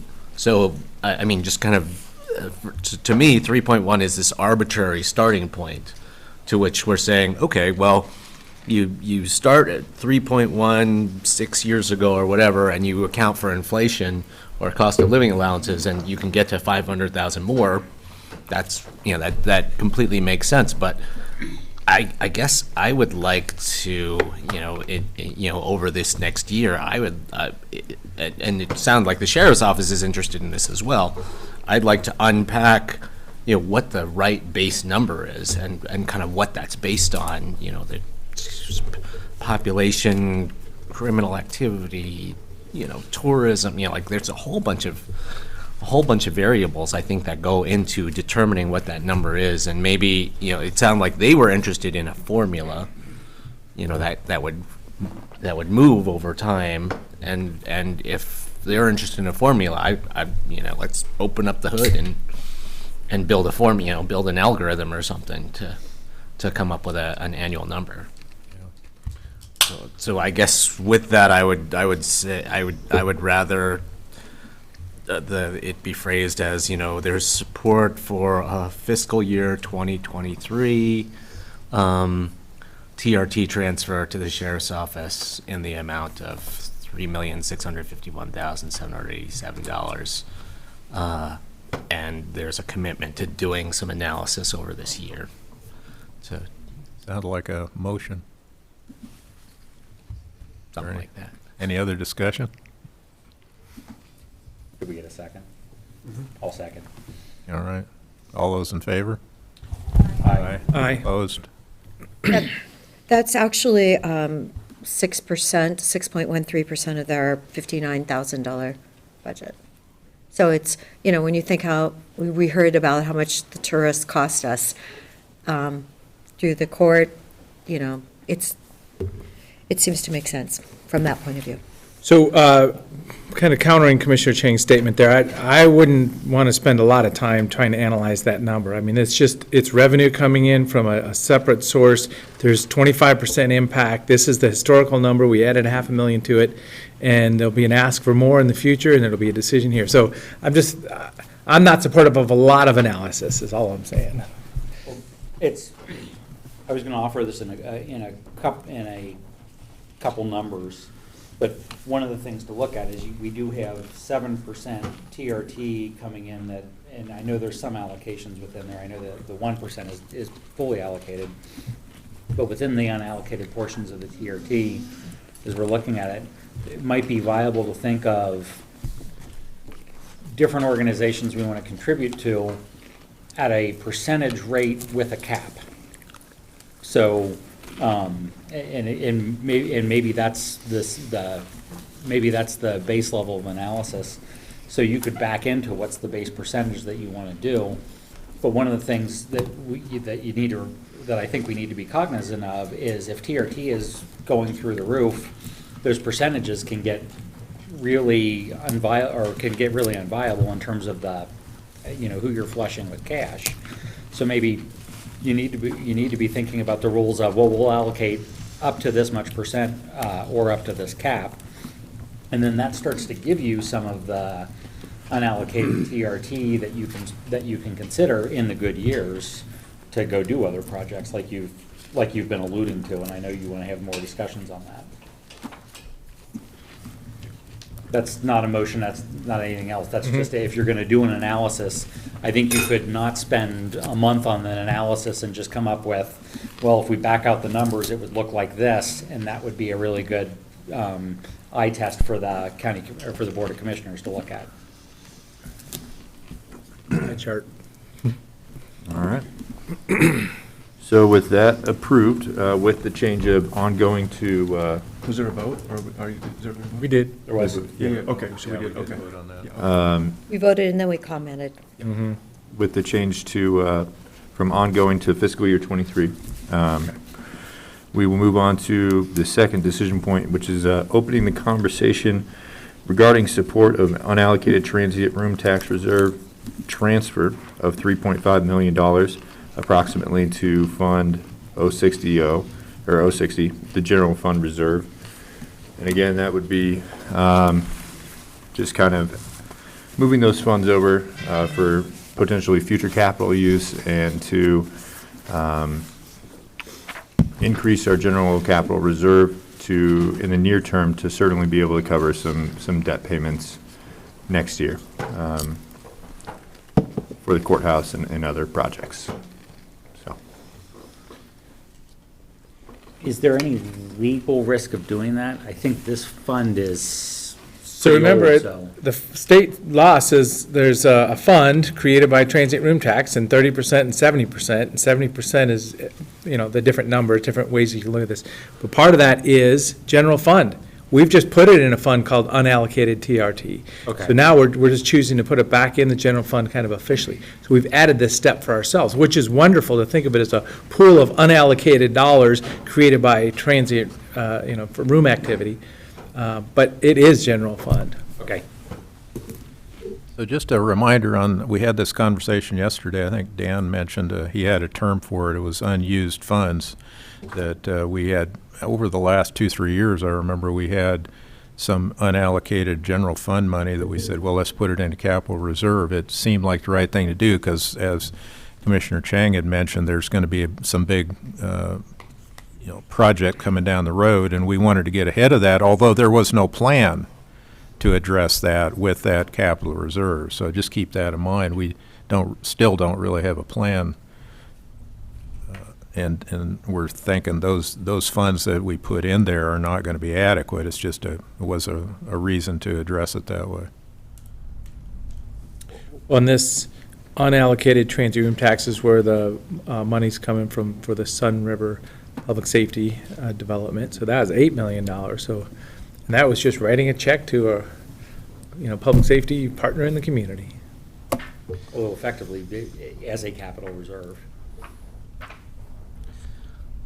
Can I ask if we make this 3.5 million transfer, given the other commitments that we've made for TRT funds, multiple years out, like in the case of the Sun River Public Safety Campus, how much is left next year in the? Yeah, there'd be $4 million left. Essentially, we'd be transferring, which is approximately 3.5 million, to the general capital reserve, which would leave $4 million left, which is enough to pay for our forward-looking commitment to Sun River, which is the only forward-looking commitment that I can think of out of the unallocated. It's $2 million each year. So $2 million in fiscal year 24, and then $2 million in fiscal year 25. And we'd be setting aside that $4 million within the TRT reserve for that purpose. So we'll have $4 million in a year where we're committed to pay out $2 million.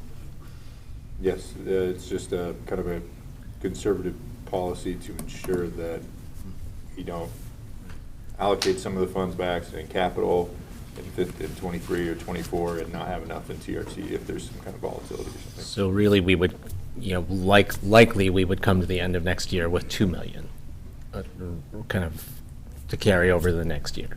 Yeah, and possibly, likely, it depends where TRT reserves, at the very minimum, we would come over with $2 million. But if TRT continued to increase over budget, then we'd have, more of that unallocated, and you can make a decision at next year's budget committee about where to move it then, that additional, or if.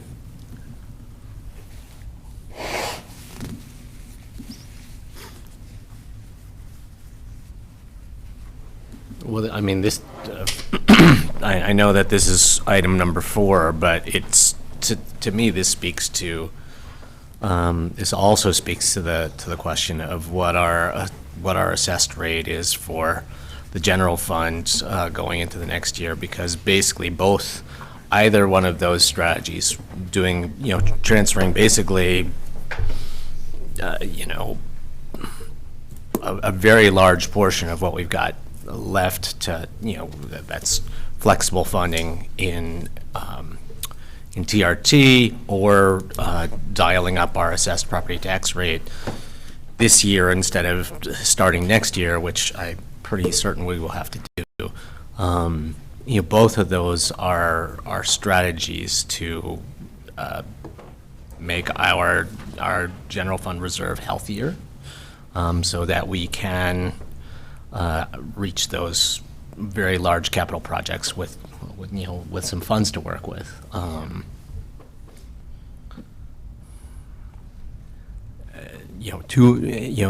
Coming out of next year with $2 million is not terrible, but it's also it doesn't give us the flexibility to do things that come up, for the community that may be very high strategic priorities. I'm not the only person who has been suggested the idea of using some transient room tax funding to address some of the workforce and affordable housing issues in our region. Sherry Helt is out there beating the drum on that concept as well. And that is it's certainly something that that we can have policy debates about all day, how you increase the supply and availability of affordable and workforce housing. But I'm of the belief that somebody's got to make some investments from somewhere, and we have we proved out that concept earlier in the fiscal year by allocating a substantial chunk of ARPA funds to affordable housing projects. Some really straightforward strategies. Primarily just paying for land, donating land. But there are a lot of other things that we can be doing to make investments in affordable housing. A couple of the ones that I think, yesterday there was the discussion about, well, we're going to spend $50,000 on this, Ben Chamber initiative and meetings and talk. I'd rather do something. To which I said, $50,000 probably isn't enough to do much. But there are things that I think we can do in maybe $75,000, $100,000 chunks, which actually could make a difference. Some of these concepts like loaning people money to build ADUs at low interest rates. We see mortgage rates going up. We want more ADUs out in the community, and fees and construction costs are going to be a barrier to people creating those housing units. Lending people, $75,000 chunks, $100,000 chunks, that could get us some ADUs. We could look at things, if we're, to zoom in from the broader housing needs in our community to just what we need at the county. If we were to institute policies like you see at many universities, where employee that's got over 5 years or over 10 years of service to the county that we want to keep around, we could provide some down payment assistance to that employee if they're trying to buy a house, and then we would in terms of financial tracking, it would be very complicated, but we would have an equity stake in somebody's house, and the appreciation on that $100,000 would be ours. So it wouldn't be money that we sent out the door and disappeared, just like loaning people money on ADUs wouldn't be money that disappeared. It would come back on some level. So all those are reasonable possibilities, but that said, there's possibility and there's commitment. So I think from a fiscally responsible thing to do is to ensure that we are fixated on our commitments first, and then utilize the good judicious work of the budget committee to not let the county overspend, to then do that possibility thinking to move forward. So, I mean, from a if you're 100% confident that you can meet commitments and address possibilities, then I'm sympathetic to what, again, I'm not setting policy, all I'm setting is budget. I would like to see the county address some of the possibilities that are going in, but, my responsibility as a citizen member here is to ensure that we're addressing commitment first. And I'm just trying to create the space to be able to meet our commitments, but also have the capacity to respond to those kinds of opportunities sooner than May 2023. Well, there's $3.5 million that's coming that way in the first place, and then you can determine whether there's use.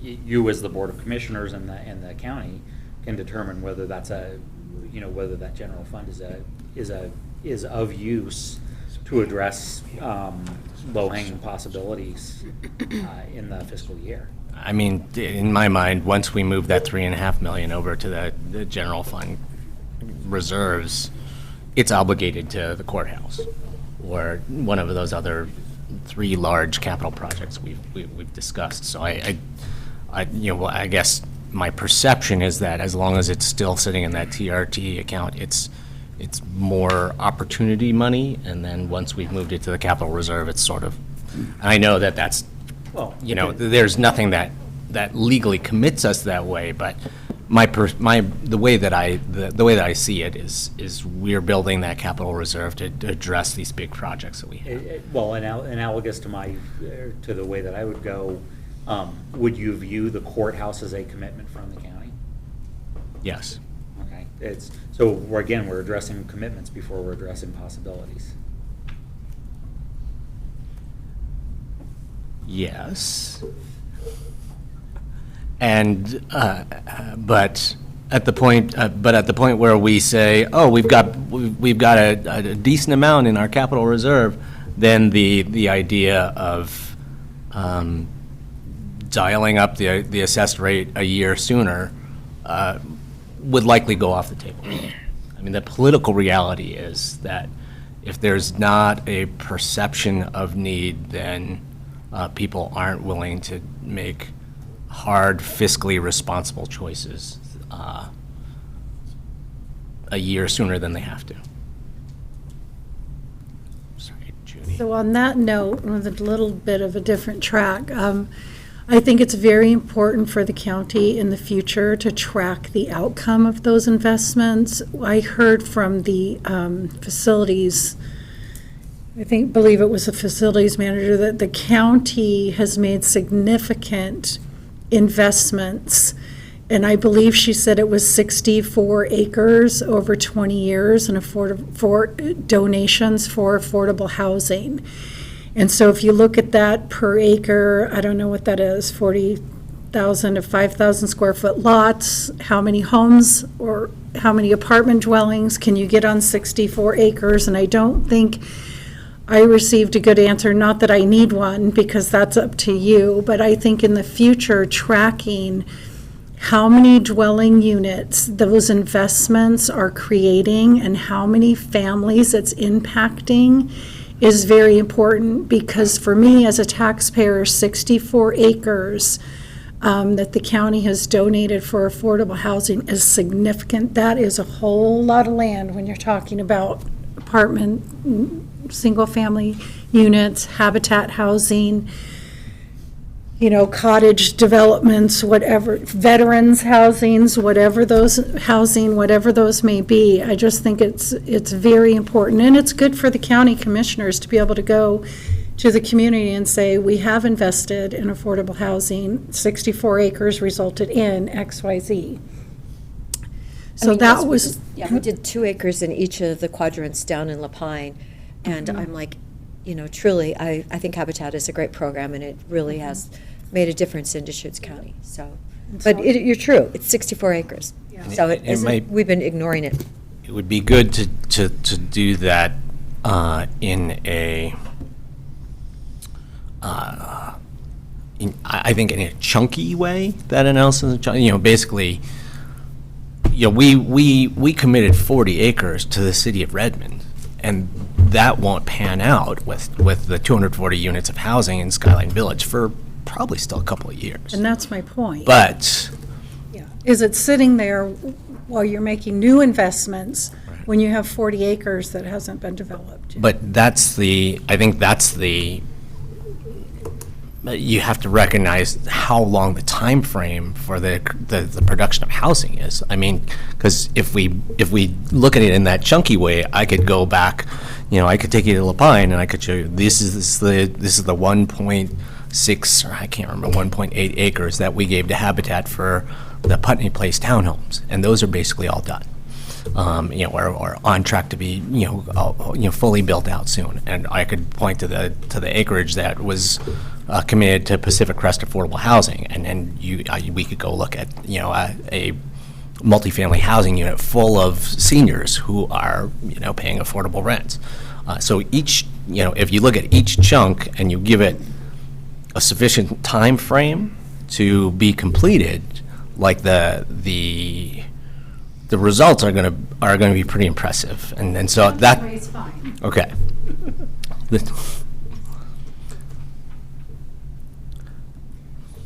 I'm supportive of this transfer, so I'll make a motion if we move it along. So I'll move transfer of $3.5 million to Fund 060, General Fund Reserve from Transient Room Tax Reserve. I will second. And I'll third. We have a motion and a second. All in favor? Aye. Opposed? Opposed? One opposed, okay. Motion is approved. So just one note, I mean, so it still sounds like you could think of it as a $2 million fund now. You know, I mean, your ideas that you were laying out there, it's still a $2 million fund. Unallocated, uncommitted to. But to ensure that we have the $2 million to deliver to Sun River Service District, the next. Well, yeah, we'll need to watch the we- revenue income from that. We need to hold on to that. But to the point of that, you'll know that by the end of summer. Yeah. This summer. Yes, you'll know that by the end of this summer. Yeah, I'm not advocating that we'd ever spend money that we don't have, but I'm pointing out that it looks like the horizon shows that there's already going to be a window of $2 million in there pretty quick. All right, Dan? Thank you, Bruce. Third discussion point here is thoughts on the future vision of the COVA contract, the Central Oregon Visitors Association. Is there general support or direction regarding this contract, either for a capped or expense-based budget with a sustainable allocated TRT fund, or to continue with a percentage-based COVA contract?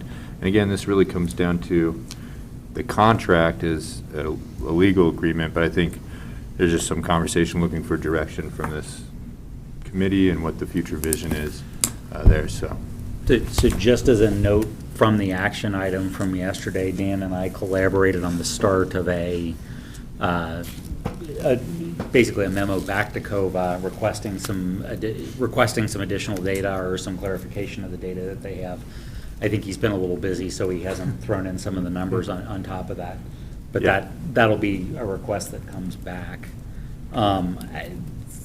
Even as I wrote my portion of it, my initial acknowledgement and obviously the acknowledgement is there is a contract with COVA and we are obliged to our commitments with COVA. I guess it's really the discussion to my mind here is there an opportunity for the county to consider any changes to what they want to do with COVA over time? And so I'll leave it there. So I have two school of thoughts. I don't think I lean lean one way or the other. A cap would probably bring stability to the organization. But my other thought on that is it would obligate the county if you capped it, if the funds weren't there. It's, See what I'm saying? So the way that I would think of it, and again, you know, the way that I've structured things in the past is, I will offer a percentage, I will cap the top end of that percentage, I will not cap the bottom end of that percentage. So if TRT were for some reason to go down, it would drop below the cap and it would just return to a percentage thing. And you could even, if you wanted, put in an escalator for every year that you're bumping the cap. You can escalate the top end of the cap. So that way, in good years, the number continues to grow up, but it goes up at a very reasonable rate, 3%, 5%, 10%, whatever you want to do. In the down years, it actually returns back to a logical percentage, and does so until you bump back up into that cap. As we spoke with Public Health today, they were it reminds me of our discussion with Public Health about money back into the general fund. And they said they were supportive of that. Has COVA indicated that they are supportive of a cap, or is it just something that we're going to decide without input from our partner? I think we've been meeting with them, haven't we, Nick? We have been, but we've really postponed the big discussion until Right. post-budget. And I think that's really where the question is. Do we want to just continue status quo, or are we open? As Julia suggested yesterday, that reflects the conversations we've been having of let's have COVA staff, so a couple board members and county staff really begin to think through how this contract may evolve, be it percentage-based, percentage with a cap? Is there sideboards on the lower and the upper limits, whatever it may be, and then setting aside some additional funds for the tourism infrastructure fund, for lack of better terms. She doesn't want us to use the term sustainability fund. That's what the city of Bend uses. So whatever we call that fund for improvements, which we would also then collectively decide how are the criteria set for that. Does the board set the criteria for that? Do they set it? How do we implement it? Who reviews it? There's a lot of mechanics to. Well, I think Next steps. the safe point is, from the perspective of the budget committee, we don't have input into that, because that's a policy thing, not a finance thing. As is the contract, and we're agreeing with that. It's just and by the way, I think COVA does a tremendous amount of very good work, and I see a lot of good results as a part of the county where COVA operates significantly in terms of the results that they have. I was just a little disappointed in the data that was presented to us and how it was presented to us, and hopefully some of those clarifications resolve that to the county's satisfaction. You were ready for a lot more, weren't you? You just wanted to get down each one of those slides. I'm a data geek. Yep, I could see it. So, a couple thoughts real quick. So this is Central Oregon Visitors Association, Regional Destination Marketing Organization. Back in the day, it used to be Mount Bachelor, Sun River, Canita Resort, and it's really evolved from there. The contract, I do support contract of some sort to give clarity. It makes up 4 parts: people, advertising, projects, and investment, is kind of what our relationship would be with COVA. So keeping the people, funded, functional, and advocating for Central Oregon. How much money are we going to spend on advertising? Doing projects is the interesting one here. Just like the Pacific Crest Sports Weekend, or whatever it was called, is there another big thing we could be doing? This may not be the future, but I always envision seeing, our golf courses on the Golf Channel and a national championship coming here or something. As I say, that may not be the future. Haven't seen it lately. Well, but, we can think big like that. Or, the day that we host the Winter Olympics around the world here, I mean, Mount Bachelor in its prime condition could do something like that. So my point is thinking big. Oh, So no, that's, we'd have to come up with millions for that. well, that's a huge one. I'm just joking around. But then investment. We heard about investing in the trails, making sure our Deschutes National Forest and the parking lots and the trails and the skis paths are all, up to snuff, a little bit of investment there. So a lot of excitement areas to go there. But I do support the concept of a contract doing the business portion, and then some variables in there. As I say, if it's project work or investment in our public lands, let's open some space for that discussion too. And there's letting COVA, I should be speaking to the mic, there's letting COVA do that with the funds that we provide, and there's also taking input from COVA on opportunities to spend county funds above and beyond that as well. And I think they would serve a very valuable role in both of those. Yep, and I'm not putting more definition to that today, because that's a great conversation. Exactly. I really think we have to have the conversation after this meeting. Mm-hmm. When you saw that they were just getting more and more money in, and somehow, a somewhat of a cap with percentages, so that we're not spending $8 million to bring more people here, because there's a lot of other things that need to be spent with some of that money. But Julia does an outstanding job on a lot of, her programs. I see a lot of really good things. So when people Google Central, I guess they only look at Bend, so she's definitely, she's widening what people are looking for, so. And I don't know, Tony, how to get that golf tournament here, but it sure would be nice. Well, just something big like that is all I'm saying. Well, this program does help the rural parts of. Right. That's really the goal, because it definitely, the rural parts could use that help at times. I've been in that spot many times. We're traveling, like even for as commissioners going to around the country a little bit. I'm from Central Oregon. Well, where's that? Well, it's, Deschutes County in the middle of the state, Sun River, and then you say Bend, and they're like, oh, Bend, you just have to say that darn word Bend usually when you're trying to explain where Central Oregon is. But I think Sun River actually has an international reputation, truly. Oh, yeah. But it's just funny, usually, no matter who you talk to, if you say Bend, they know. I like that outline, Commissioner. I think that's the right direction. the opportunity I saw was, as they got more funding, they've prepared and rolled out new programs, and they all seem to be effective. It's just that they're leading the charge on it, and we're giving them money just to see what they're going to do. It would be good if we had a structure on the back end. As the money comes, we fund and move forward on a prepared program that works with the county as well as the people that are involved in their association. So I like that upfront planning.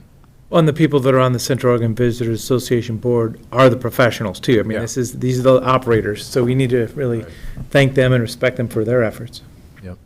And that's Judy. Well, yeah, we were on the board. But I Full agree disclosure, I am on the board. Sorry. I agree the plan is what it is this year, and we have to roll with it, but that conversation, I think, is a great way to start. Can I just ask one question about the mechanics of providing predictability for COVA? So on you know, that when that year comes, when the TRT is down, are reserves part of the equation here, like that they've stored a certain amount up in reserves and they're allowed to access those reserves in order to be able to reach their kind of standard level of marketing and staffing expenditures? Well, they presented that yesterday. Yeah, I couldn't remember exactly how it worked. I asked them to do a reserve, for the last 2 years. I kept saying, you guys, you need to do a reserve. They really cut back when COVID happened. They were extremely responsive. A lot of people, they got rid of people, they cut back. But truly, yeah, just to protect them to go through, when there is a downturn. Which is fair. I mean, and there's reasons why TRT would go down. If there's a disaster, TRT goes down. And I would note, I mean, obviously I wasn't a part of the budget committee at that point, but I'd note that the percentage of TRT allocated to COVA during the pandemic, when we were asking COVA not to bring people to Central Oregon, Slow down. yeah, didn't decline. So we weren't holding them accountable for a disaster or a pandemic, and we weren't holding that funding accountable. There'd have to be a special consideration if it was a true loss, like a fire in South County that really got rid of a lot of that TRT, and that would be a discussion that we could have in terms of over and above the support.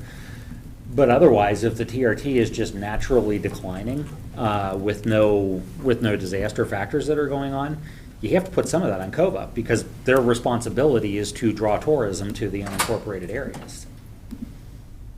Well, and second home rentals, they may become primary homes. So even if you advertise, maybe we're not going to have the same inventory in the future. I'm just saying, Yeah. there may be other market shifts out there. Well, but the ADUs hopefully are gonna cover for that. I mean, so there's a lot of different moving parts in here, but I think you can make some generalities and then address the specifics as they come. I think we just need to keep in mind, that COVA's budget, or their revenues over the last 2 years have gone up dramatically, just like we see our TRT going up. I mean, there's a formula where they participate in that growth.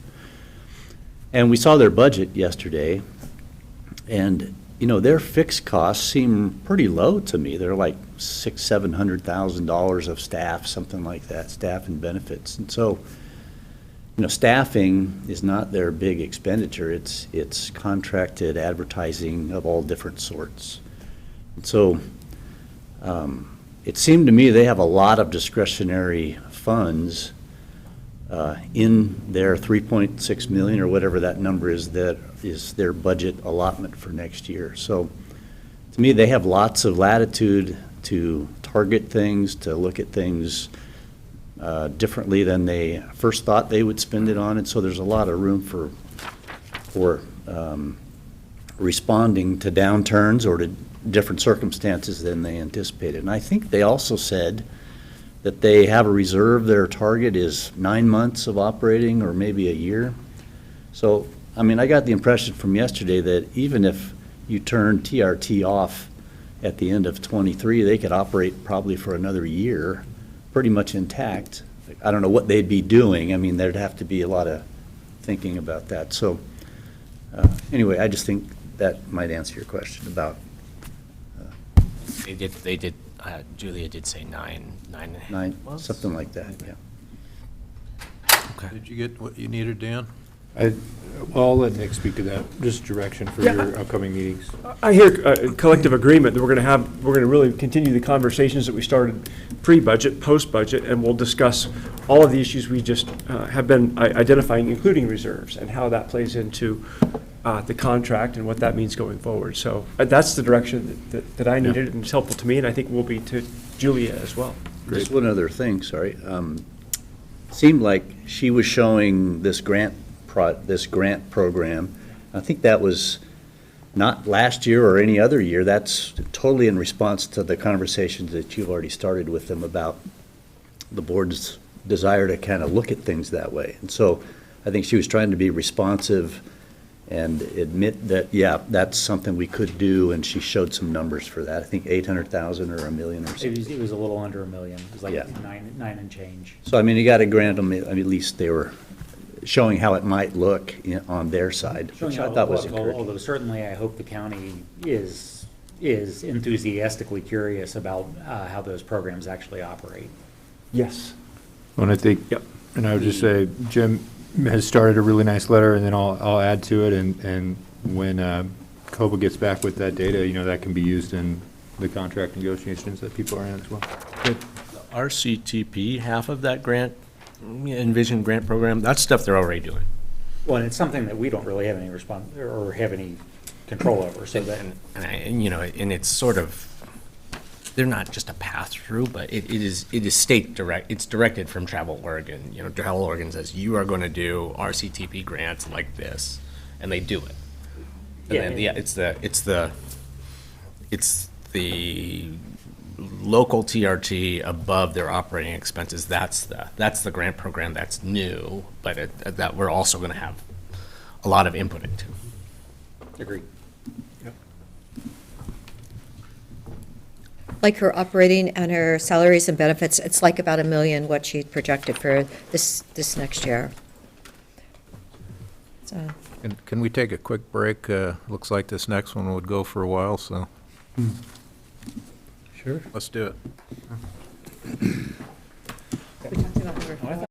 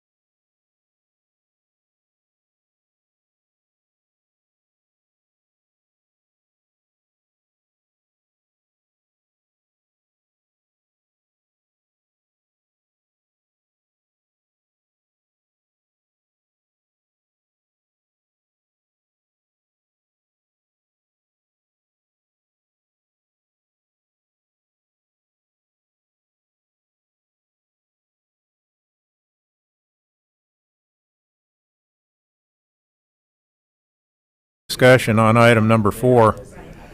That's the next item of discussion, so somebody want to lead that off? So what's the difference then? I'd be happy to make some initial comments. Okay. Oh, we'll talk about it later. It's $1 million different. So we all got to see the long-term forecasts on Monday, and you could all see how our reserves, our general capital reserve, whatever we're calling it, is on a steady decline towards zero over time. We also have huge capital projects coming up. I'm the kind of person, I'll be shopping for a new car this year when supply chains actually allow me to find a car.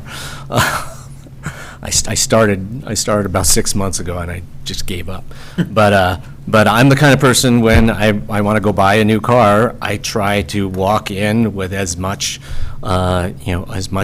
money as possible to put on the table, so that I'll only have to incur part of the car's cost in debt, because I know that every dollar that you borrow is more than $1 in over the long term. I think one of the estimates for our courthouse was that if we have a $40 million project and we have to debt service a very large amount of it, it might very well cost us $60 million over time. Was that one of the numbers that we've seen? So, if we walk into those capital projects with very little reserves to put on the table, that is what we are obligating future Deschutes County taxpayers to. As the father of a 14-year-old kid who I hope will grow up and live in Deschutes County, I would rather not do that. So to get to the brass tacks of the assessed rate reductions that we implemented in 18 and 19, at this point, each 3-cent rate reduction is costing the county close to $1 million a year.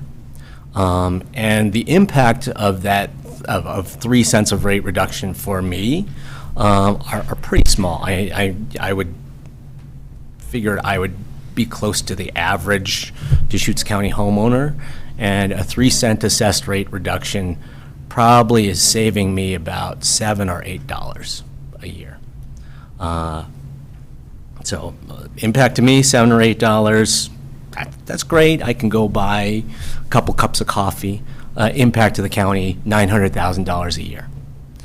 So in my mind, the fiscally responsible thing to do, looking at having to dial up the assessed rate anyway in the next couple of years, would be to start now, to put more money into our capital reserve, so that when the big price, invoices for our large capital projects start rolling in, we'll be in a stronger position and we'll have to borrow less money. That's my pitch. So if I can talk, because I'm a newbie here, going through the budget, I would like to say I'm very proud of the county. You guys are fiscally sound. And so it looks like everything's great, but when I started hearing from all of the departments and looking at the future capital projects and the space requirements and the new FTEs and all of these things that are coming up for the county, I did have concerns about the financial future of the county, making sure you retain that fiscal soundness. And I know you've done a great job all these years. But I was thinking through it after our meetings, and I thought, you've got a safety campus down there, you've got a safety campus up here that they want to do a strategic plan for. You've got the courthouse, you've got lack of space here, you've got the county clerk saying he needs new space. I mean, there was a lot of discussion that was very similar from department to department about the spacing requirements and capital projects going forward and new cars. I mean, on and on it went. And that's concerning for me as a taxpayer, that you might hit a wall if you don't start making some decisions now. And it sounded like you said, or someone said, I'm not sure if it was Dan, that it was fine probably till 2024. But looking through all of this for the very first time, I was concerned about, you know, all of the projects that you guys have coming up in the future, and that you really probably do need to take a look at whether you want to fix that now or later. That's just my thought. I mean, and, you know, I would also add to that, you know, we are on, in terms, you know, there's the population growth curve for the county, and then there's this, you know, there's this kind of fiscal curve that tracks it. And right now, I feel like we're at a moment where the county is growing incredibly fast in terms of population. We're seeing more properties coming on the rolls. We're seeing the assessed value go up, but we're also seeing a massive increase in population. And I expect that population increase, you know, it may not be for a couple decades, but the curve will flatten out.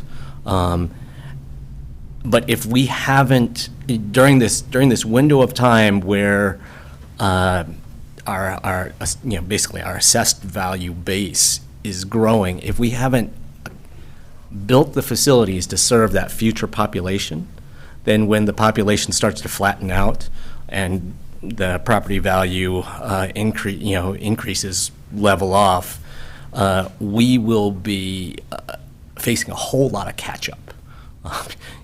We need to have the facilities in place to serve a population like this when the population gets there, as opposed to lagging behind it by 10 or 20 years.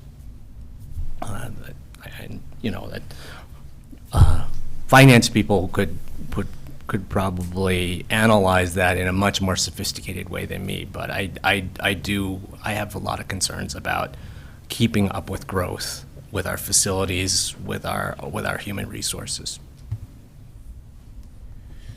So I thought we would have raised the rate by now. I think last year was the year I was going into it thinking, okay, here we go, it's going to have to happen. And then it didn't have to happen. It was tax assessed value and new growth on the books.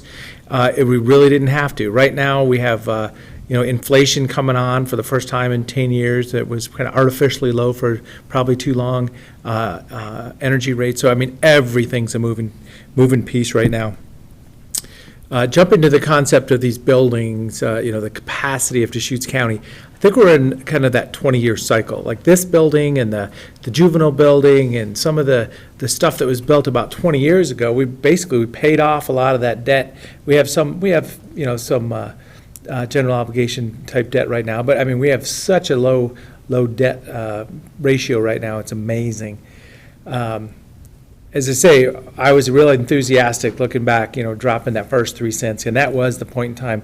We didn't know if we were coming back from a recession. We were seeing tax assessed value come on the books, so we were able to lower it, and then we did it again. Yeah, I mean, I'm excited we were able to send that $3.5 million to the you know, general fund reserve at this point in time. So we're still not in a spot where we're required to do it. You know, and then it's how much do we want to you know, raise the taxes and for what reason. So I'm not real strong about doing it this year, but I do know that we're going to in the near future. I mean, it's just going to have to happen.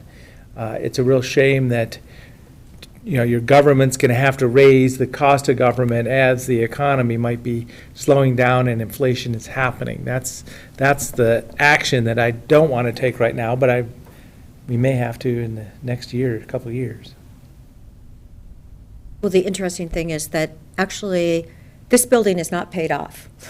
And we owe till 32, I believe, something like that? Is it another 10 years on this building? Does anybody know? But we have all this space in this building, and everyone seems to forget that it's actually Deschutes County building, though the state, is paying like $1 million or something for us to rent it every year. So, yeah, I know, my numbers are a little rounded, but I did ask Chrissy about it the other day. We do have all this space here, and, everyone keeps panicking, and I'm like going, okay, we just bought something for $4.65 million, and what in the heck are we, that project in Redmond is costing so much. We're spending, what, 6-7 million, whatever, to remodel it, 22,000 square feet. And we bought it over a year ago, and I would have hoped that it would have been further along by now, and it's truly not. So now we're really going to pay double because we've got major inflation. But of course, the GDP was just revised downward, 1.5% for the first quarter. So surely we are probably, things are going to start slowing down at some level, and I feel like we're caught. And we're caught. We need more, and yet we have this part of the building. If we need to really add, okay, so we couldn't buy anything for $1 million, could we? For all that space? I mean, we're getting $1 million now, but really, if we had to take it back from the state, it would be pretty darn cost effective. When you consider we're going to have, what, like 13 million into Redmond with those two buildings. So I'm just thankful that that would cost us like $1 million if we have to say, state, you need to find your spot, because, okay, we do need more space. So, yeah, I always like to be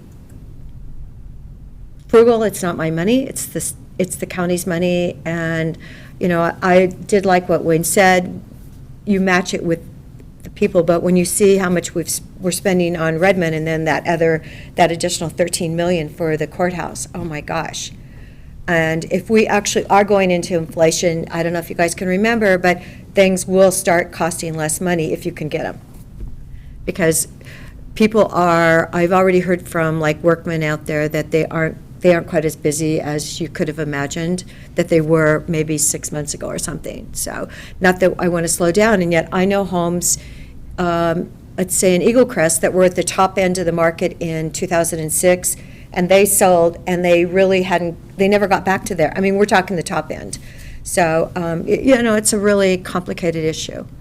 But I do believe that we spent a lot of money for the 22,000 square feet in Redmond, and I would hope that we would truly look at the other end of this building if we really do need more space, because that's $1 million a year, and we'll be closer to having this building paid off. If I could interject. So it seems to me that you have the general fund, and it has an excess amount of revenue right now of $4 or $5 million a year. And then over the years, we've been using that excess. First, we used it for some PERS reserve building, and then we started using it for general capital reserve building.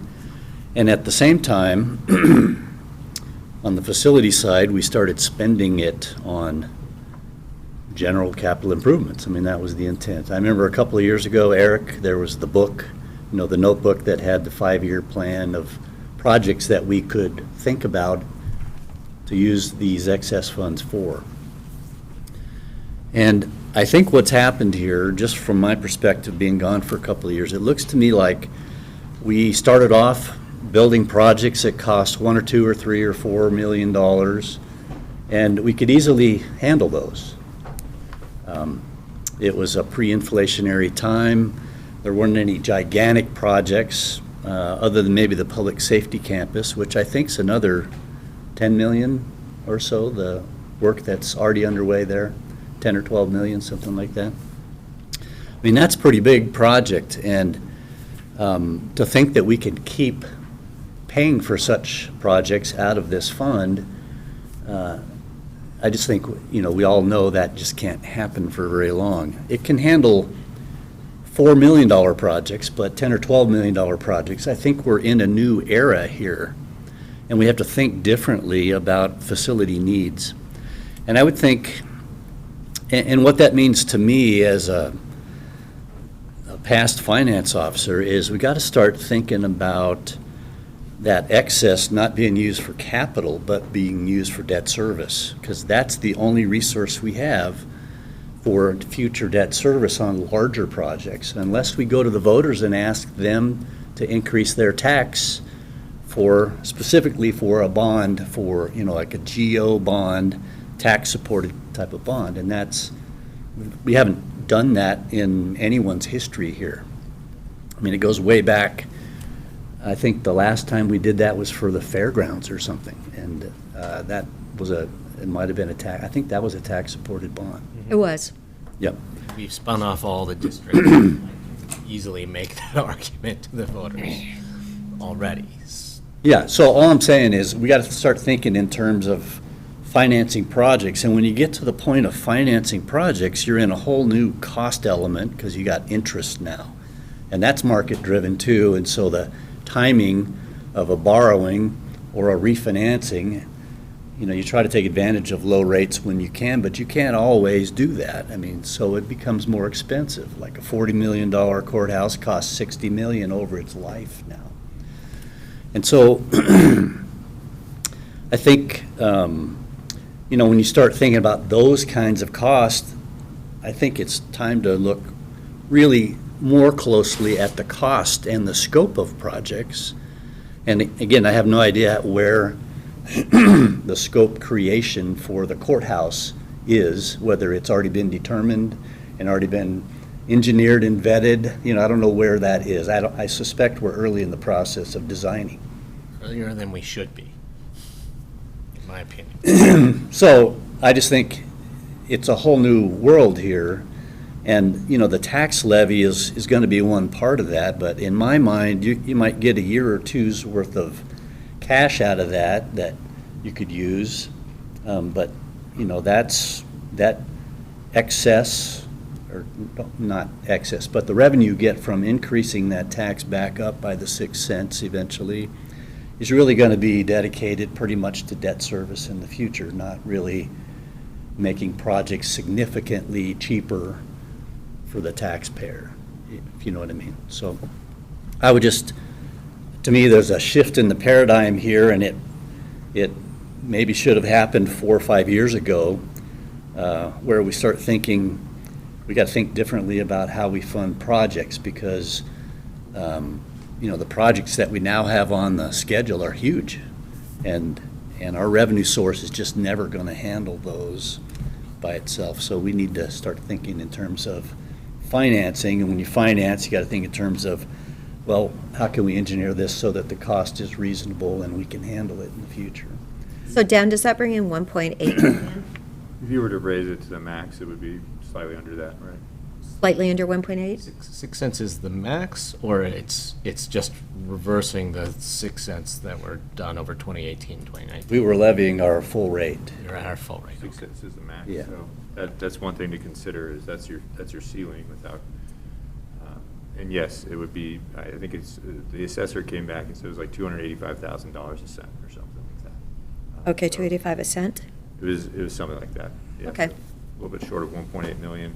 I would just echo what Wayne said. I think, as we said in our presentation, we're going to have to look at all options, the revenue side, but also the expense side on the capital needs, to do capital analysis for space needs, but also potentially for operations too, because as you choose to make those larger capital projects, you do need to hold that debt reserve. And that means that we need to kind of really do a little bit more fiscal management in terms of evaluating every operational request that has a general fund component to it, to ensure that our debt payment can still be made. So when I capitalize on that, the last two conversations here, I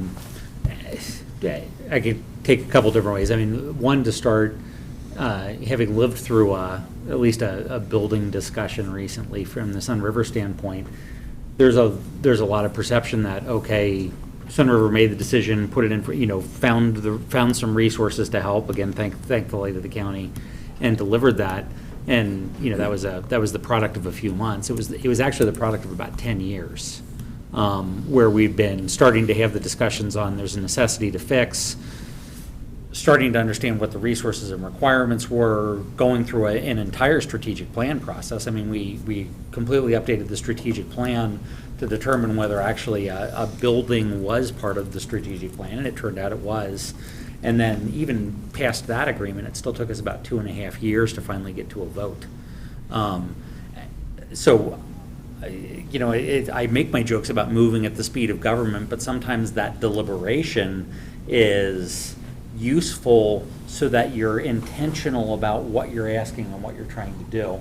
I think there's a significant amount of possibilities that are going on, and obviously in the 3.5, 4 days that I've been listening to the departments, there's an awful lot of unease about what could go on. What I want to see, again, coming from a as we all represent the taxpayers in various ways, is that we're being intentional about the things that we want to do.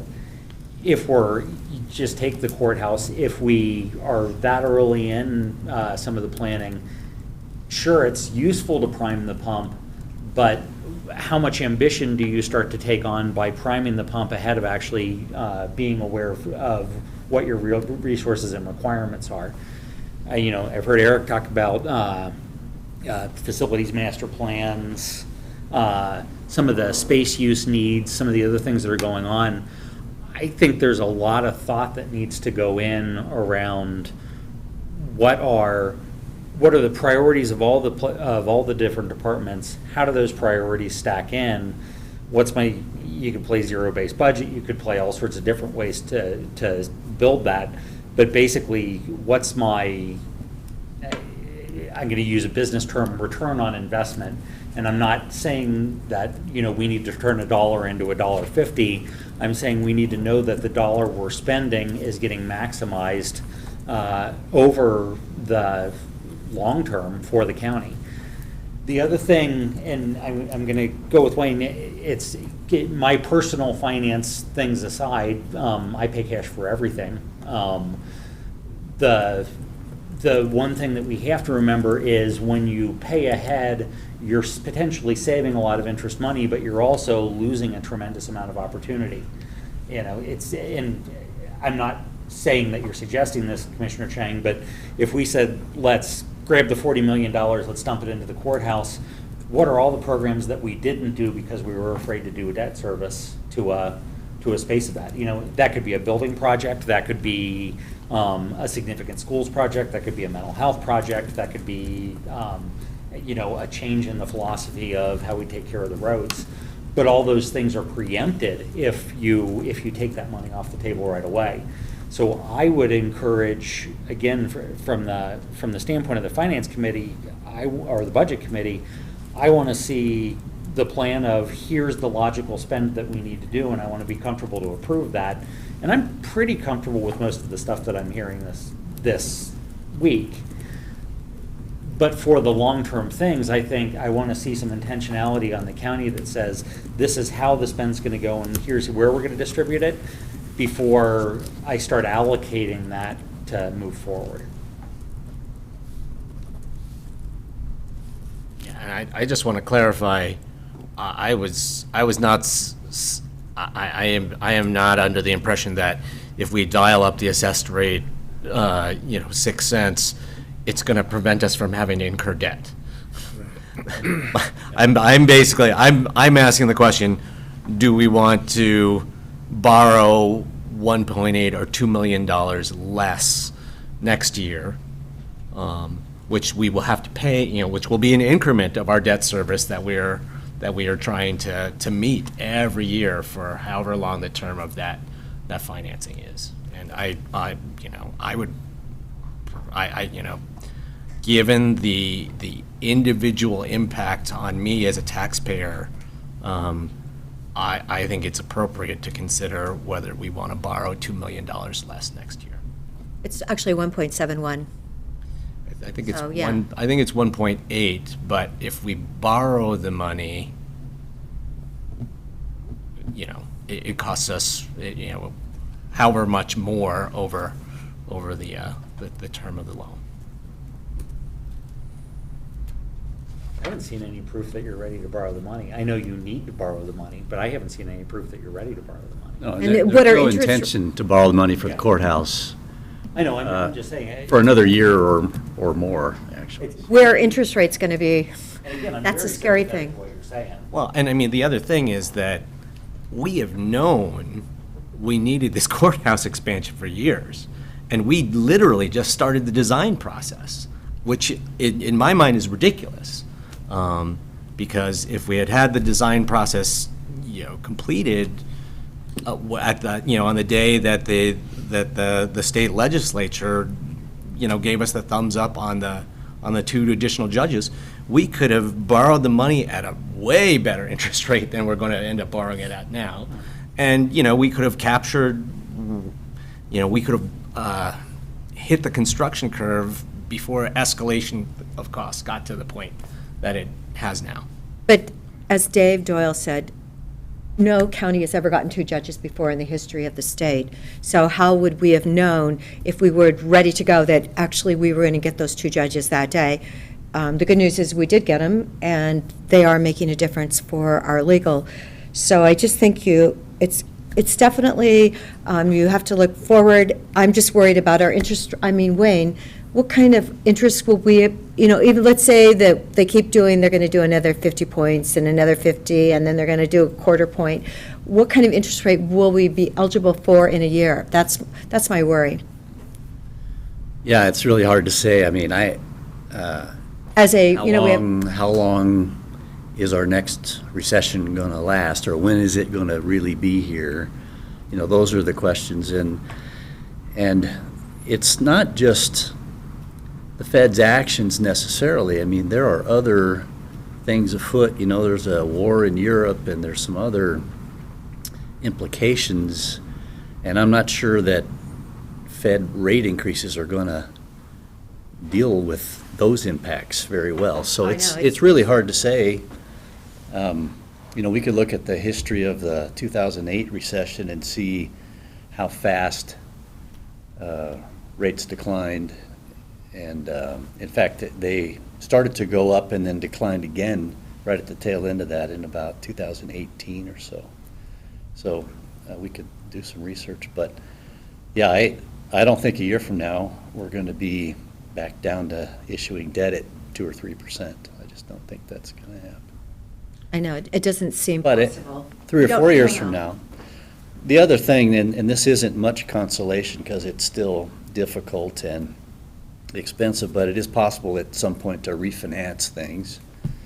And so when rates do fall, if we have to issue debt at 6%, theoretically in a number of years, you could refinance a good portion of that. Problem with that is most debt's not really refinanceable for 10 years. And so we'll have to really think about the structure of this next debt given our current environment. We may want to make call features more prominent and shorter just for that very reason. So, but that'll drive the rate up on that issue because of that too. You get that up.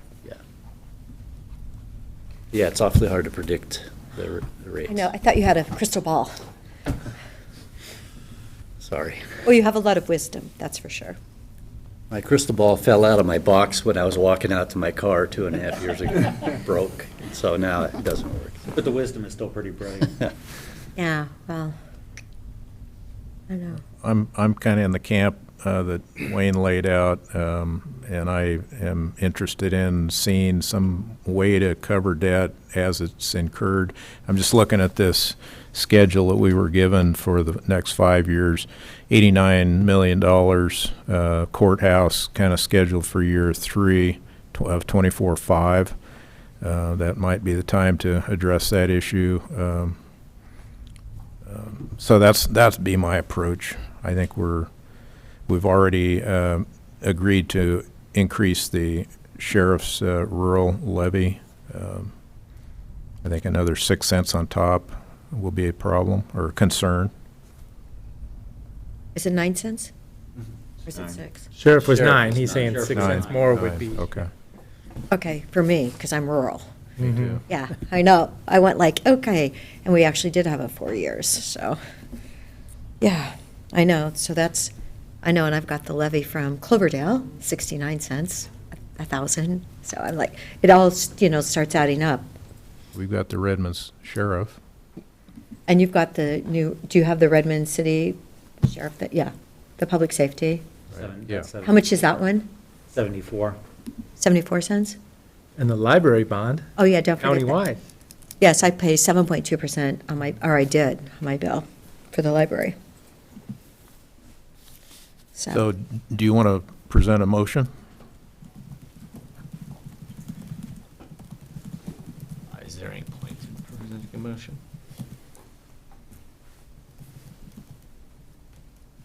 I don't think so. All right. Item number 5. No, really? Judy, wouldn't you vote for it? Responsible for To go back to zero, to get rid of the 6 cents? Isn't that what your speech said? We don't have the votes. Well, it might be tied. I don't know. Should we just do a vote to make sure? Make a motion. I move to reverse the 2018-2019 assessed property tax rate reductions, restoring 6 cents to the current rate, bringing us to our maximum. Second. We have a motion and a second. All in favor? Aye. Aye? 2 opposed? I'll vote for it. Oh, 3 opposed? Aye. So it's a tie. It is a tie. Mm. I kind of thought it might be. So what do? We just, if it's a tie, it's a tie. Does it fail because if it's a tie? Tie isn't enough. Yeah, I believe so. I mean, technically, this is a recommendation to the Board of Commissioners, so the board. Excellent point. Thanks for bringing that up. And I believe, and I think I said this in my original comments at the beginning of our meeting back on Monday. Budget Committee, one of their roles is to set tax rates or to approve tax rates. And so we have some motions yet today that would approve the county's tax rate, and then we have a motion that would approve the rural district's tax rate, and actually the countywide district as well. We have stuff to deal with those. I believe the board cannot raise a tax rate, but it can reduce it at the budget hearing in front of the board. So when you're saying that it would need the budget committee to, as opposed to the board? Well, what I'm saying, Eric, I think was suggesting the board could take this up at the hearing, perhaps? Yeah, but. And I think that's not, I think in order to raise a tax rate beyond what the budget committee approves, would have to go back through the budget committee process. And we really don't have time in our calendar. I mean, it becomes problematic to try to do that. So it's not very practical, but I think that's how it works. And we can, that's a budget law requirement. Do either of you guys believe me? I do. You believe me? Yeah. All right, good. I was making that up, but no, that's the one limit on the board at budget adoption, is they can't raise the tax rate. So for our purposes here, seems like that initiative failed to pass here, which means our rate would stay at the 121. And that's what would be in the motion that would also have to pass here a little bit later today. So just keep that in mind. And we'll talk about this again next year. Are you talking about fiscal or calendar? Oh, Sorry. May, whatever date next year, I am sure the assessed rate will be back on our docket. Well, I was calculating someone's increase, and it was just with how your appreciation of your home value is, your taxes go up significantly. I was backing into somebody's numbers the other day, and I was like, oh my gosh, they were getting a lot more. Well, it was like $500,000 worth of funding because of the appreciation of the value, even though the rate was, maybe it was for 911. and it went up $500,000. So, yeah. Yeah, so there's a 3%, which Right. I think Scott explained is really Right. about 2.9, and then it's new construction on top of that. Exactly. But yeah, Lots. Sarah was getting over $500,000 more in revenue because she From was saying she was development. able to stay without raising her rate. Right. So it was pretty significant. Yeah, but where did I just put it? The charts that the charts that Dan did for us for Monday, those took into account that anticipated 3% assessed rate increase and some assumption about more lots on the tax rolls as well, and it's still showed our reserve headed towards zero. So. Okay. Okay. Number 5, opening the conversation to see if there's support for returning additional general fund transfer to health services at the end of the fiscal year, should their reserve be at or above the proposal they submitted to finance.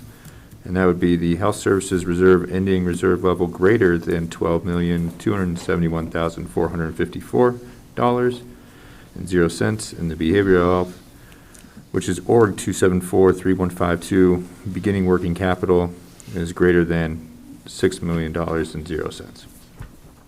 And so we talked about that a little bit earlier today. That would just mean we're sending them, I don't have the number in front of my face here, but I know we're sending behavioral health, I think, around $2 million this year. So if it ended up above those numbers, then some portion of that would flow back into the general fund to fund other operations. I think that would be wonderful because 90% of that project in Redmond is going to be used by the health department. So, and because, I looked at the remodeling costs and I'm going, wow, those really went up a lot. So that would be appreciated to have something coming back. Well, and to that point, it's reasonable to, I want to be careful because it's hard to reward the good behavior, or I'm sorry, it's hard to punish the good behavior of an organization that's trying to be prudent. And, I don't think that we're trying to do that in this case. What we're recognizing is that there's general fund spend that is going to very specifically benefit a department one way or another, and we want them to share in that, not to the level of pain. So, what I saw today was reluctance at the change, but I didn't see outright opposition to the change. The thing to think about, and this one I haven't thought through enough because it just kind of showed up today, but it's kind of similar of what we were talking before of make sure that there's an adjustable cap that over time is working on that. And that's the reason why we're going to not just make this a policy and not discuss it next year. I think we will be discussing it next year. And I think the numbers probably will change, and I think we'll recognize again good and prudent performance. So I appreciate that we're allowed the scrutiny of ensuring that we're making the county right, not just a section of the county right. And I would echo what Jim said. This is going to be something that we would need to look into every year and look at those numbers submitted by the health department and work with finance. And this kind of goes back to the same things we've discussed before in terms of moving TRT to Fund 060 and the COBA contract. They're all kind of related. So Dan, did you go to them with the ask originally when you were looking at the numbers, or did they come to you? finance came to them, certainly. All right. Yeah. I just want to dwell for a moment on Janice's request that, this is a way for behavioral health when times are good to contribute back to the general fund and support the overall county. And There may come a year, who knows, it may come very soon, when times are not good for behavioral health. And, she asked for there to be memory that,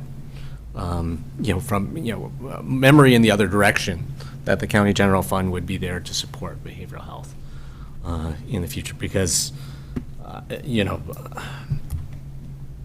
the total behavioral health budget for this year is almost $44 million. The county general fund ask is $2.1 million. I mean, for a department, with this kind of financial structure, to be asking for so little of their division budget to come from the general fund, I hope that this is structured in a way that it doesn't become punitive and discouraging of really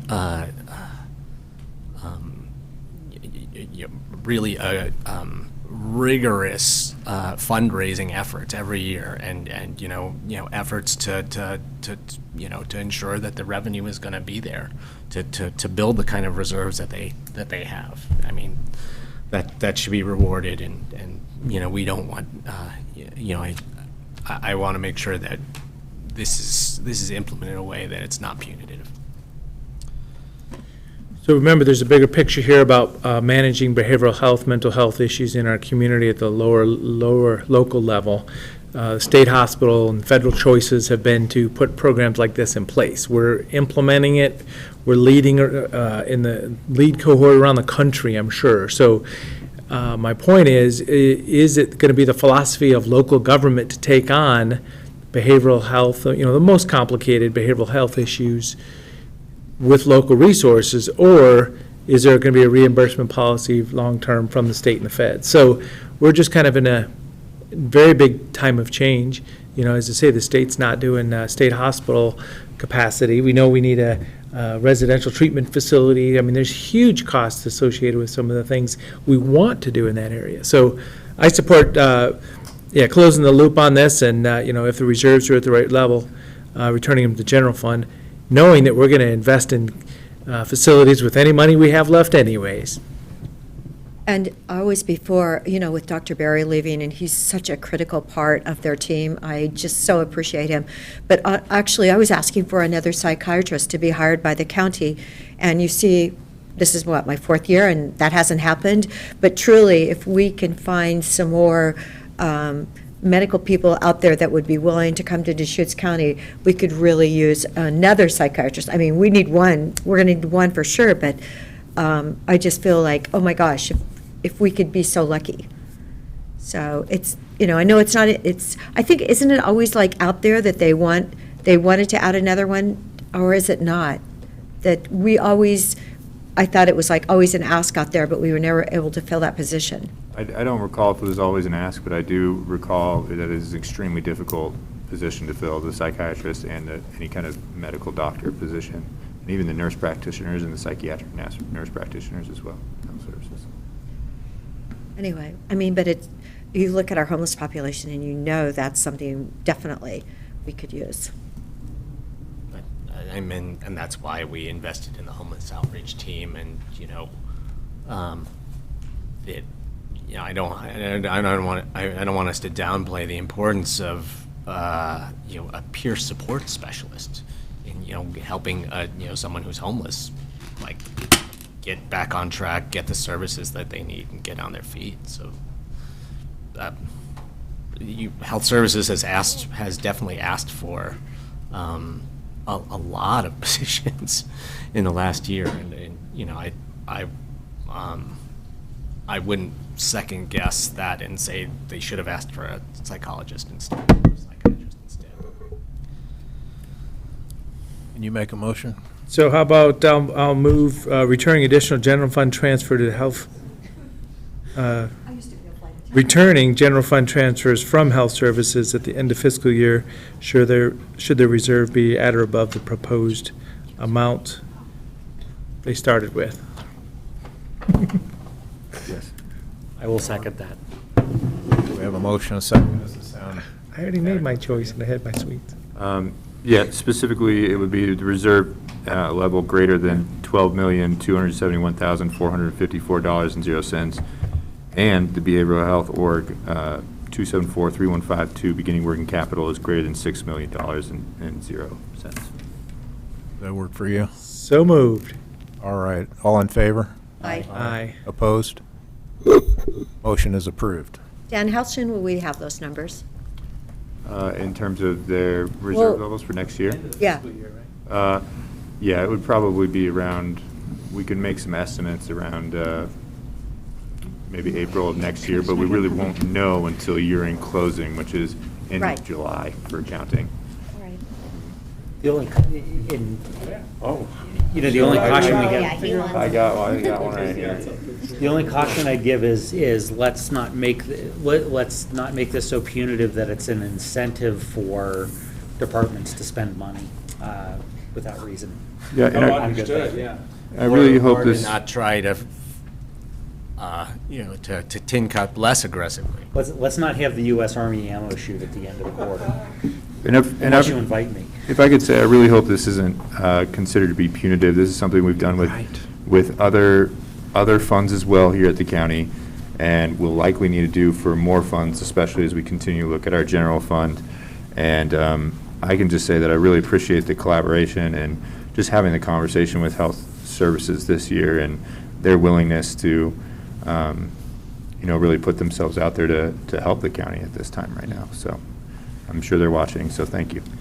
I don't see this punitive at all. There's a reimbursement rate, billable hours, great services going out by the staff, and they're able to bill for it. So there's a revenue that's rolling here all of a sudden, which has never been like this before. So it's not punitive at all. It's just the opportunity not to have to put that general fund in those services and maybe put them in facilities.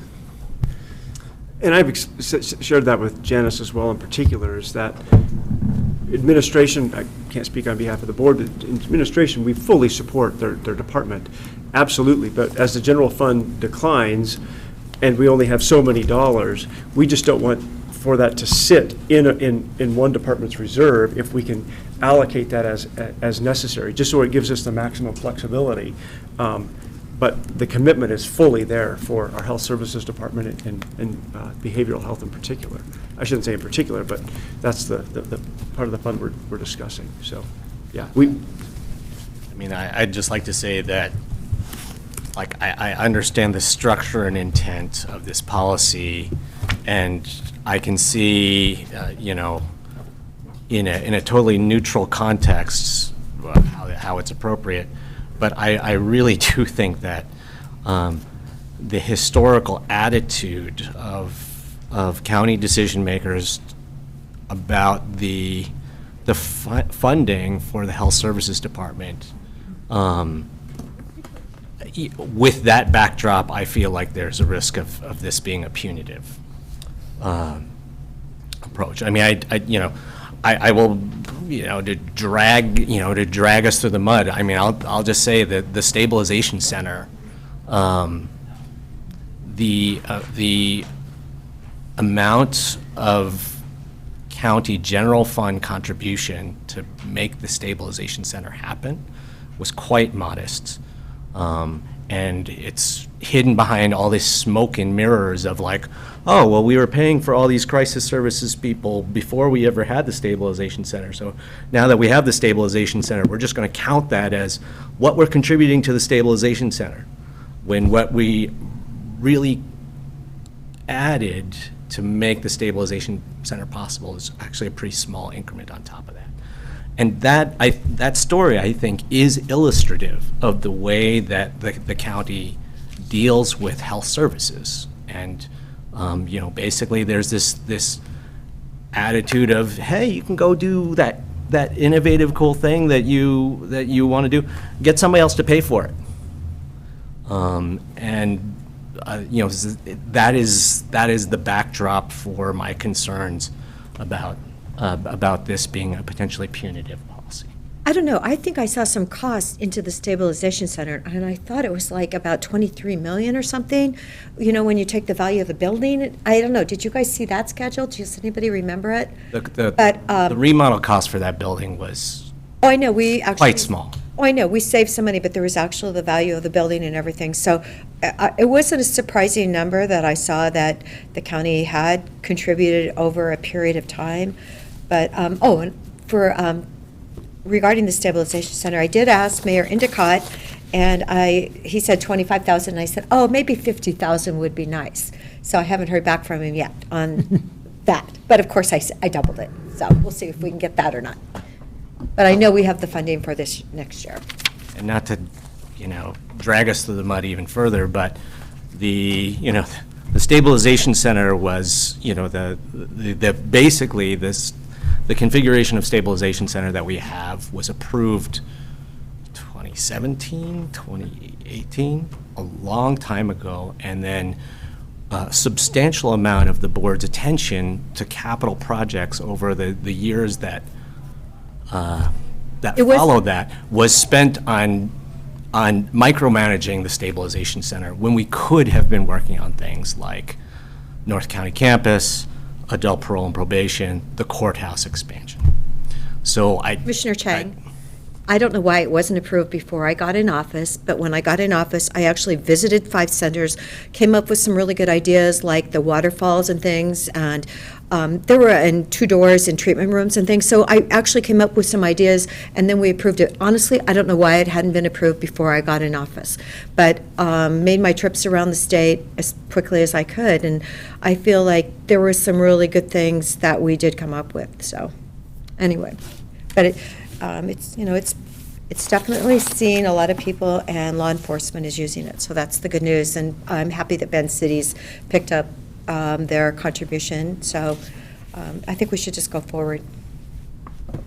And I would just, as we go forward here, just echo that it is very important for us to be working with health services, and if we did see any kind of dip in their reserve level or anything, obviously they would get the full general fund transfer, and this conversation probably wouldn't be nearly as extensive next year, so.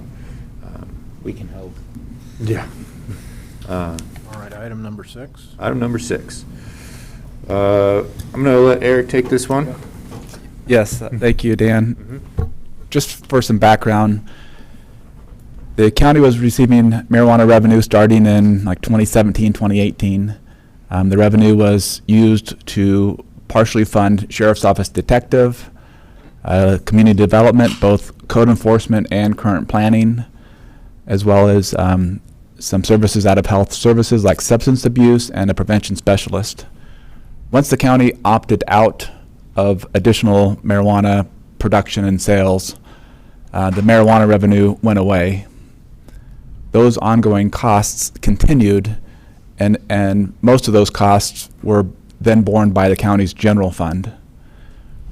With the state law changing, whatever it was, recently, the county will, May 2020 of November, when, you mean any more marijuana? No, when the state law changed so that the county would start getting marijuana revenue again. Oh, right, because of the homeless, yes, last year. Could get marijuana tax revenue again if we initiate a cannabis advisory panel. Yes, so the state law changed saying, hey, okay, Deschutes County, you can get marijuana revenue again, but you need to create a cannabis advisory panel. The cannabis advisory panel will give you recommendations on a couple of areas. One of them is what to do with future marijuana revenue. In April, the cannabis advisory panel met and talked about that very item, and what the cannabis advisory committee, our panel, is recommending is that marijuana revenue go to 4 areas: education, health services, code enforcement, and the sheriff's office. The panel did not say how to break that up or what percentage, and they didn't really get into the details about which specific programs. They just left it open-ended. So the decision today is how to use next year's marijuana revenue. The cover memo that I provided is a starting point, or at least a starting point for the discussion. What I'm recommending is, first off, the projection for marijuana revenue next fiscal year is about $160,000. So what the memo outlines is, as a starting point, is to send $20,000 to code enforcement. That's consistent with the panel's recommendation. $70,000 to the sheriff's office marijuana detective, and that in essence would offset or replace the general fund contribution for those positions. Obviously, it doesn't come close to covering the actual cost because it's 2 detectives, so the actual total cost is probably $250,000, $300,000. But this would offset the general fund portion of that commitment. And then the last area I put down here is health services, healthy schools, the program that you've heard about. Since the Cannabis Advisory Panel, their recommendation was education and health services. This was a way to kind of get at both of those. I was concerned. I didn't want to really. I'm not recommending to put the money towards new programs because each year they're going to make a recommendation. And if we added a new position, then the following year, if the panel said we want to do something else with it, then it would be cutting a position, adding a position. So really the way this is structured is when marijuana became legal, there's been cost to the county. Much of that has been borne by the general fund. First it was partially paid for by marijuana revenue. When that went away, the general fund kicked in. So this proposal moves it back to marijuana revenue, not county general fund, for many of these efforts.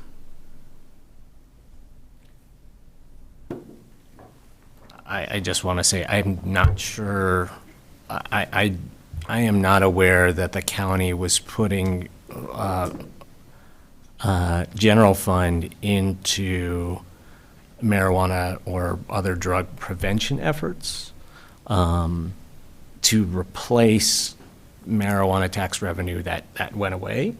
I mean, I know that was the case for some of the detectives, so I think the rationale to adjust county general fund contribution for detectives, based on how much marijuana tax revenue we're putting into that, I think that's appropriate. But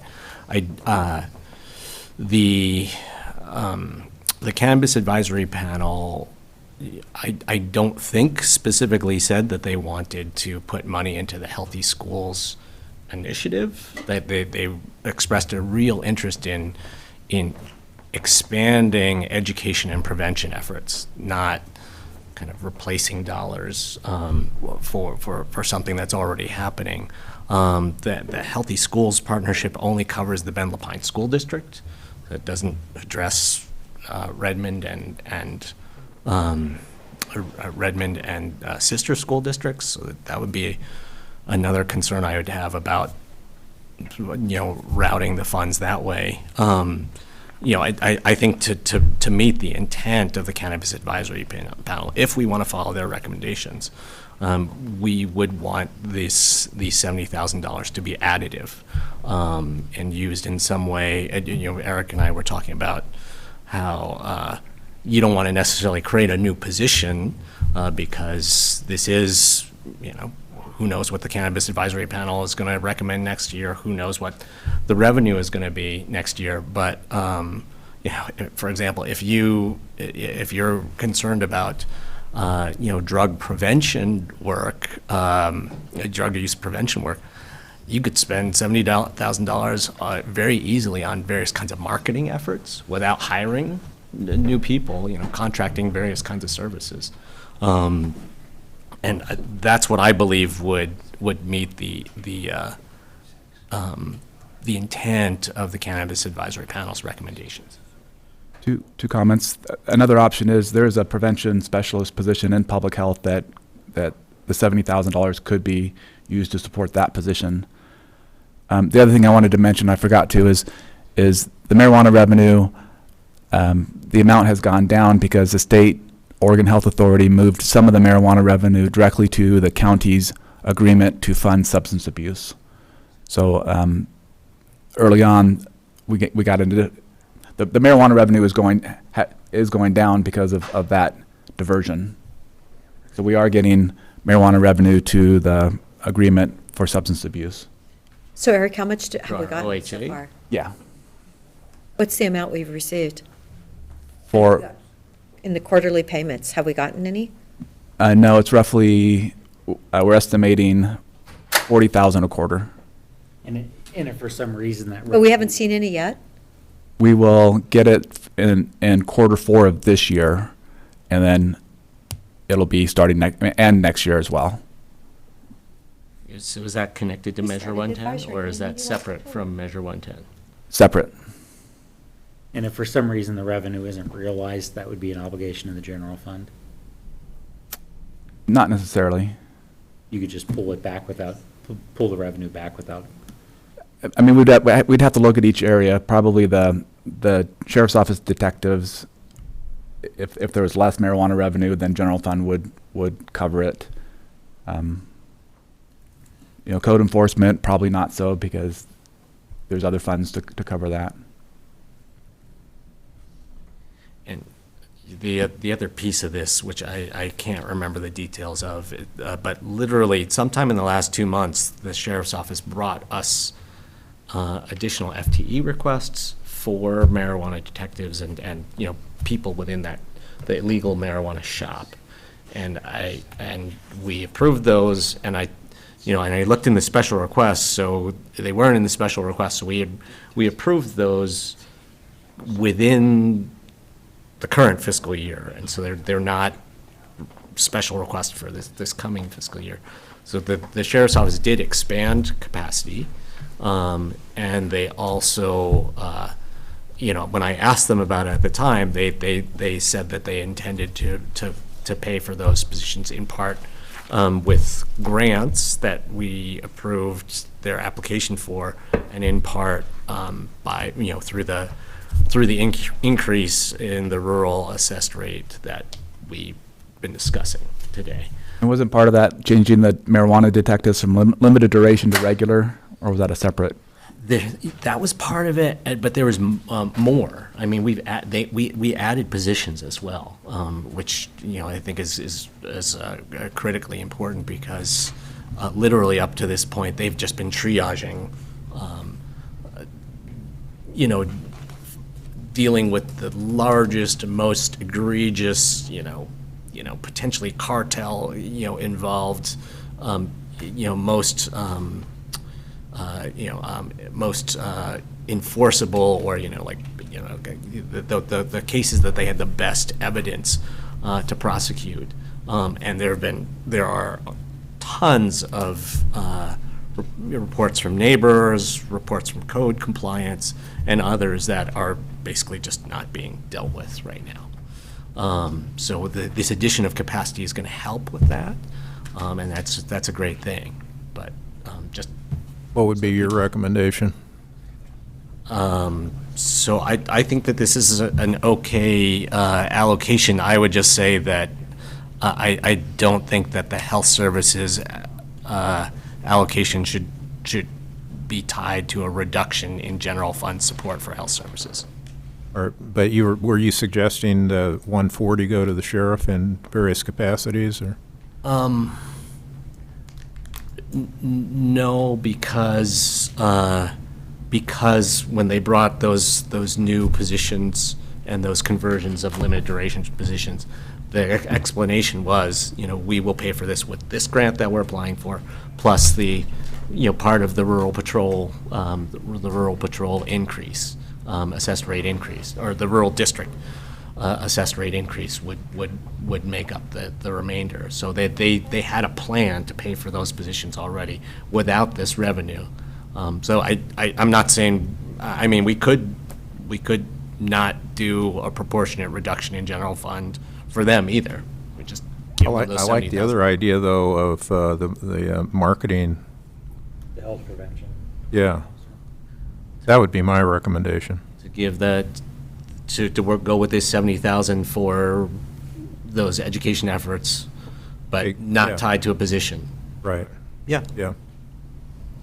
So just to be clear, so you would say 20,000 to code enforcement, 70,000 to the sheriff's office, 70,000 to the health prevention area, and then how much general fund replacement? Just the 70,000 to the sheriff's office? We could do that, or we could not do that. Either way. I mean, this is,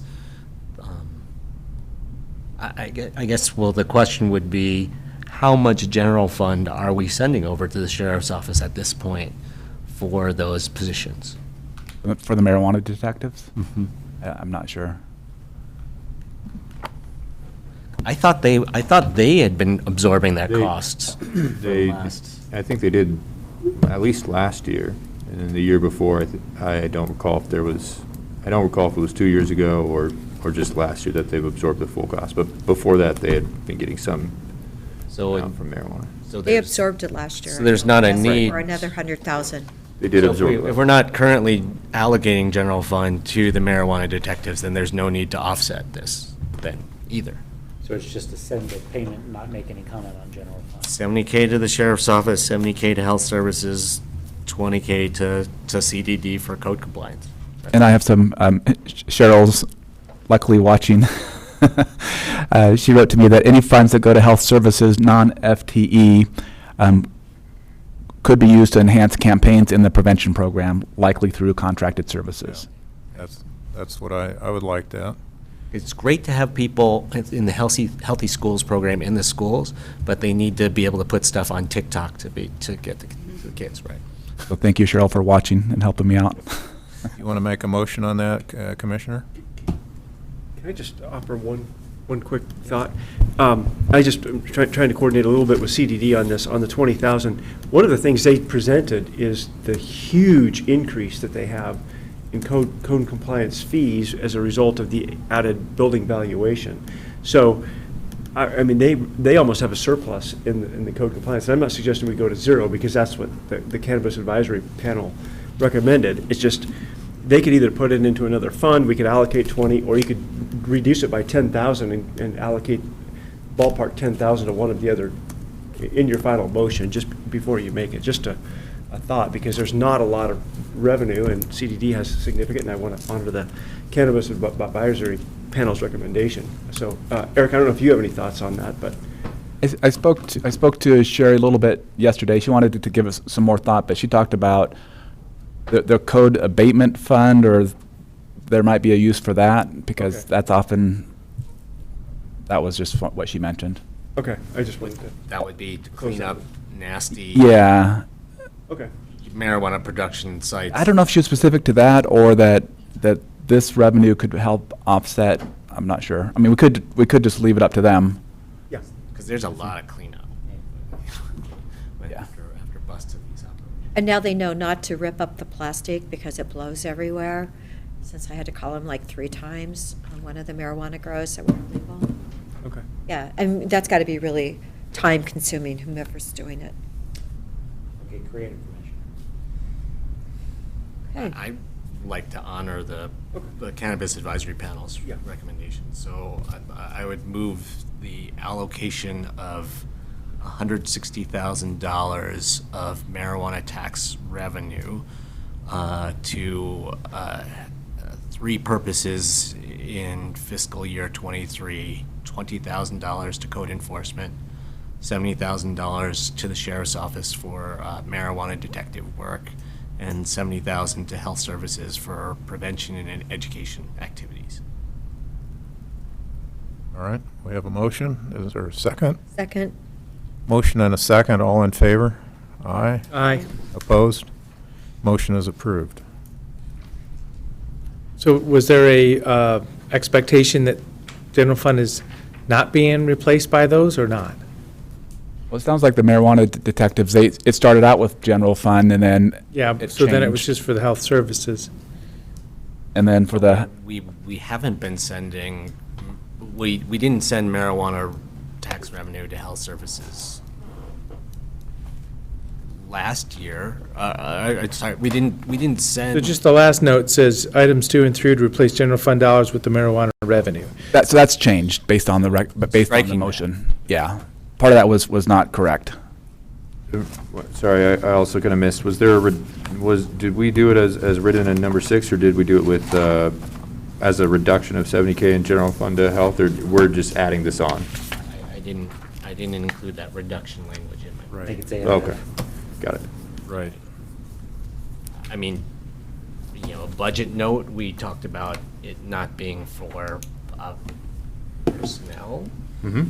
but, Sure, so I just needed. they can figure out what kind of consulting or marketing or whatever expenditures.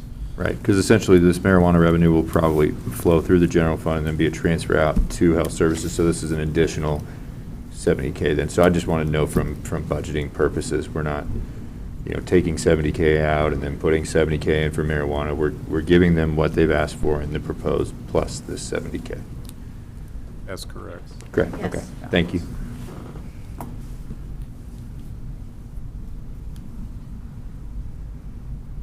Okay, we're ready for number 7. Special requests? All right. So I guess first I would ask, are there anyone who has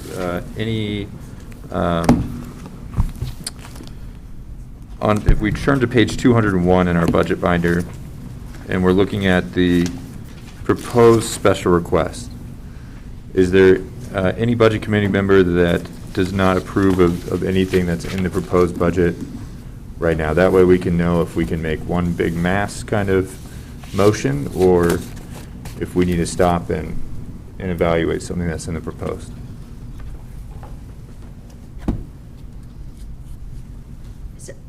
Healthy schools, there seemed to be some kind of talk about that one. That's not in the proposed, so we can have the It's not, discussion on you that. mean down below 201? Mm-hmm. Okay, so you're just talking about the top.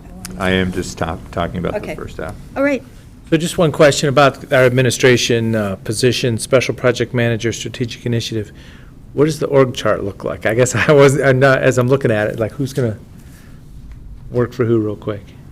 I think as we have in the org chart, the Strategic Initiatives Manager reports to me, as we have it allocated now. Sometimes we make minor adjustments that the person may report to a deputy county administrator, but if I recall correctly, that's how we have it.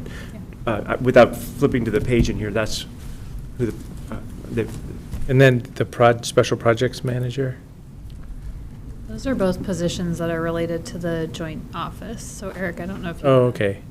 Those second 2 lines, and they got bundled in a little bit in our org chart as well, but I think depending on how that Yeah, evolves. that's a reminder, yeah, so I was, okay.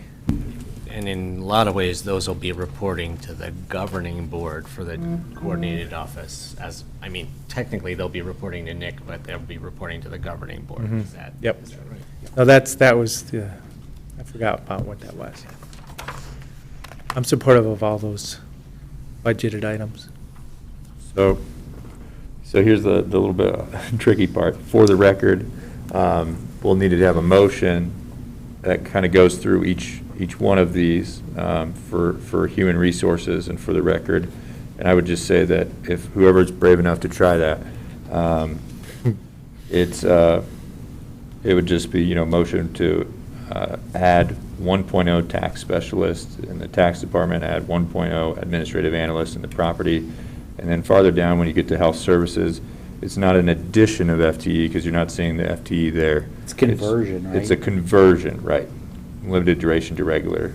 But all the ones that in front there would be, actually, let me get some clarification on that. Would the 2 admin positions above the strategic initiative manager, the ones that are related to the coordination of, are those permanent or are those limited duration positions?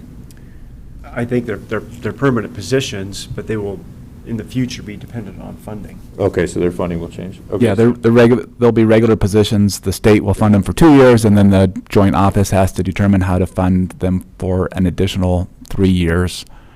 And the thinking is once you have a 5-year, rather than having a 5-year limited duration position, you have a regular position. If they go away, they go away. If you want me to try, I will, and then if I bork it up, then you can just not second it. So I move the adoption of special requests already included in the fiscal year '23 proposed budget as follows: the addition of 1 FTE to the tax department, addition of 1 FTE to the property department, addition of 2 FTEs to the community development department, addition of 4 FTEs to the road department, addition of 1 FTE to the fair and expo department, addition of 1 FTE to human resources, addition of 3 FTEs to administration, addition of 1 FTE to health services, and the conversion of 9 health services positions as described in the special request. Oh, and finally, the conversion of 1 veteran services position as well. I'll second. That works as long as we just specify that all of the ones above the conversion, the 1.0 additions, were regular duration. So with that specification, that works. All right. Great job. All right, we have a motion and a second. All in favor? Aye. Aye. Opposed? Motion is approved. Okey-dokey. So let's move on to the bottom half here, not included in the fiscal year '23 proposed budget. I figure we could just go one by one, and Bruce, if you want to take the lead on that, just starting at the DA's office, we can just go down the list from there. So are we going to be asking for a motion to approve each one of these individually? Mm-hmm. This would be a individual one. Yeah, it's probably easiest to do it one at a time. All right, On let's page start with 224. DA's Office Administrative Supervisor, 1.0 FTE. Is there a motion to approve? So moved. And a second? Second. Is there any discussion? Wasn't that woman in charge of like 25 different people or something, and so that didn't really seem to be. So what I'll say, there's a couple of things that I'll throw out here that I heard that just hit my mind. I sympathize with anybody having to manage 25 people. I may have been in that position before. I'm not entirely sure 12 is significantly better, although it would help.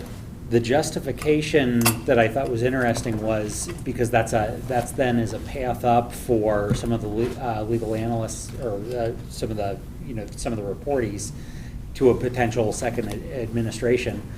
What I wonder is, would it be more beneficial to have HR work with the department to actually offer rotational opportunities or other type of growth opportunities rather than the addition of 1, because that's, or maybe in addition to the 1, either way. But that gives, that's spreading hope a lot more across a stretched department than adding a manager. So I've said my piece on that. Hasn't she been doing this like 5 years, though? I just feel like she's gonna walk.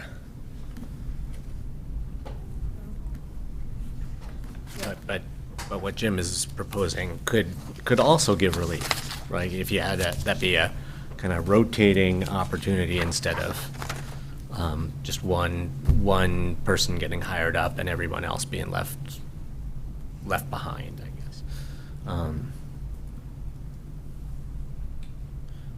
All right, all in favor? Aye. Aye. Opposed? Opposed.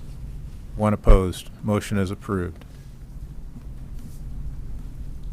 Is there a motion to approve 1.0 FTE in the DA's office for IT Analyst 1? We're calling for a motion.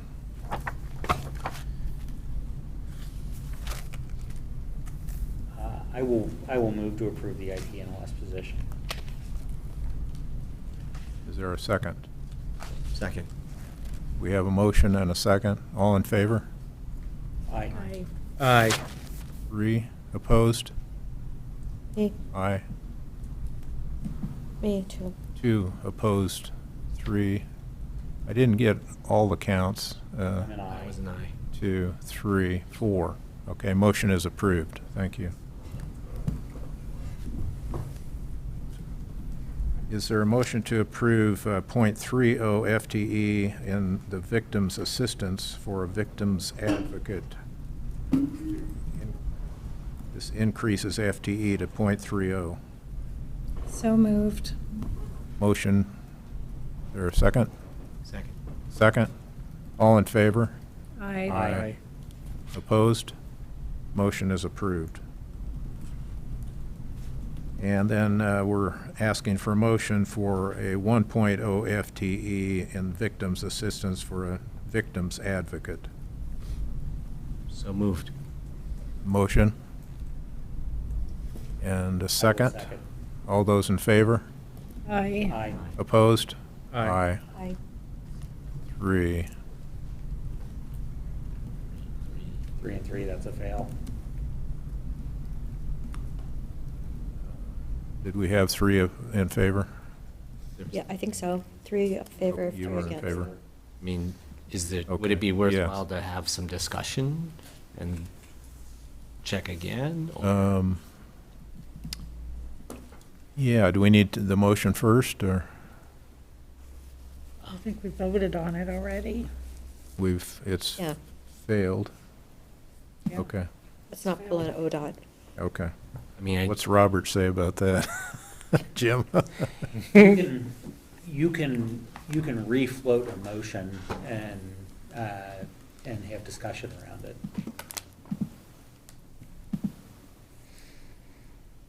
well, I would refloat the motion then. Okay, do you want to make the motion? I move approval of the 1.0 FTE victims advocate position in the district attorney's office. All right, we have a motion. And we need a second. I think it fails for lack of a second. I mean, I will just say that,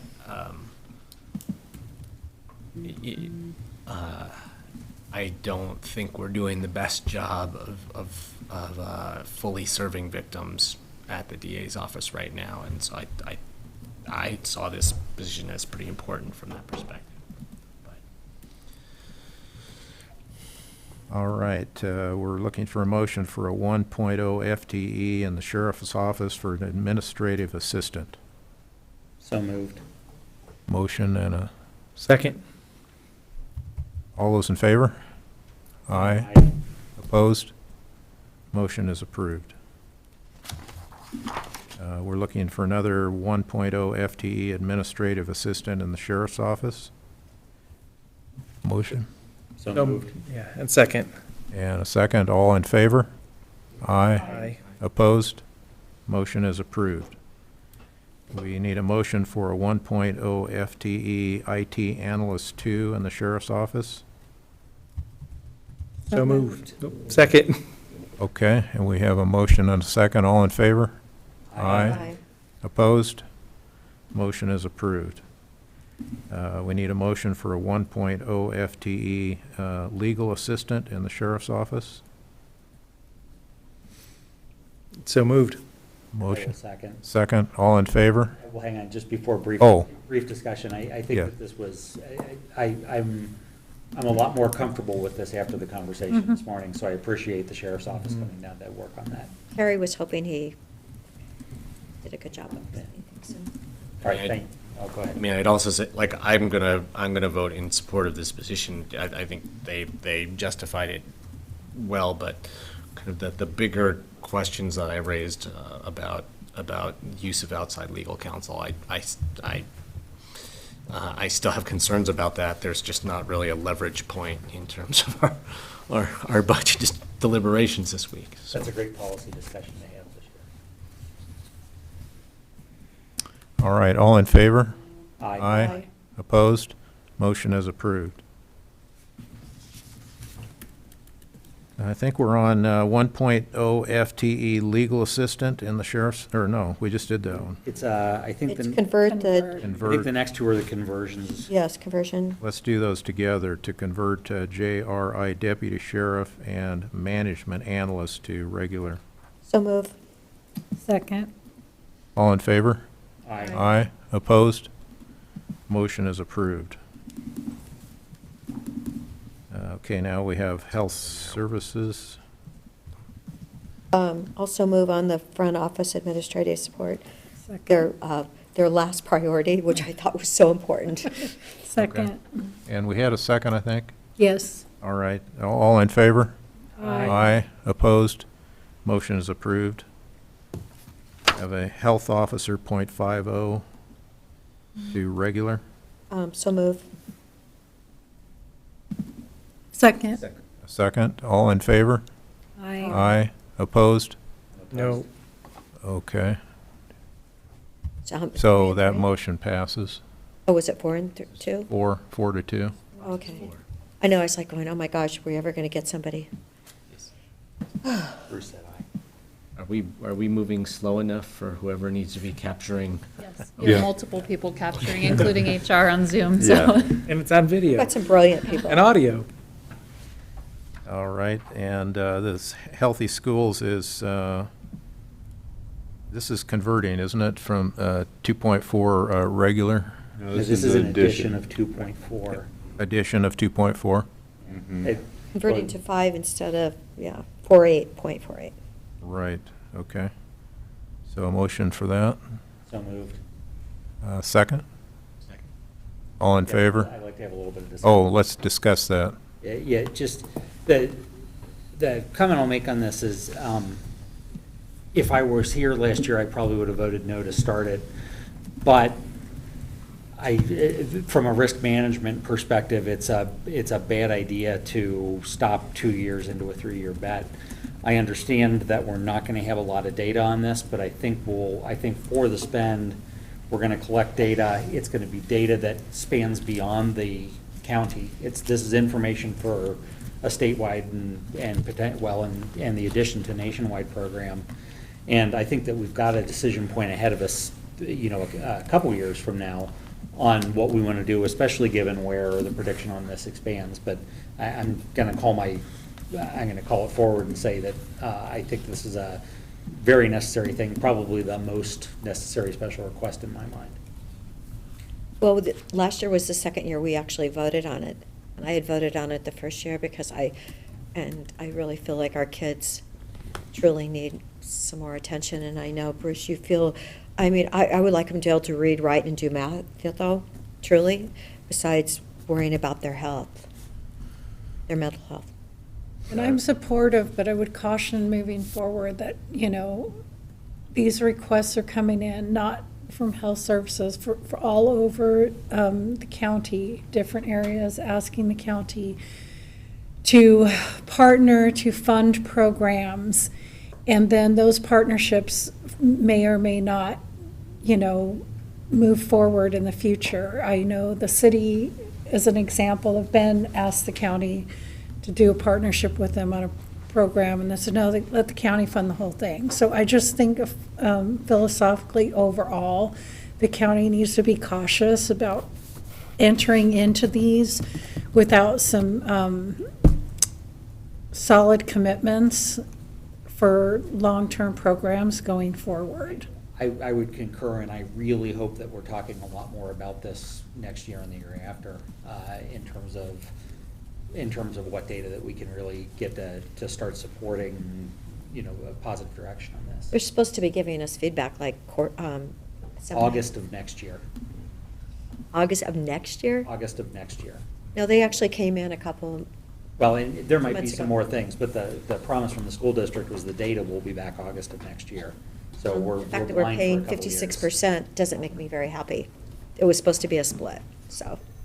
And a lot, I think a caution about the longevity of partnerships is very prudent, and it's something that we want to be mindful of.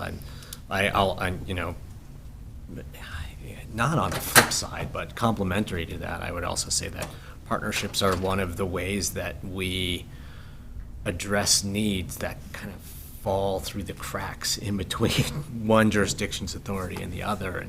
And one of the things I'm excited about this initiative. I'm also excited about the school-based health center partnerships, because those two efforts restore partnership between county health services and schools that existed a long time ago and then kind of disintegrated away, and now, has been identified as enough of an urgent need, and, the right fit of a partnership enough that we're hearing all sorts of requests to rebuild those relationships. Good point. I'm going to vote for this because it's a commitment that we made last year for a 3-year program.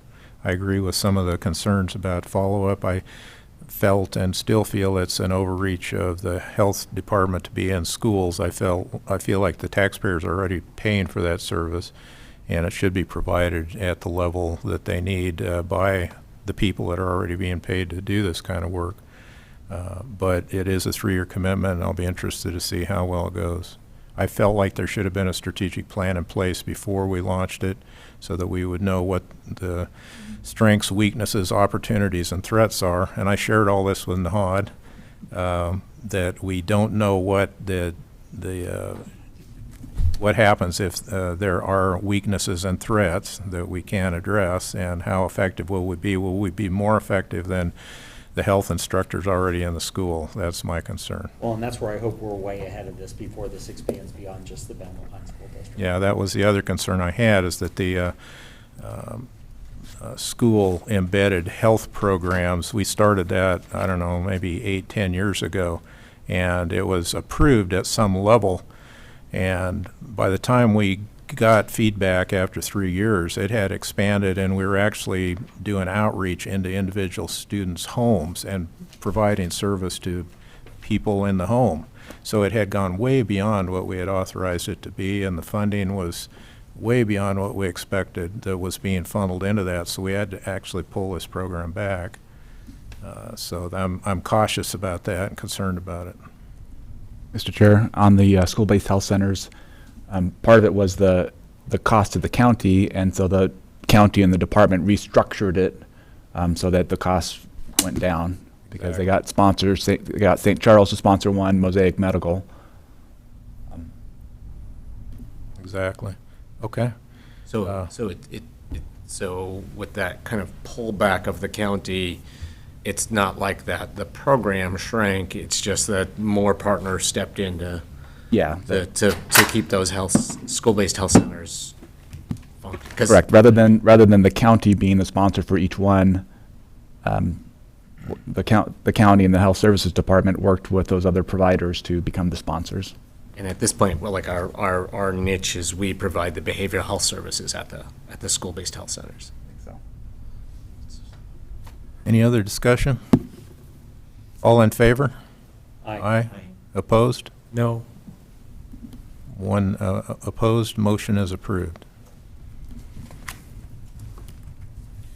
So just to follow up with that no vote, I mean, the comments I agree with in here is to say that the way it came to us, the way it's evolving, partnership is even getting a little different than we expected. So, but I agree with a lot of the comments that were made in support of that too.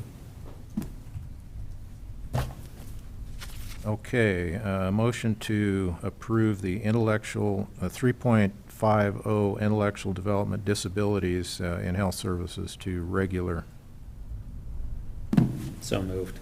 A second. Second. All in favor? Aye. Opposed? Motion is approved. And then motion to convert to public information officer, limited term to regular 1.0 FTE. Is there a motion to approve? So moved. There's a motion.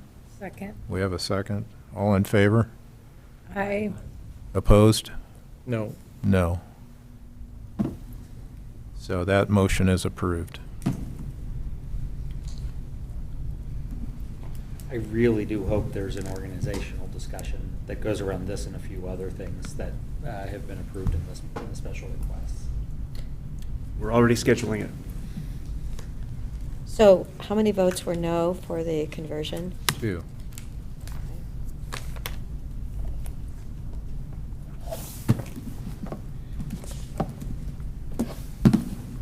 All right, Dan, where are we at? Well, that was, About everything. that was all the special requests. We did great. So, we're cruising along. I kind of hesitate to bring this up, but were there any, major additional items that perhaps anyone on the committee or anyone from staff thinks that they weren't addressed or would like to bring up? Discussion. I mean, I sort of addressed, one question I specifically wanted to ask that relates to our capital investment needs was, again, this is very specific. When we sold the Connors property to Housing Works, the stated rationale for selling that land instead of making it a donation was that we were going to put that money into the courthouse or our capital project needs. And I'm curious whether we have actually structured the receipts from that property sale to contribute to our capital construction needs, or how we set that up. Because my major concern at the time was that we are, as Judy's picked up on, we've donated a lot of land in a lot of communities, but then when suddenly it came to a question of land in Bend, we wanted to sell it instead of donating it to affordable housing efforts. So, I had a lot of questions about that difference of approach between communities. But the rationale that was given was we need those dollars for Didn't we donate capital projects. 800,000 of ARPA funds to Bend Habitat? Wasn't that the number? Yeah, so, I mean, it wasn't a location in Bend that would have been a driver for that decision for myself. I mean, I feel like you're pointing to your fellow commissioners saying because it's in Bend, we took money. So, I mean, it was Housing Works, it was a market rate offer, and there's an opportunity to receive value for a very high valuable, centrally located parcel instead of something on the perimeter of our county. So, it wasn't because of Bend. I mean, I don't understand the terminology there. Dan, have you seen those funds? It's 1.3. I mean, I know there's some issues with the sale. Sorry, I was kind of trying to communicate with HR and Health Services about the special request that just went through. Okay. I heard that we were talking about Connors, and I'm not very familiar with those funds at this point in I'm time. talking about Simpson, actually. No, Connor. Oh, the Connors? Oh, that million. Oh, yeah, we should have gotten that. I would have to look it up, which I can do. The question is, Where'd the money go? can we connect the dots between the Connors sale and our capital reserve dollars?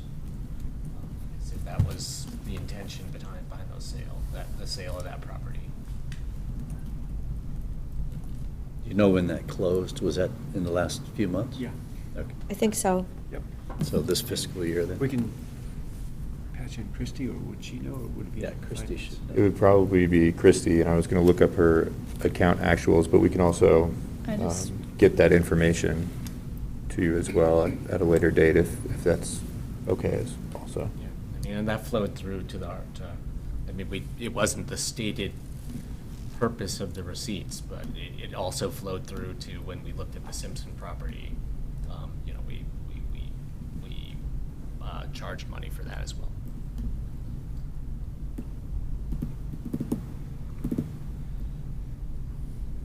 We'll follow the money. Let's see where it went. Sorry, I don't know off the Bruce? top of my head. Who were the two no's for the conversion? Because That's the last item, yes. Commissioner DeBonne and myself. Okay, I voted no, too. Oh, you did? Yeah, I didn't say it out loud, but I was like, and then I thought you counted me, but then I was thinking like you didn't. No, I didn't. So, it's 3 noes. yeah, so it's a tie. This was on the PIO Right. conversion? So it failed then, correct? Well, it didn't pass. Right, right. Mhm. Thank you. Motion. Oh, no, I know. Yeah, it should be. We truly need a PIO for the county. More broadly, I am So I can interested look in, I am interested in affordable housing efforts, but what I wanted out of the budget committee was just the Deposit the fund. the financial capacity and flexibility to be able to. This is the property do management something fund. Okay. That played out through other decisions. I don't need to say anything else about it. So did So- you see where that money came in? or- There's a, I'm looking at it right now. We have, we have just learned from Christie that the funds were deposited into Fund 090, which is the Project Development Fund. So, my first experience addressing this. So would this be the time to consider transferring that money to, what is it, 060, or to another fund, either for the courthouse or other capital project needs? I think property sales go into that fund to be matched with whatever expenses are related to the sale of the property, and then there's a net, and then I'm not sure what happens to it after that, so. Okay. If there's direction to move that, then I think between finance and Christie, we could work that out. It'll be a net number, it won't be the whole amount, probably. Okay, and so then would that decision be made by the budget committee or just by the board? Just by the board? I think the Okay. board, that Yeah. seems Okay. like that's where the commitment was made. That's pretty standard I just wanted to know if that money was, To do it. was in our, Net it out, yeah. in our modeling for how we, you know, our capital expenditures. And it is. For project development. So we can bring this question back to the Board of Commissioners, whether we keep it there or we transfer it into Fund 090. So, yeah, it's Right. land, it says land proceeds, million to 202,352. So, Yeah, I see it in 090 right now. It's a series of transactions, but I see the large $1 million transaction there, so. Good, okay. So we'll bring that back for a board decision or consideration, and how you wish to decide that, okay.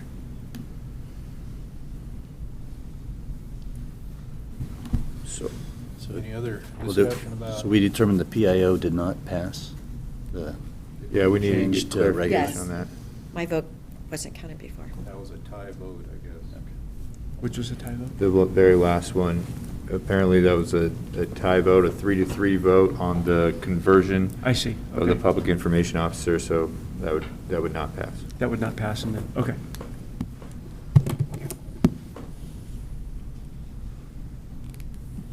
Are we close to? I just actually have state charges Through next fiscal year. No, it goes through Yeah. December, to December. Oh, it's just through December? I thought it was Yeah, the through- current, I yeah. thought it was through June 30. That's what I thought. Was it June? 23? I thought it was through the next fiscal year, but I could be wrong. I just need to follow that.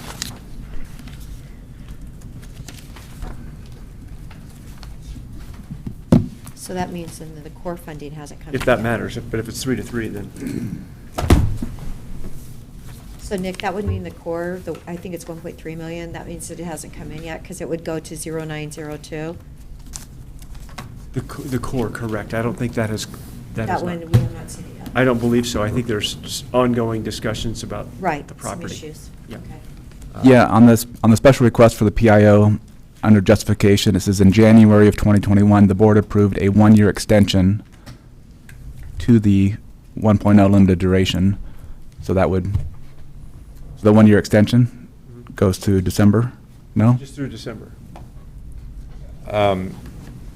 So I think it had already been approved from June 30th, 2022, when it was extended at that point in time. Cheryl is on the line and said that the duration of that position is June 30th, 2023. All right, well, I will certainly defer to Cheryl. Okay. So it's actually approved then through 23? To the very last day of fiscal year 23. Okay. Okay. And so then we would get to our proposed budget approvals. Can we take a 5-minute break? Sure. Oh, Bruce. Before we have the big drum roll. Why try to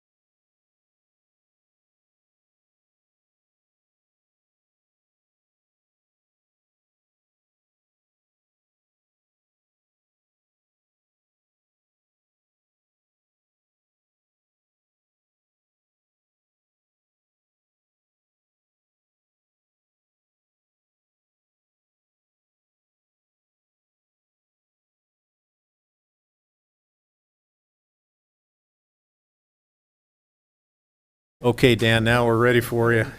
I think we gotta wait for. Phil just left. Oh, I missed that. What do you think, which one could be wrong? No, I think they're all. They might all be wrong. No, I use Workiva. Are we going to talk about the medical examiner or what? I think they kind of. Whitney could probably give you a quick 2-minute on medical examiner, Whitney. Bruce was asking about that. Okay. Do we want to wait for Commissioner Chang to return? That'd be great. At some point, Jim, we can revisit, we learned about the lump in the snake, tin cupping. We need to get, Regurgitate, what was it, jiggering? Rejiggering? You know, the one I thought somewhere I would use this week that I haven't yet, and it's one of my favorite lines from one of my mentors, which is, Pfister, hope is not a strategy. Hope is not a strategy. It looks right to me, man. Don't be stressing me out like that. You did say bork it up. Yeah. Picked up that one recently. I used Brock once. I had, yep. Just hope. Okay, it's my just cousin's evidence of birthday things today, not and I seen. would like to see her tonight sometime. Just remember, the opposite of faith is sight. I think we'll be out of, So we need out of to here go very over the medical quickly. examiner? 3:30? I think Bruce just wanted. Waiting for, okay. Yeah, let's talk a few minutes. Since she's now retiring, no one else is allowed to die in Deschutes County. Please go to Crook or Jefferson, right? Or did she work there too, Whitney? Yeah, I think she works covered in all Jeff, that. I think it's one of the two, but it might be all three. All right. We're going to talk about this first. Oh. Summary. If you can have mine if you don't have one. All right, let's find out all we need to know about the county medical examiner. We're going to do our best. We may need to tag team this a bit, but as I mentioned yesterday, the county's contracted medical examiner, Dr. Jana Van Amberg, has indicated to staff that she plans to retire later this year. And so with that announcement, we've been coordinating with the district attorney's office and the sheriff's office and the state ME's office to talk about next steps and what that's going to look like for the future of this program. Dr. Van Amberg, as I mentioned, the county has a contract with her, and that contract encompasses administrative support. She has a great support in her administrator who helps her with some of her office functions, and a team that also helps support her in doing investigations. Right now, where we are in that process is that we're planning to meet with Dr. Van Amberg and the team I just mentioned of departments. She's identified someone who may be interested in taking on these duties, and that if that were to move forward, that would be a new contracted service that we would execute.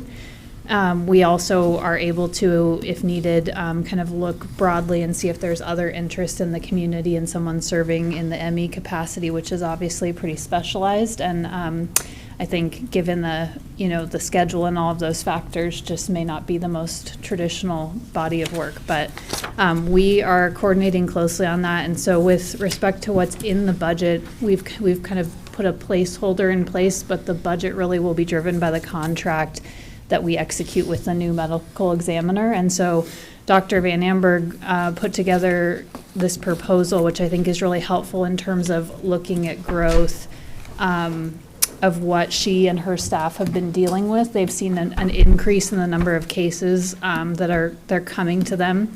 And the state has recognized that as well. So I think we're cognizant of that we're growing, and along with our growth, that work is also growing, and we're just looking to move forward with consultation with the state and the district attorney, who plays an important role in this process, and other partners to hopefully execute a new contract and move forward. So if we need to come back to the board with respect to the medical examiner budget, we will do that. If we need to seek a budget adjustment to the funds that have been budgeted. Eric, is there anything I'm forgetting or anything that you'd like to No, add? I think you covered it well. Okay. I think medical examiner was mentioned in that health director justification also. I don't know if that would be a duty of or just to interface with or something like that. We've seen in some places that works, I think, right, in talking with the district attorney's office and the sheriff's office and the state ME's office. That group felt pretty comfortable with continuing to contract the service and that there was some benefit that that structure provided. But certainly, we've been looking to explore all the options that are available to us as we move through this process. And gratefully, I mentioned this yesterday, but Dr. Van Amberg has just been a great partner and she's actually extended the time, her original retirement date, to provide us some coverage and cross-training, and just really trying to make sure that this program gets handed off in a good way, so that we can pass along that historical knowledge of the program. So we're really grateful for that, and hopefully we'll have more updates for the board soon on kind of next steps.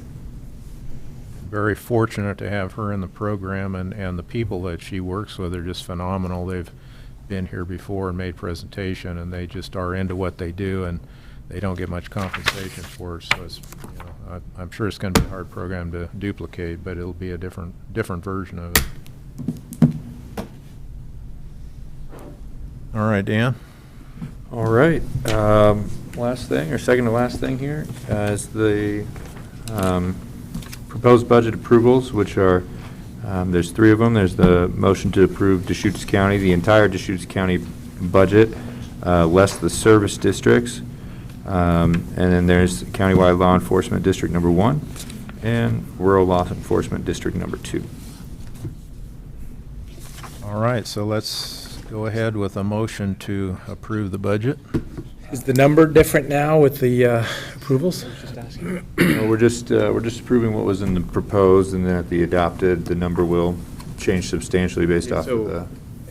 Yeah. Let me just clarify. The motion is to approve county budget adjusted for approved changes. So we don't know exactly what those are and what funds they all belong in. We'll fix that, and that's what will be advertised for the final hearing. So the $583,189,773 is kind of the roll-up number at a point in time, and obviously it changed a little bit from all of our choices. Right. This is approving those approvals. Yep. So was that a motion almost? I'll make it a motion, so I'll move to approve the Deschutes County budget of $583,189,773, adjusted for approved changes, and set the tax rate at $1.2183 per $1,000 of assessed value. A second. Okay, motion and a second. All in favor? Aye. Opposed? Motion is approved. I think we have to close the Deschutes County budget meeting. I'm reluctant to do that, just because I enjoy it so much. You could hang on to it for a little longer. Yeah, and can just we open wait the till next one and- But. You got 2 more to open and close. Yeah, exactly. And we will open the public meeting for Countywide Law Enforcement District 1 on 701. And we have time for public comment. Is there any public comment? Any budget discussion for Countywide Law Enforcement District 1? All right. We can have a motion to approve that budget. I would move to approve the countywide law enforcement county service district budget of $43,879,689, adjusted for approved changes, and set the tax rate at $1.05 per 1,000 of assessed valuation. Second. All right, we have a motion and a second. All in favor? Aye. Opposed? Motion is approved. So we will close the countywide law enforcement district budget meeting and open the public meeting for rural law enforcement district 2. Is there any public comment? Hearing none, we can have budget discussion if there is any. Well, that's me after 4 years of 9 cents less, right? Yeah. So now we're going back up. Yeah. Exactly. All right, we can accept a motion to approve that budget. I move to approve the Rural Law Enforcement County Service District budget of $14,804,277, adjusted for approved changes, and set the tax rate at $1.43 per 1,000 of assessed valuation. I will say. We do have a second. All in favor? Aye. Aye. Opposed? Motion is approved. We will close the Rural Law Enforcement County District Budget Meeting. And if I had a gavel, I'd hammer it, but I don't, so. Congratulations. Yeah. Thank you Well, very thank much, the everybody. staff for all the work you guys put into this. I know it's a lot. You did a good job. It made it very easy to come jumping into this with all the prep work that you did. And, you know, thanks for giving me 500-plus pages to read. I read them. Can't wait for the next 500.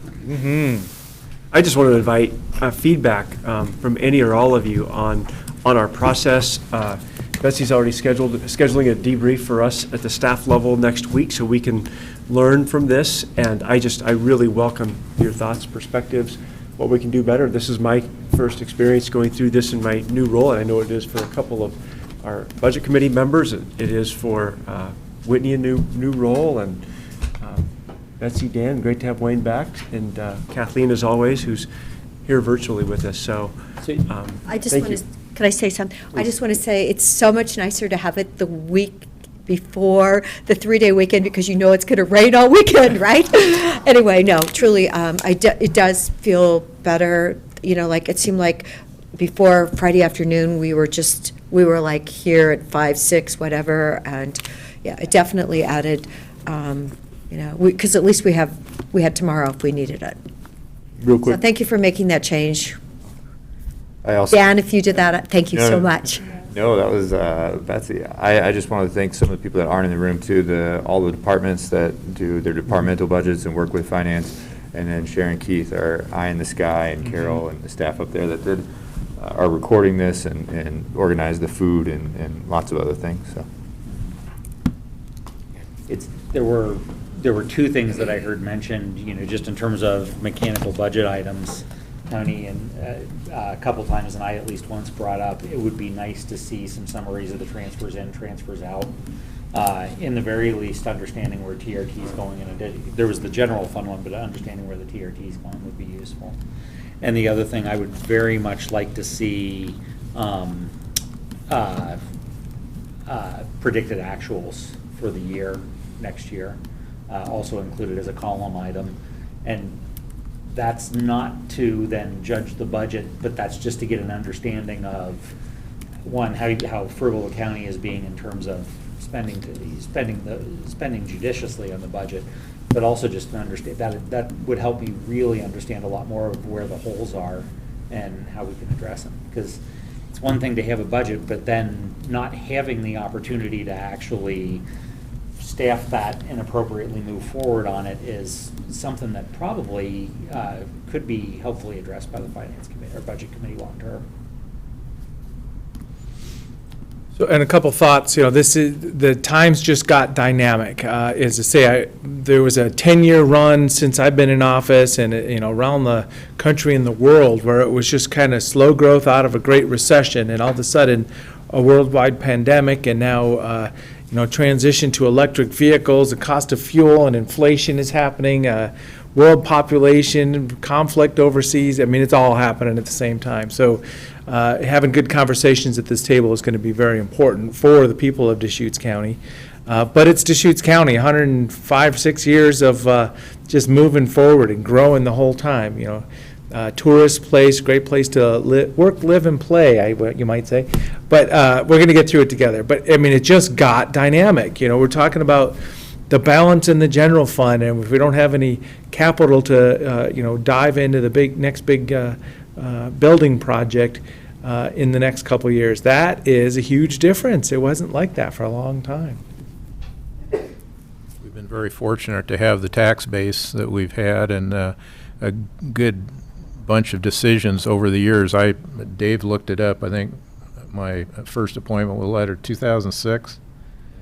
At that, you know, it was just as you described at that point, but I think by 2008, thereabouts, we started seeing a downturn. We could sense it. We weren't sure what was going to happen. And I think by the time you got here, Wayne, we were in the throes of it and had to really rein it in, and we lost a bunch of people. CDD was trying to survive. We used a bunch of reserves, and we got smarter after that in terms of reserves and what it was going to take to survive the next time around. But fortunately, we haven't had that happen, and we're on the other end of it where we've just seen rapid growth. Anything can happen, but I appreciate the Commissioner's comments about the capital needs going forward. I think that's our next big challenge, so good luck, guys. And I think I forgot to look this direction, the person who's been here the longest, who's Eric. Thank you. Your institutional knowledge, serving in dual roles. Hopefully we have that middle person up there with the Health Services Director between behavioral and public health staff next year. It's funny you mentioned, I was just thinking, when I started 14 years ago, the biggest challenges at the time were, what are we going to do about jail expansion? Ultimately, we said, we just need to move forward with it. We'll figure out a way to pay for it. The Humane Society of the Redmond Humane Society and the outstanding loan, and then the Bethlehem Inn. Those were like the three biggest things for the first couple of years, and we got through those, and we'll get through the other things just mentioned. So as long as we're on Eric, I mean, that guy can stand in for anything. Yes. I remember one county administrator run that he had. He did a great job, and obviously doing a great job now, so appreciate his energy. Thank you. All right, folks, any other thoughts? It was really nice to have Whitney at the table as part of our team, so I really appreciate that she's here. And I just want to personally say thanks for considering me for this, and, you know, you might be regretting it after a week's worth of questions. But Great. I'll do this as long as you let me. And if there's anything that I can do to help, especially the county or anything else, so that I don't have to ask so many questions next time. I still will, but so that I don't have to. I'm at your disposal if there's some out of the box thinking that you'd like to have happen. Didn't you get the longer appointment? Yes. I think so.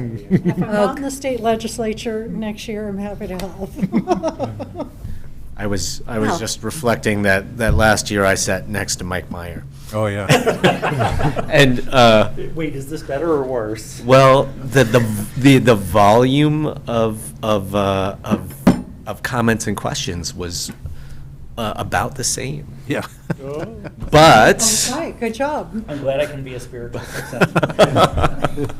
but you know, a lot of times with Mike, it was, you know, very, very important questions, and you know, great historical context, and then sometimes there was just a lot of colorful, very colorful language too. So while the quantity of discussion was similar, like the you know, I very much appreciate all the insightful questions that helped us you know, work through challenging things that we had to get our head around. So thank you.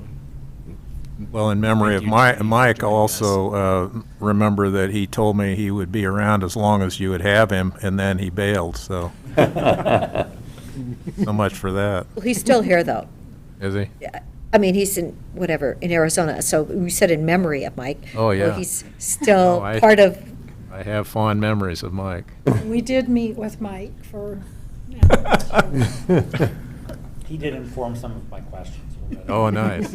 He gave us a list. How many four-letter words do you use in the? A few. My customer mode when being recorded requires me to limit my number of four-letter words, although not my otherwise creative or colorful analogies. Great. All right, good luck, folks. We're here if you need us. Thank you so much. thank you, guys. The county is in good hands, thank you. And this is yours. Oh,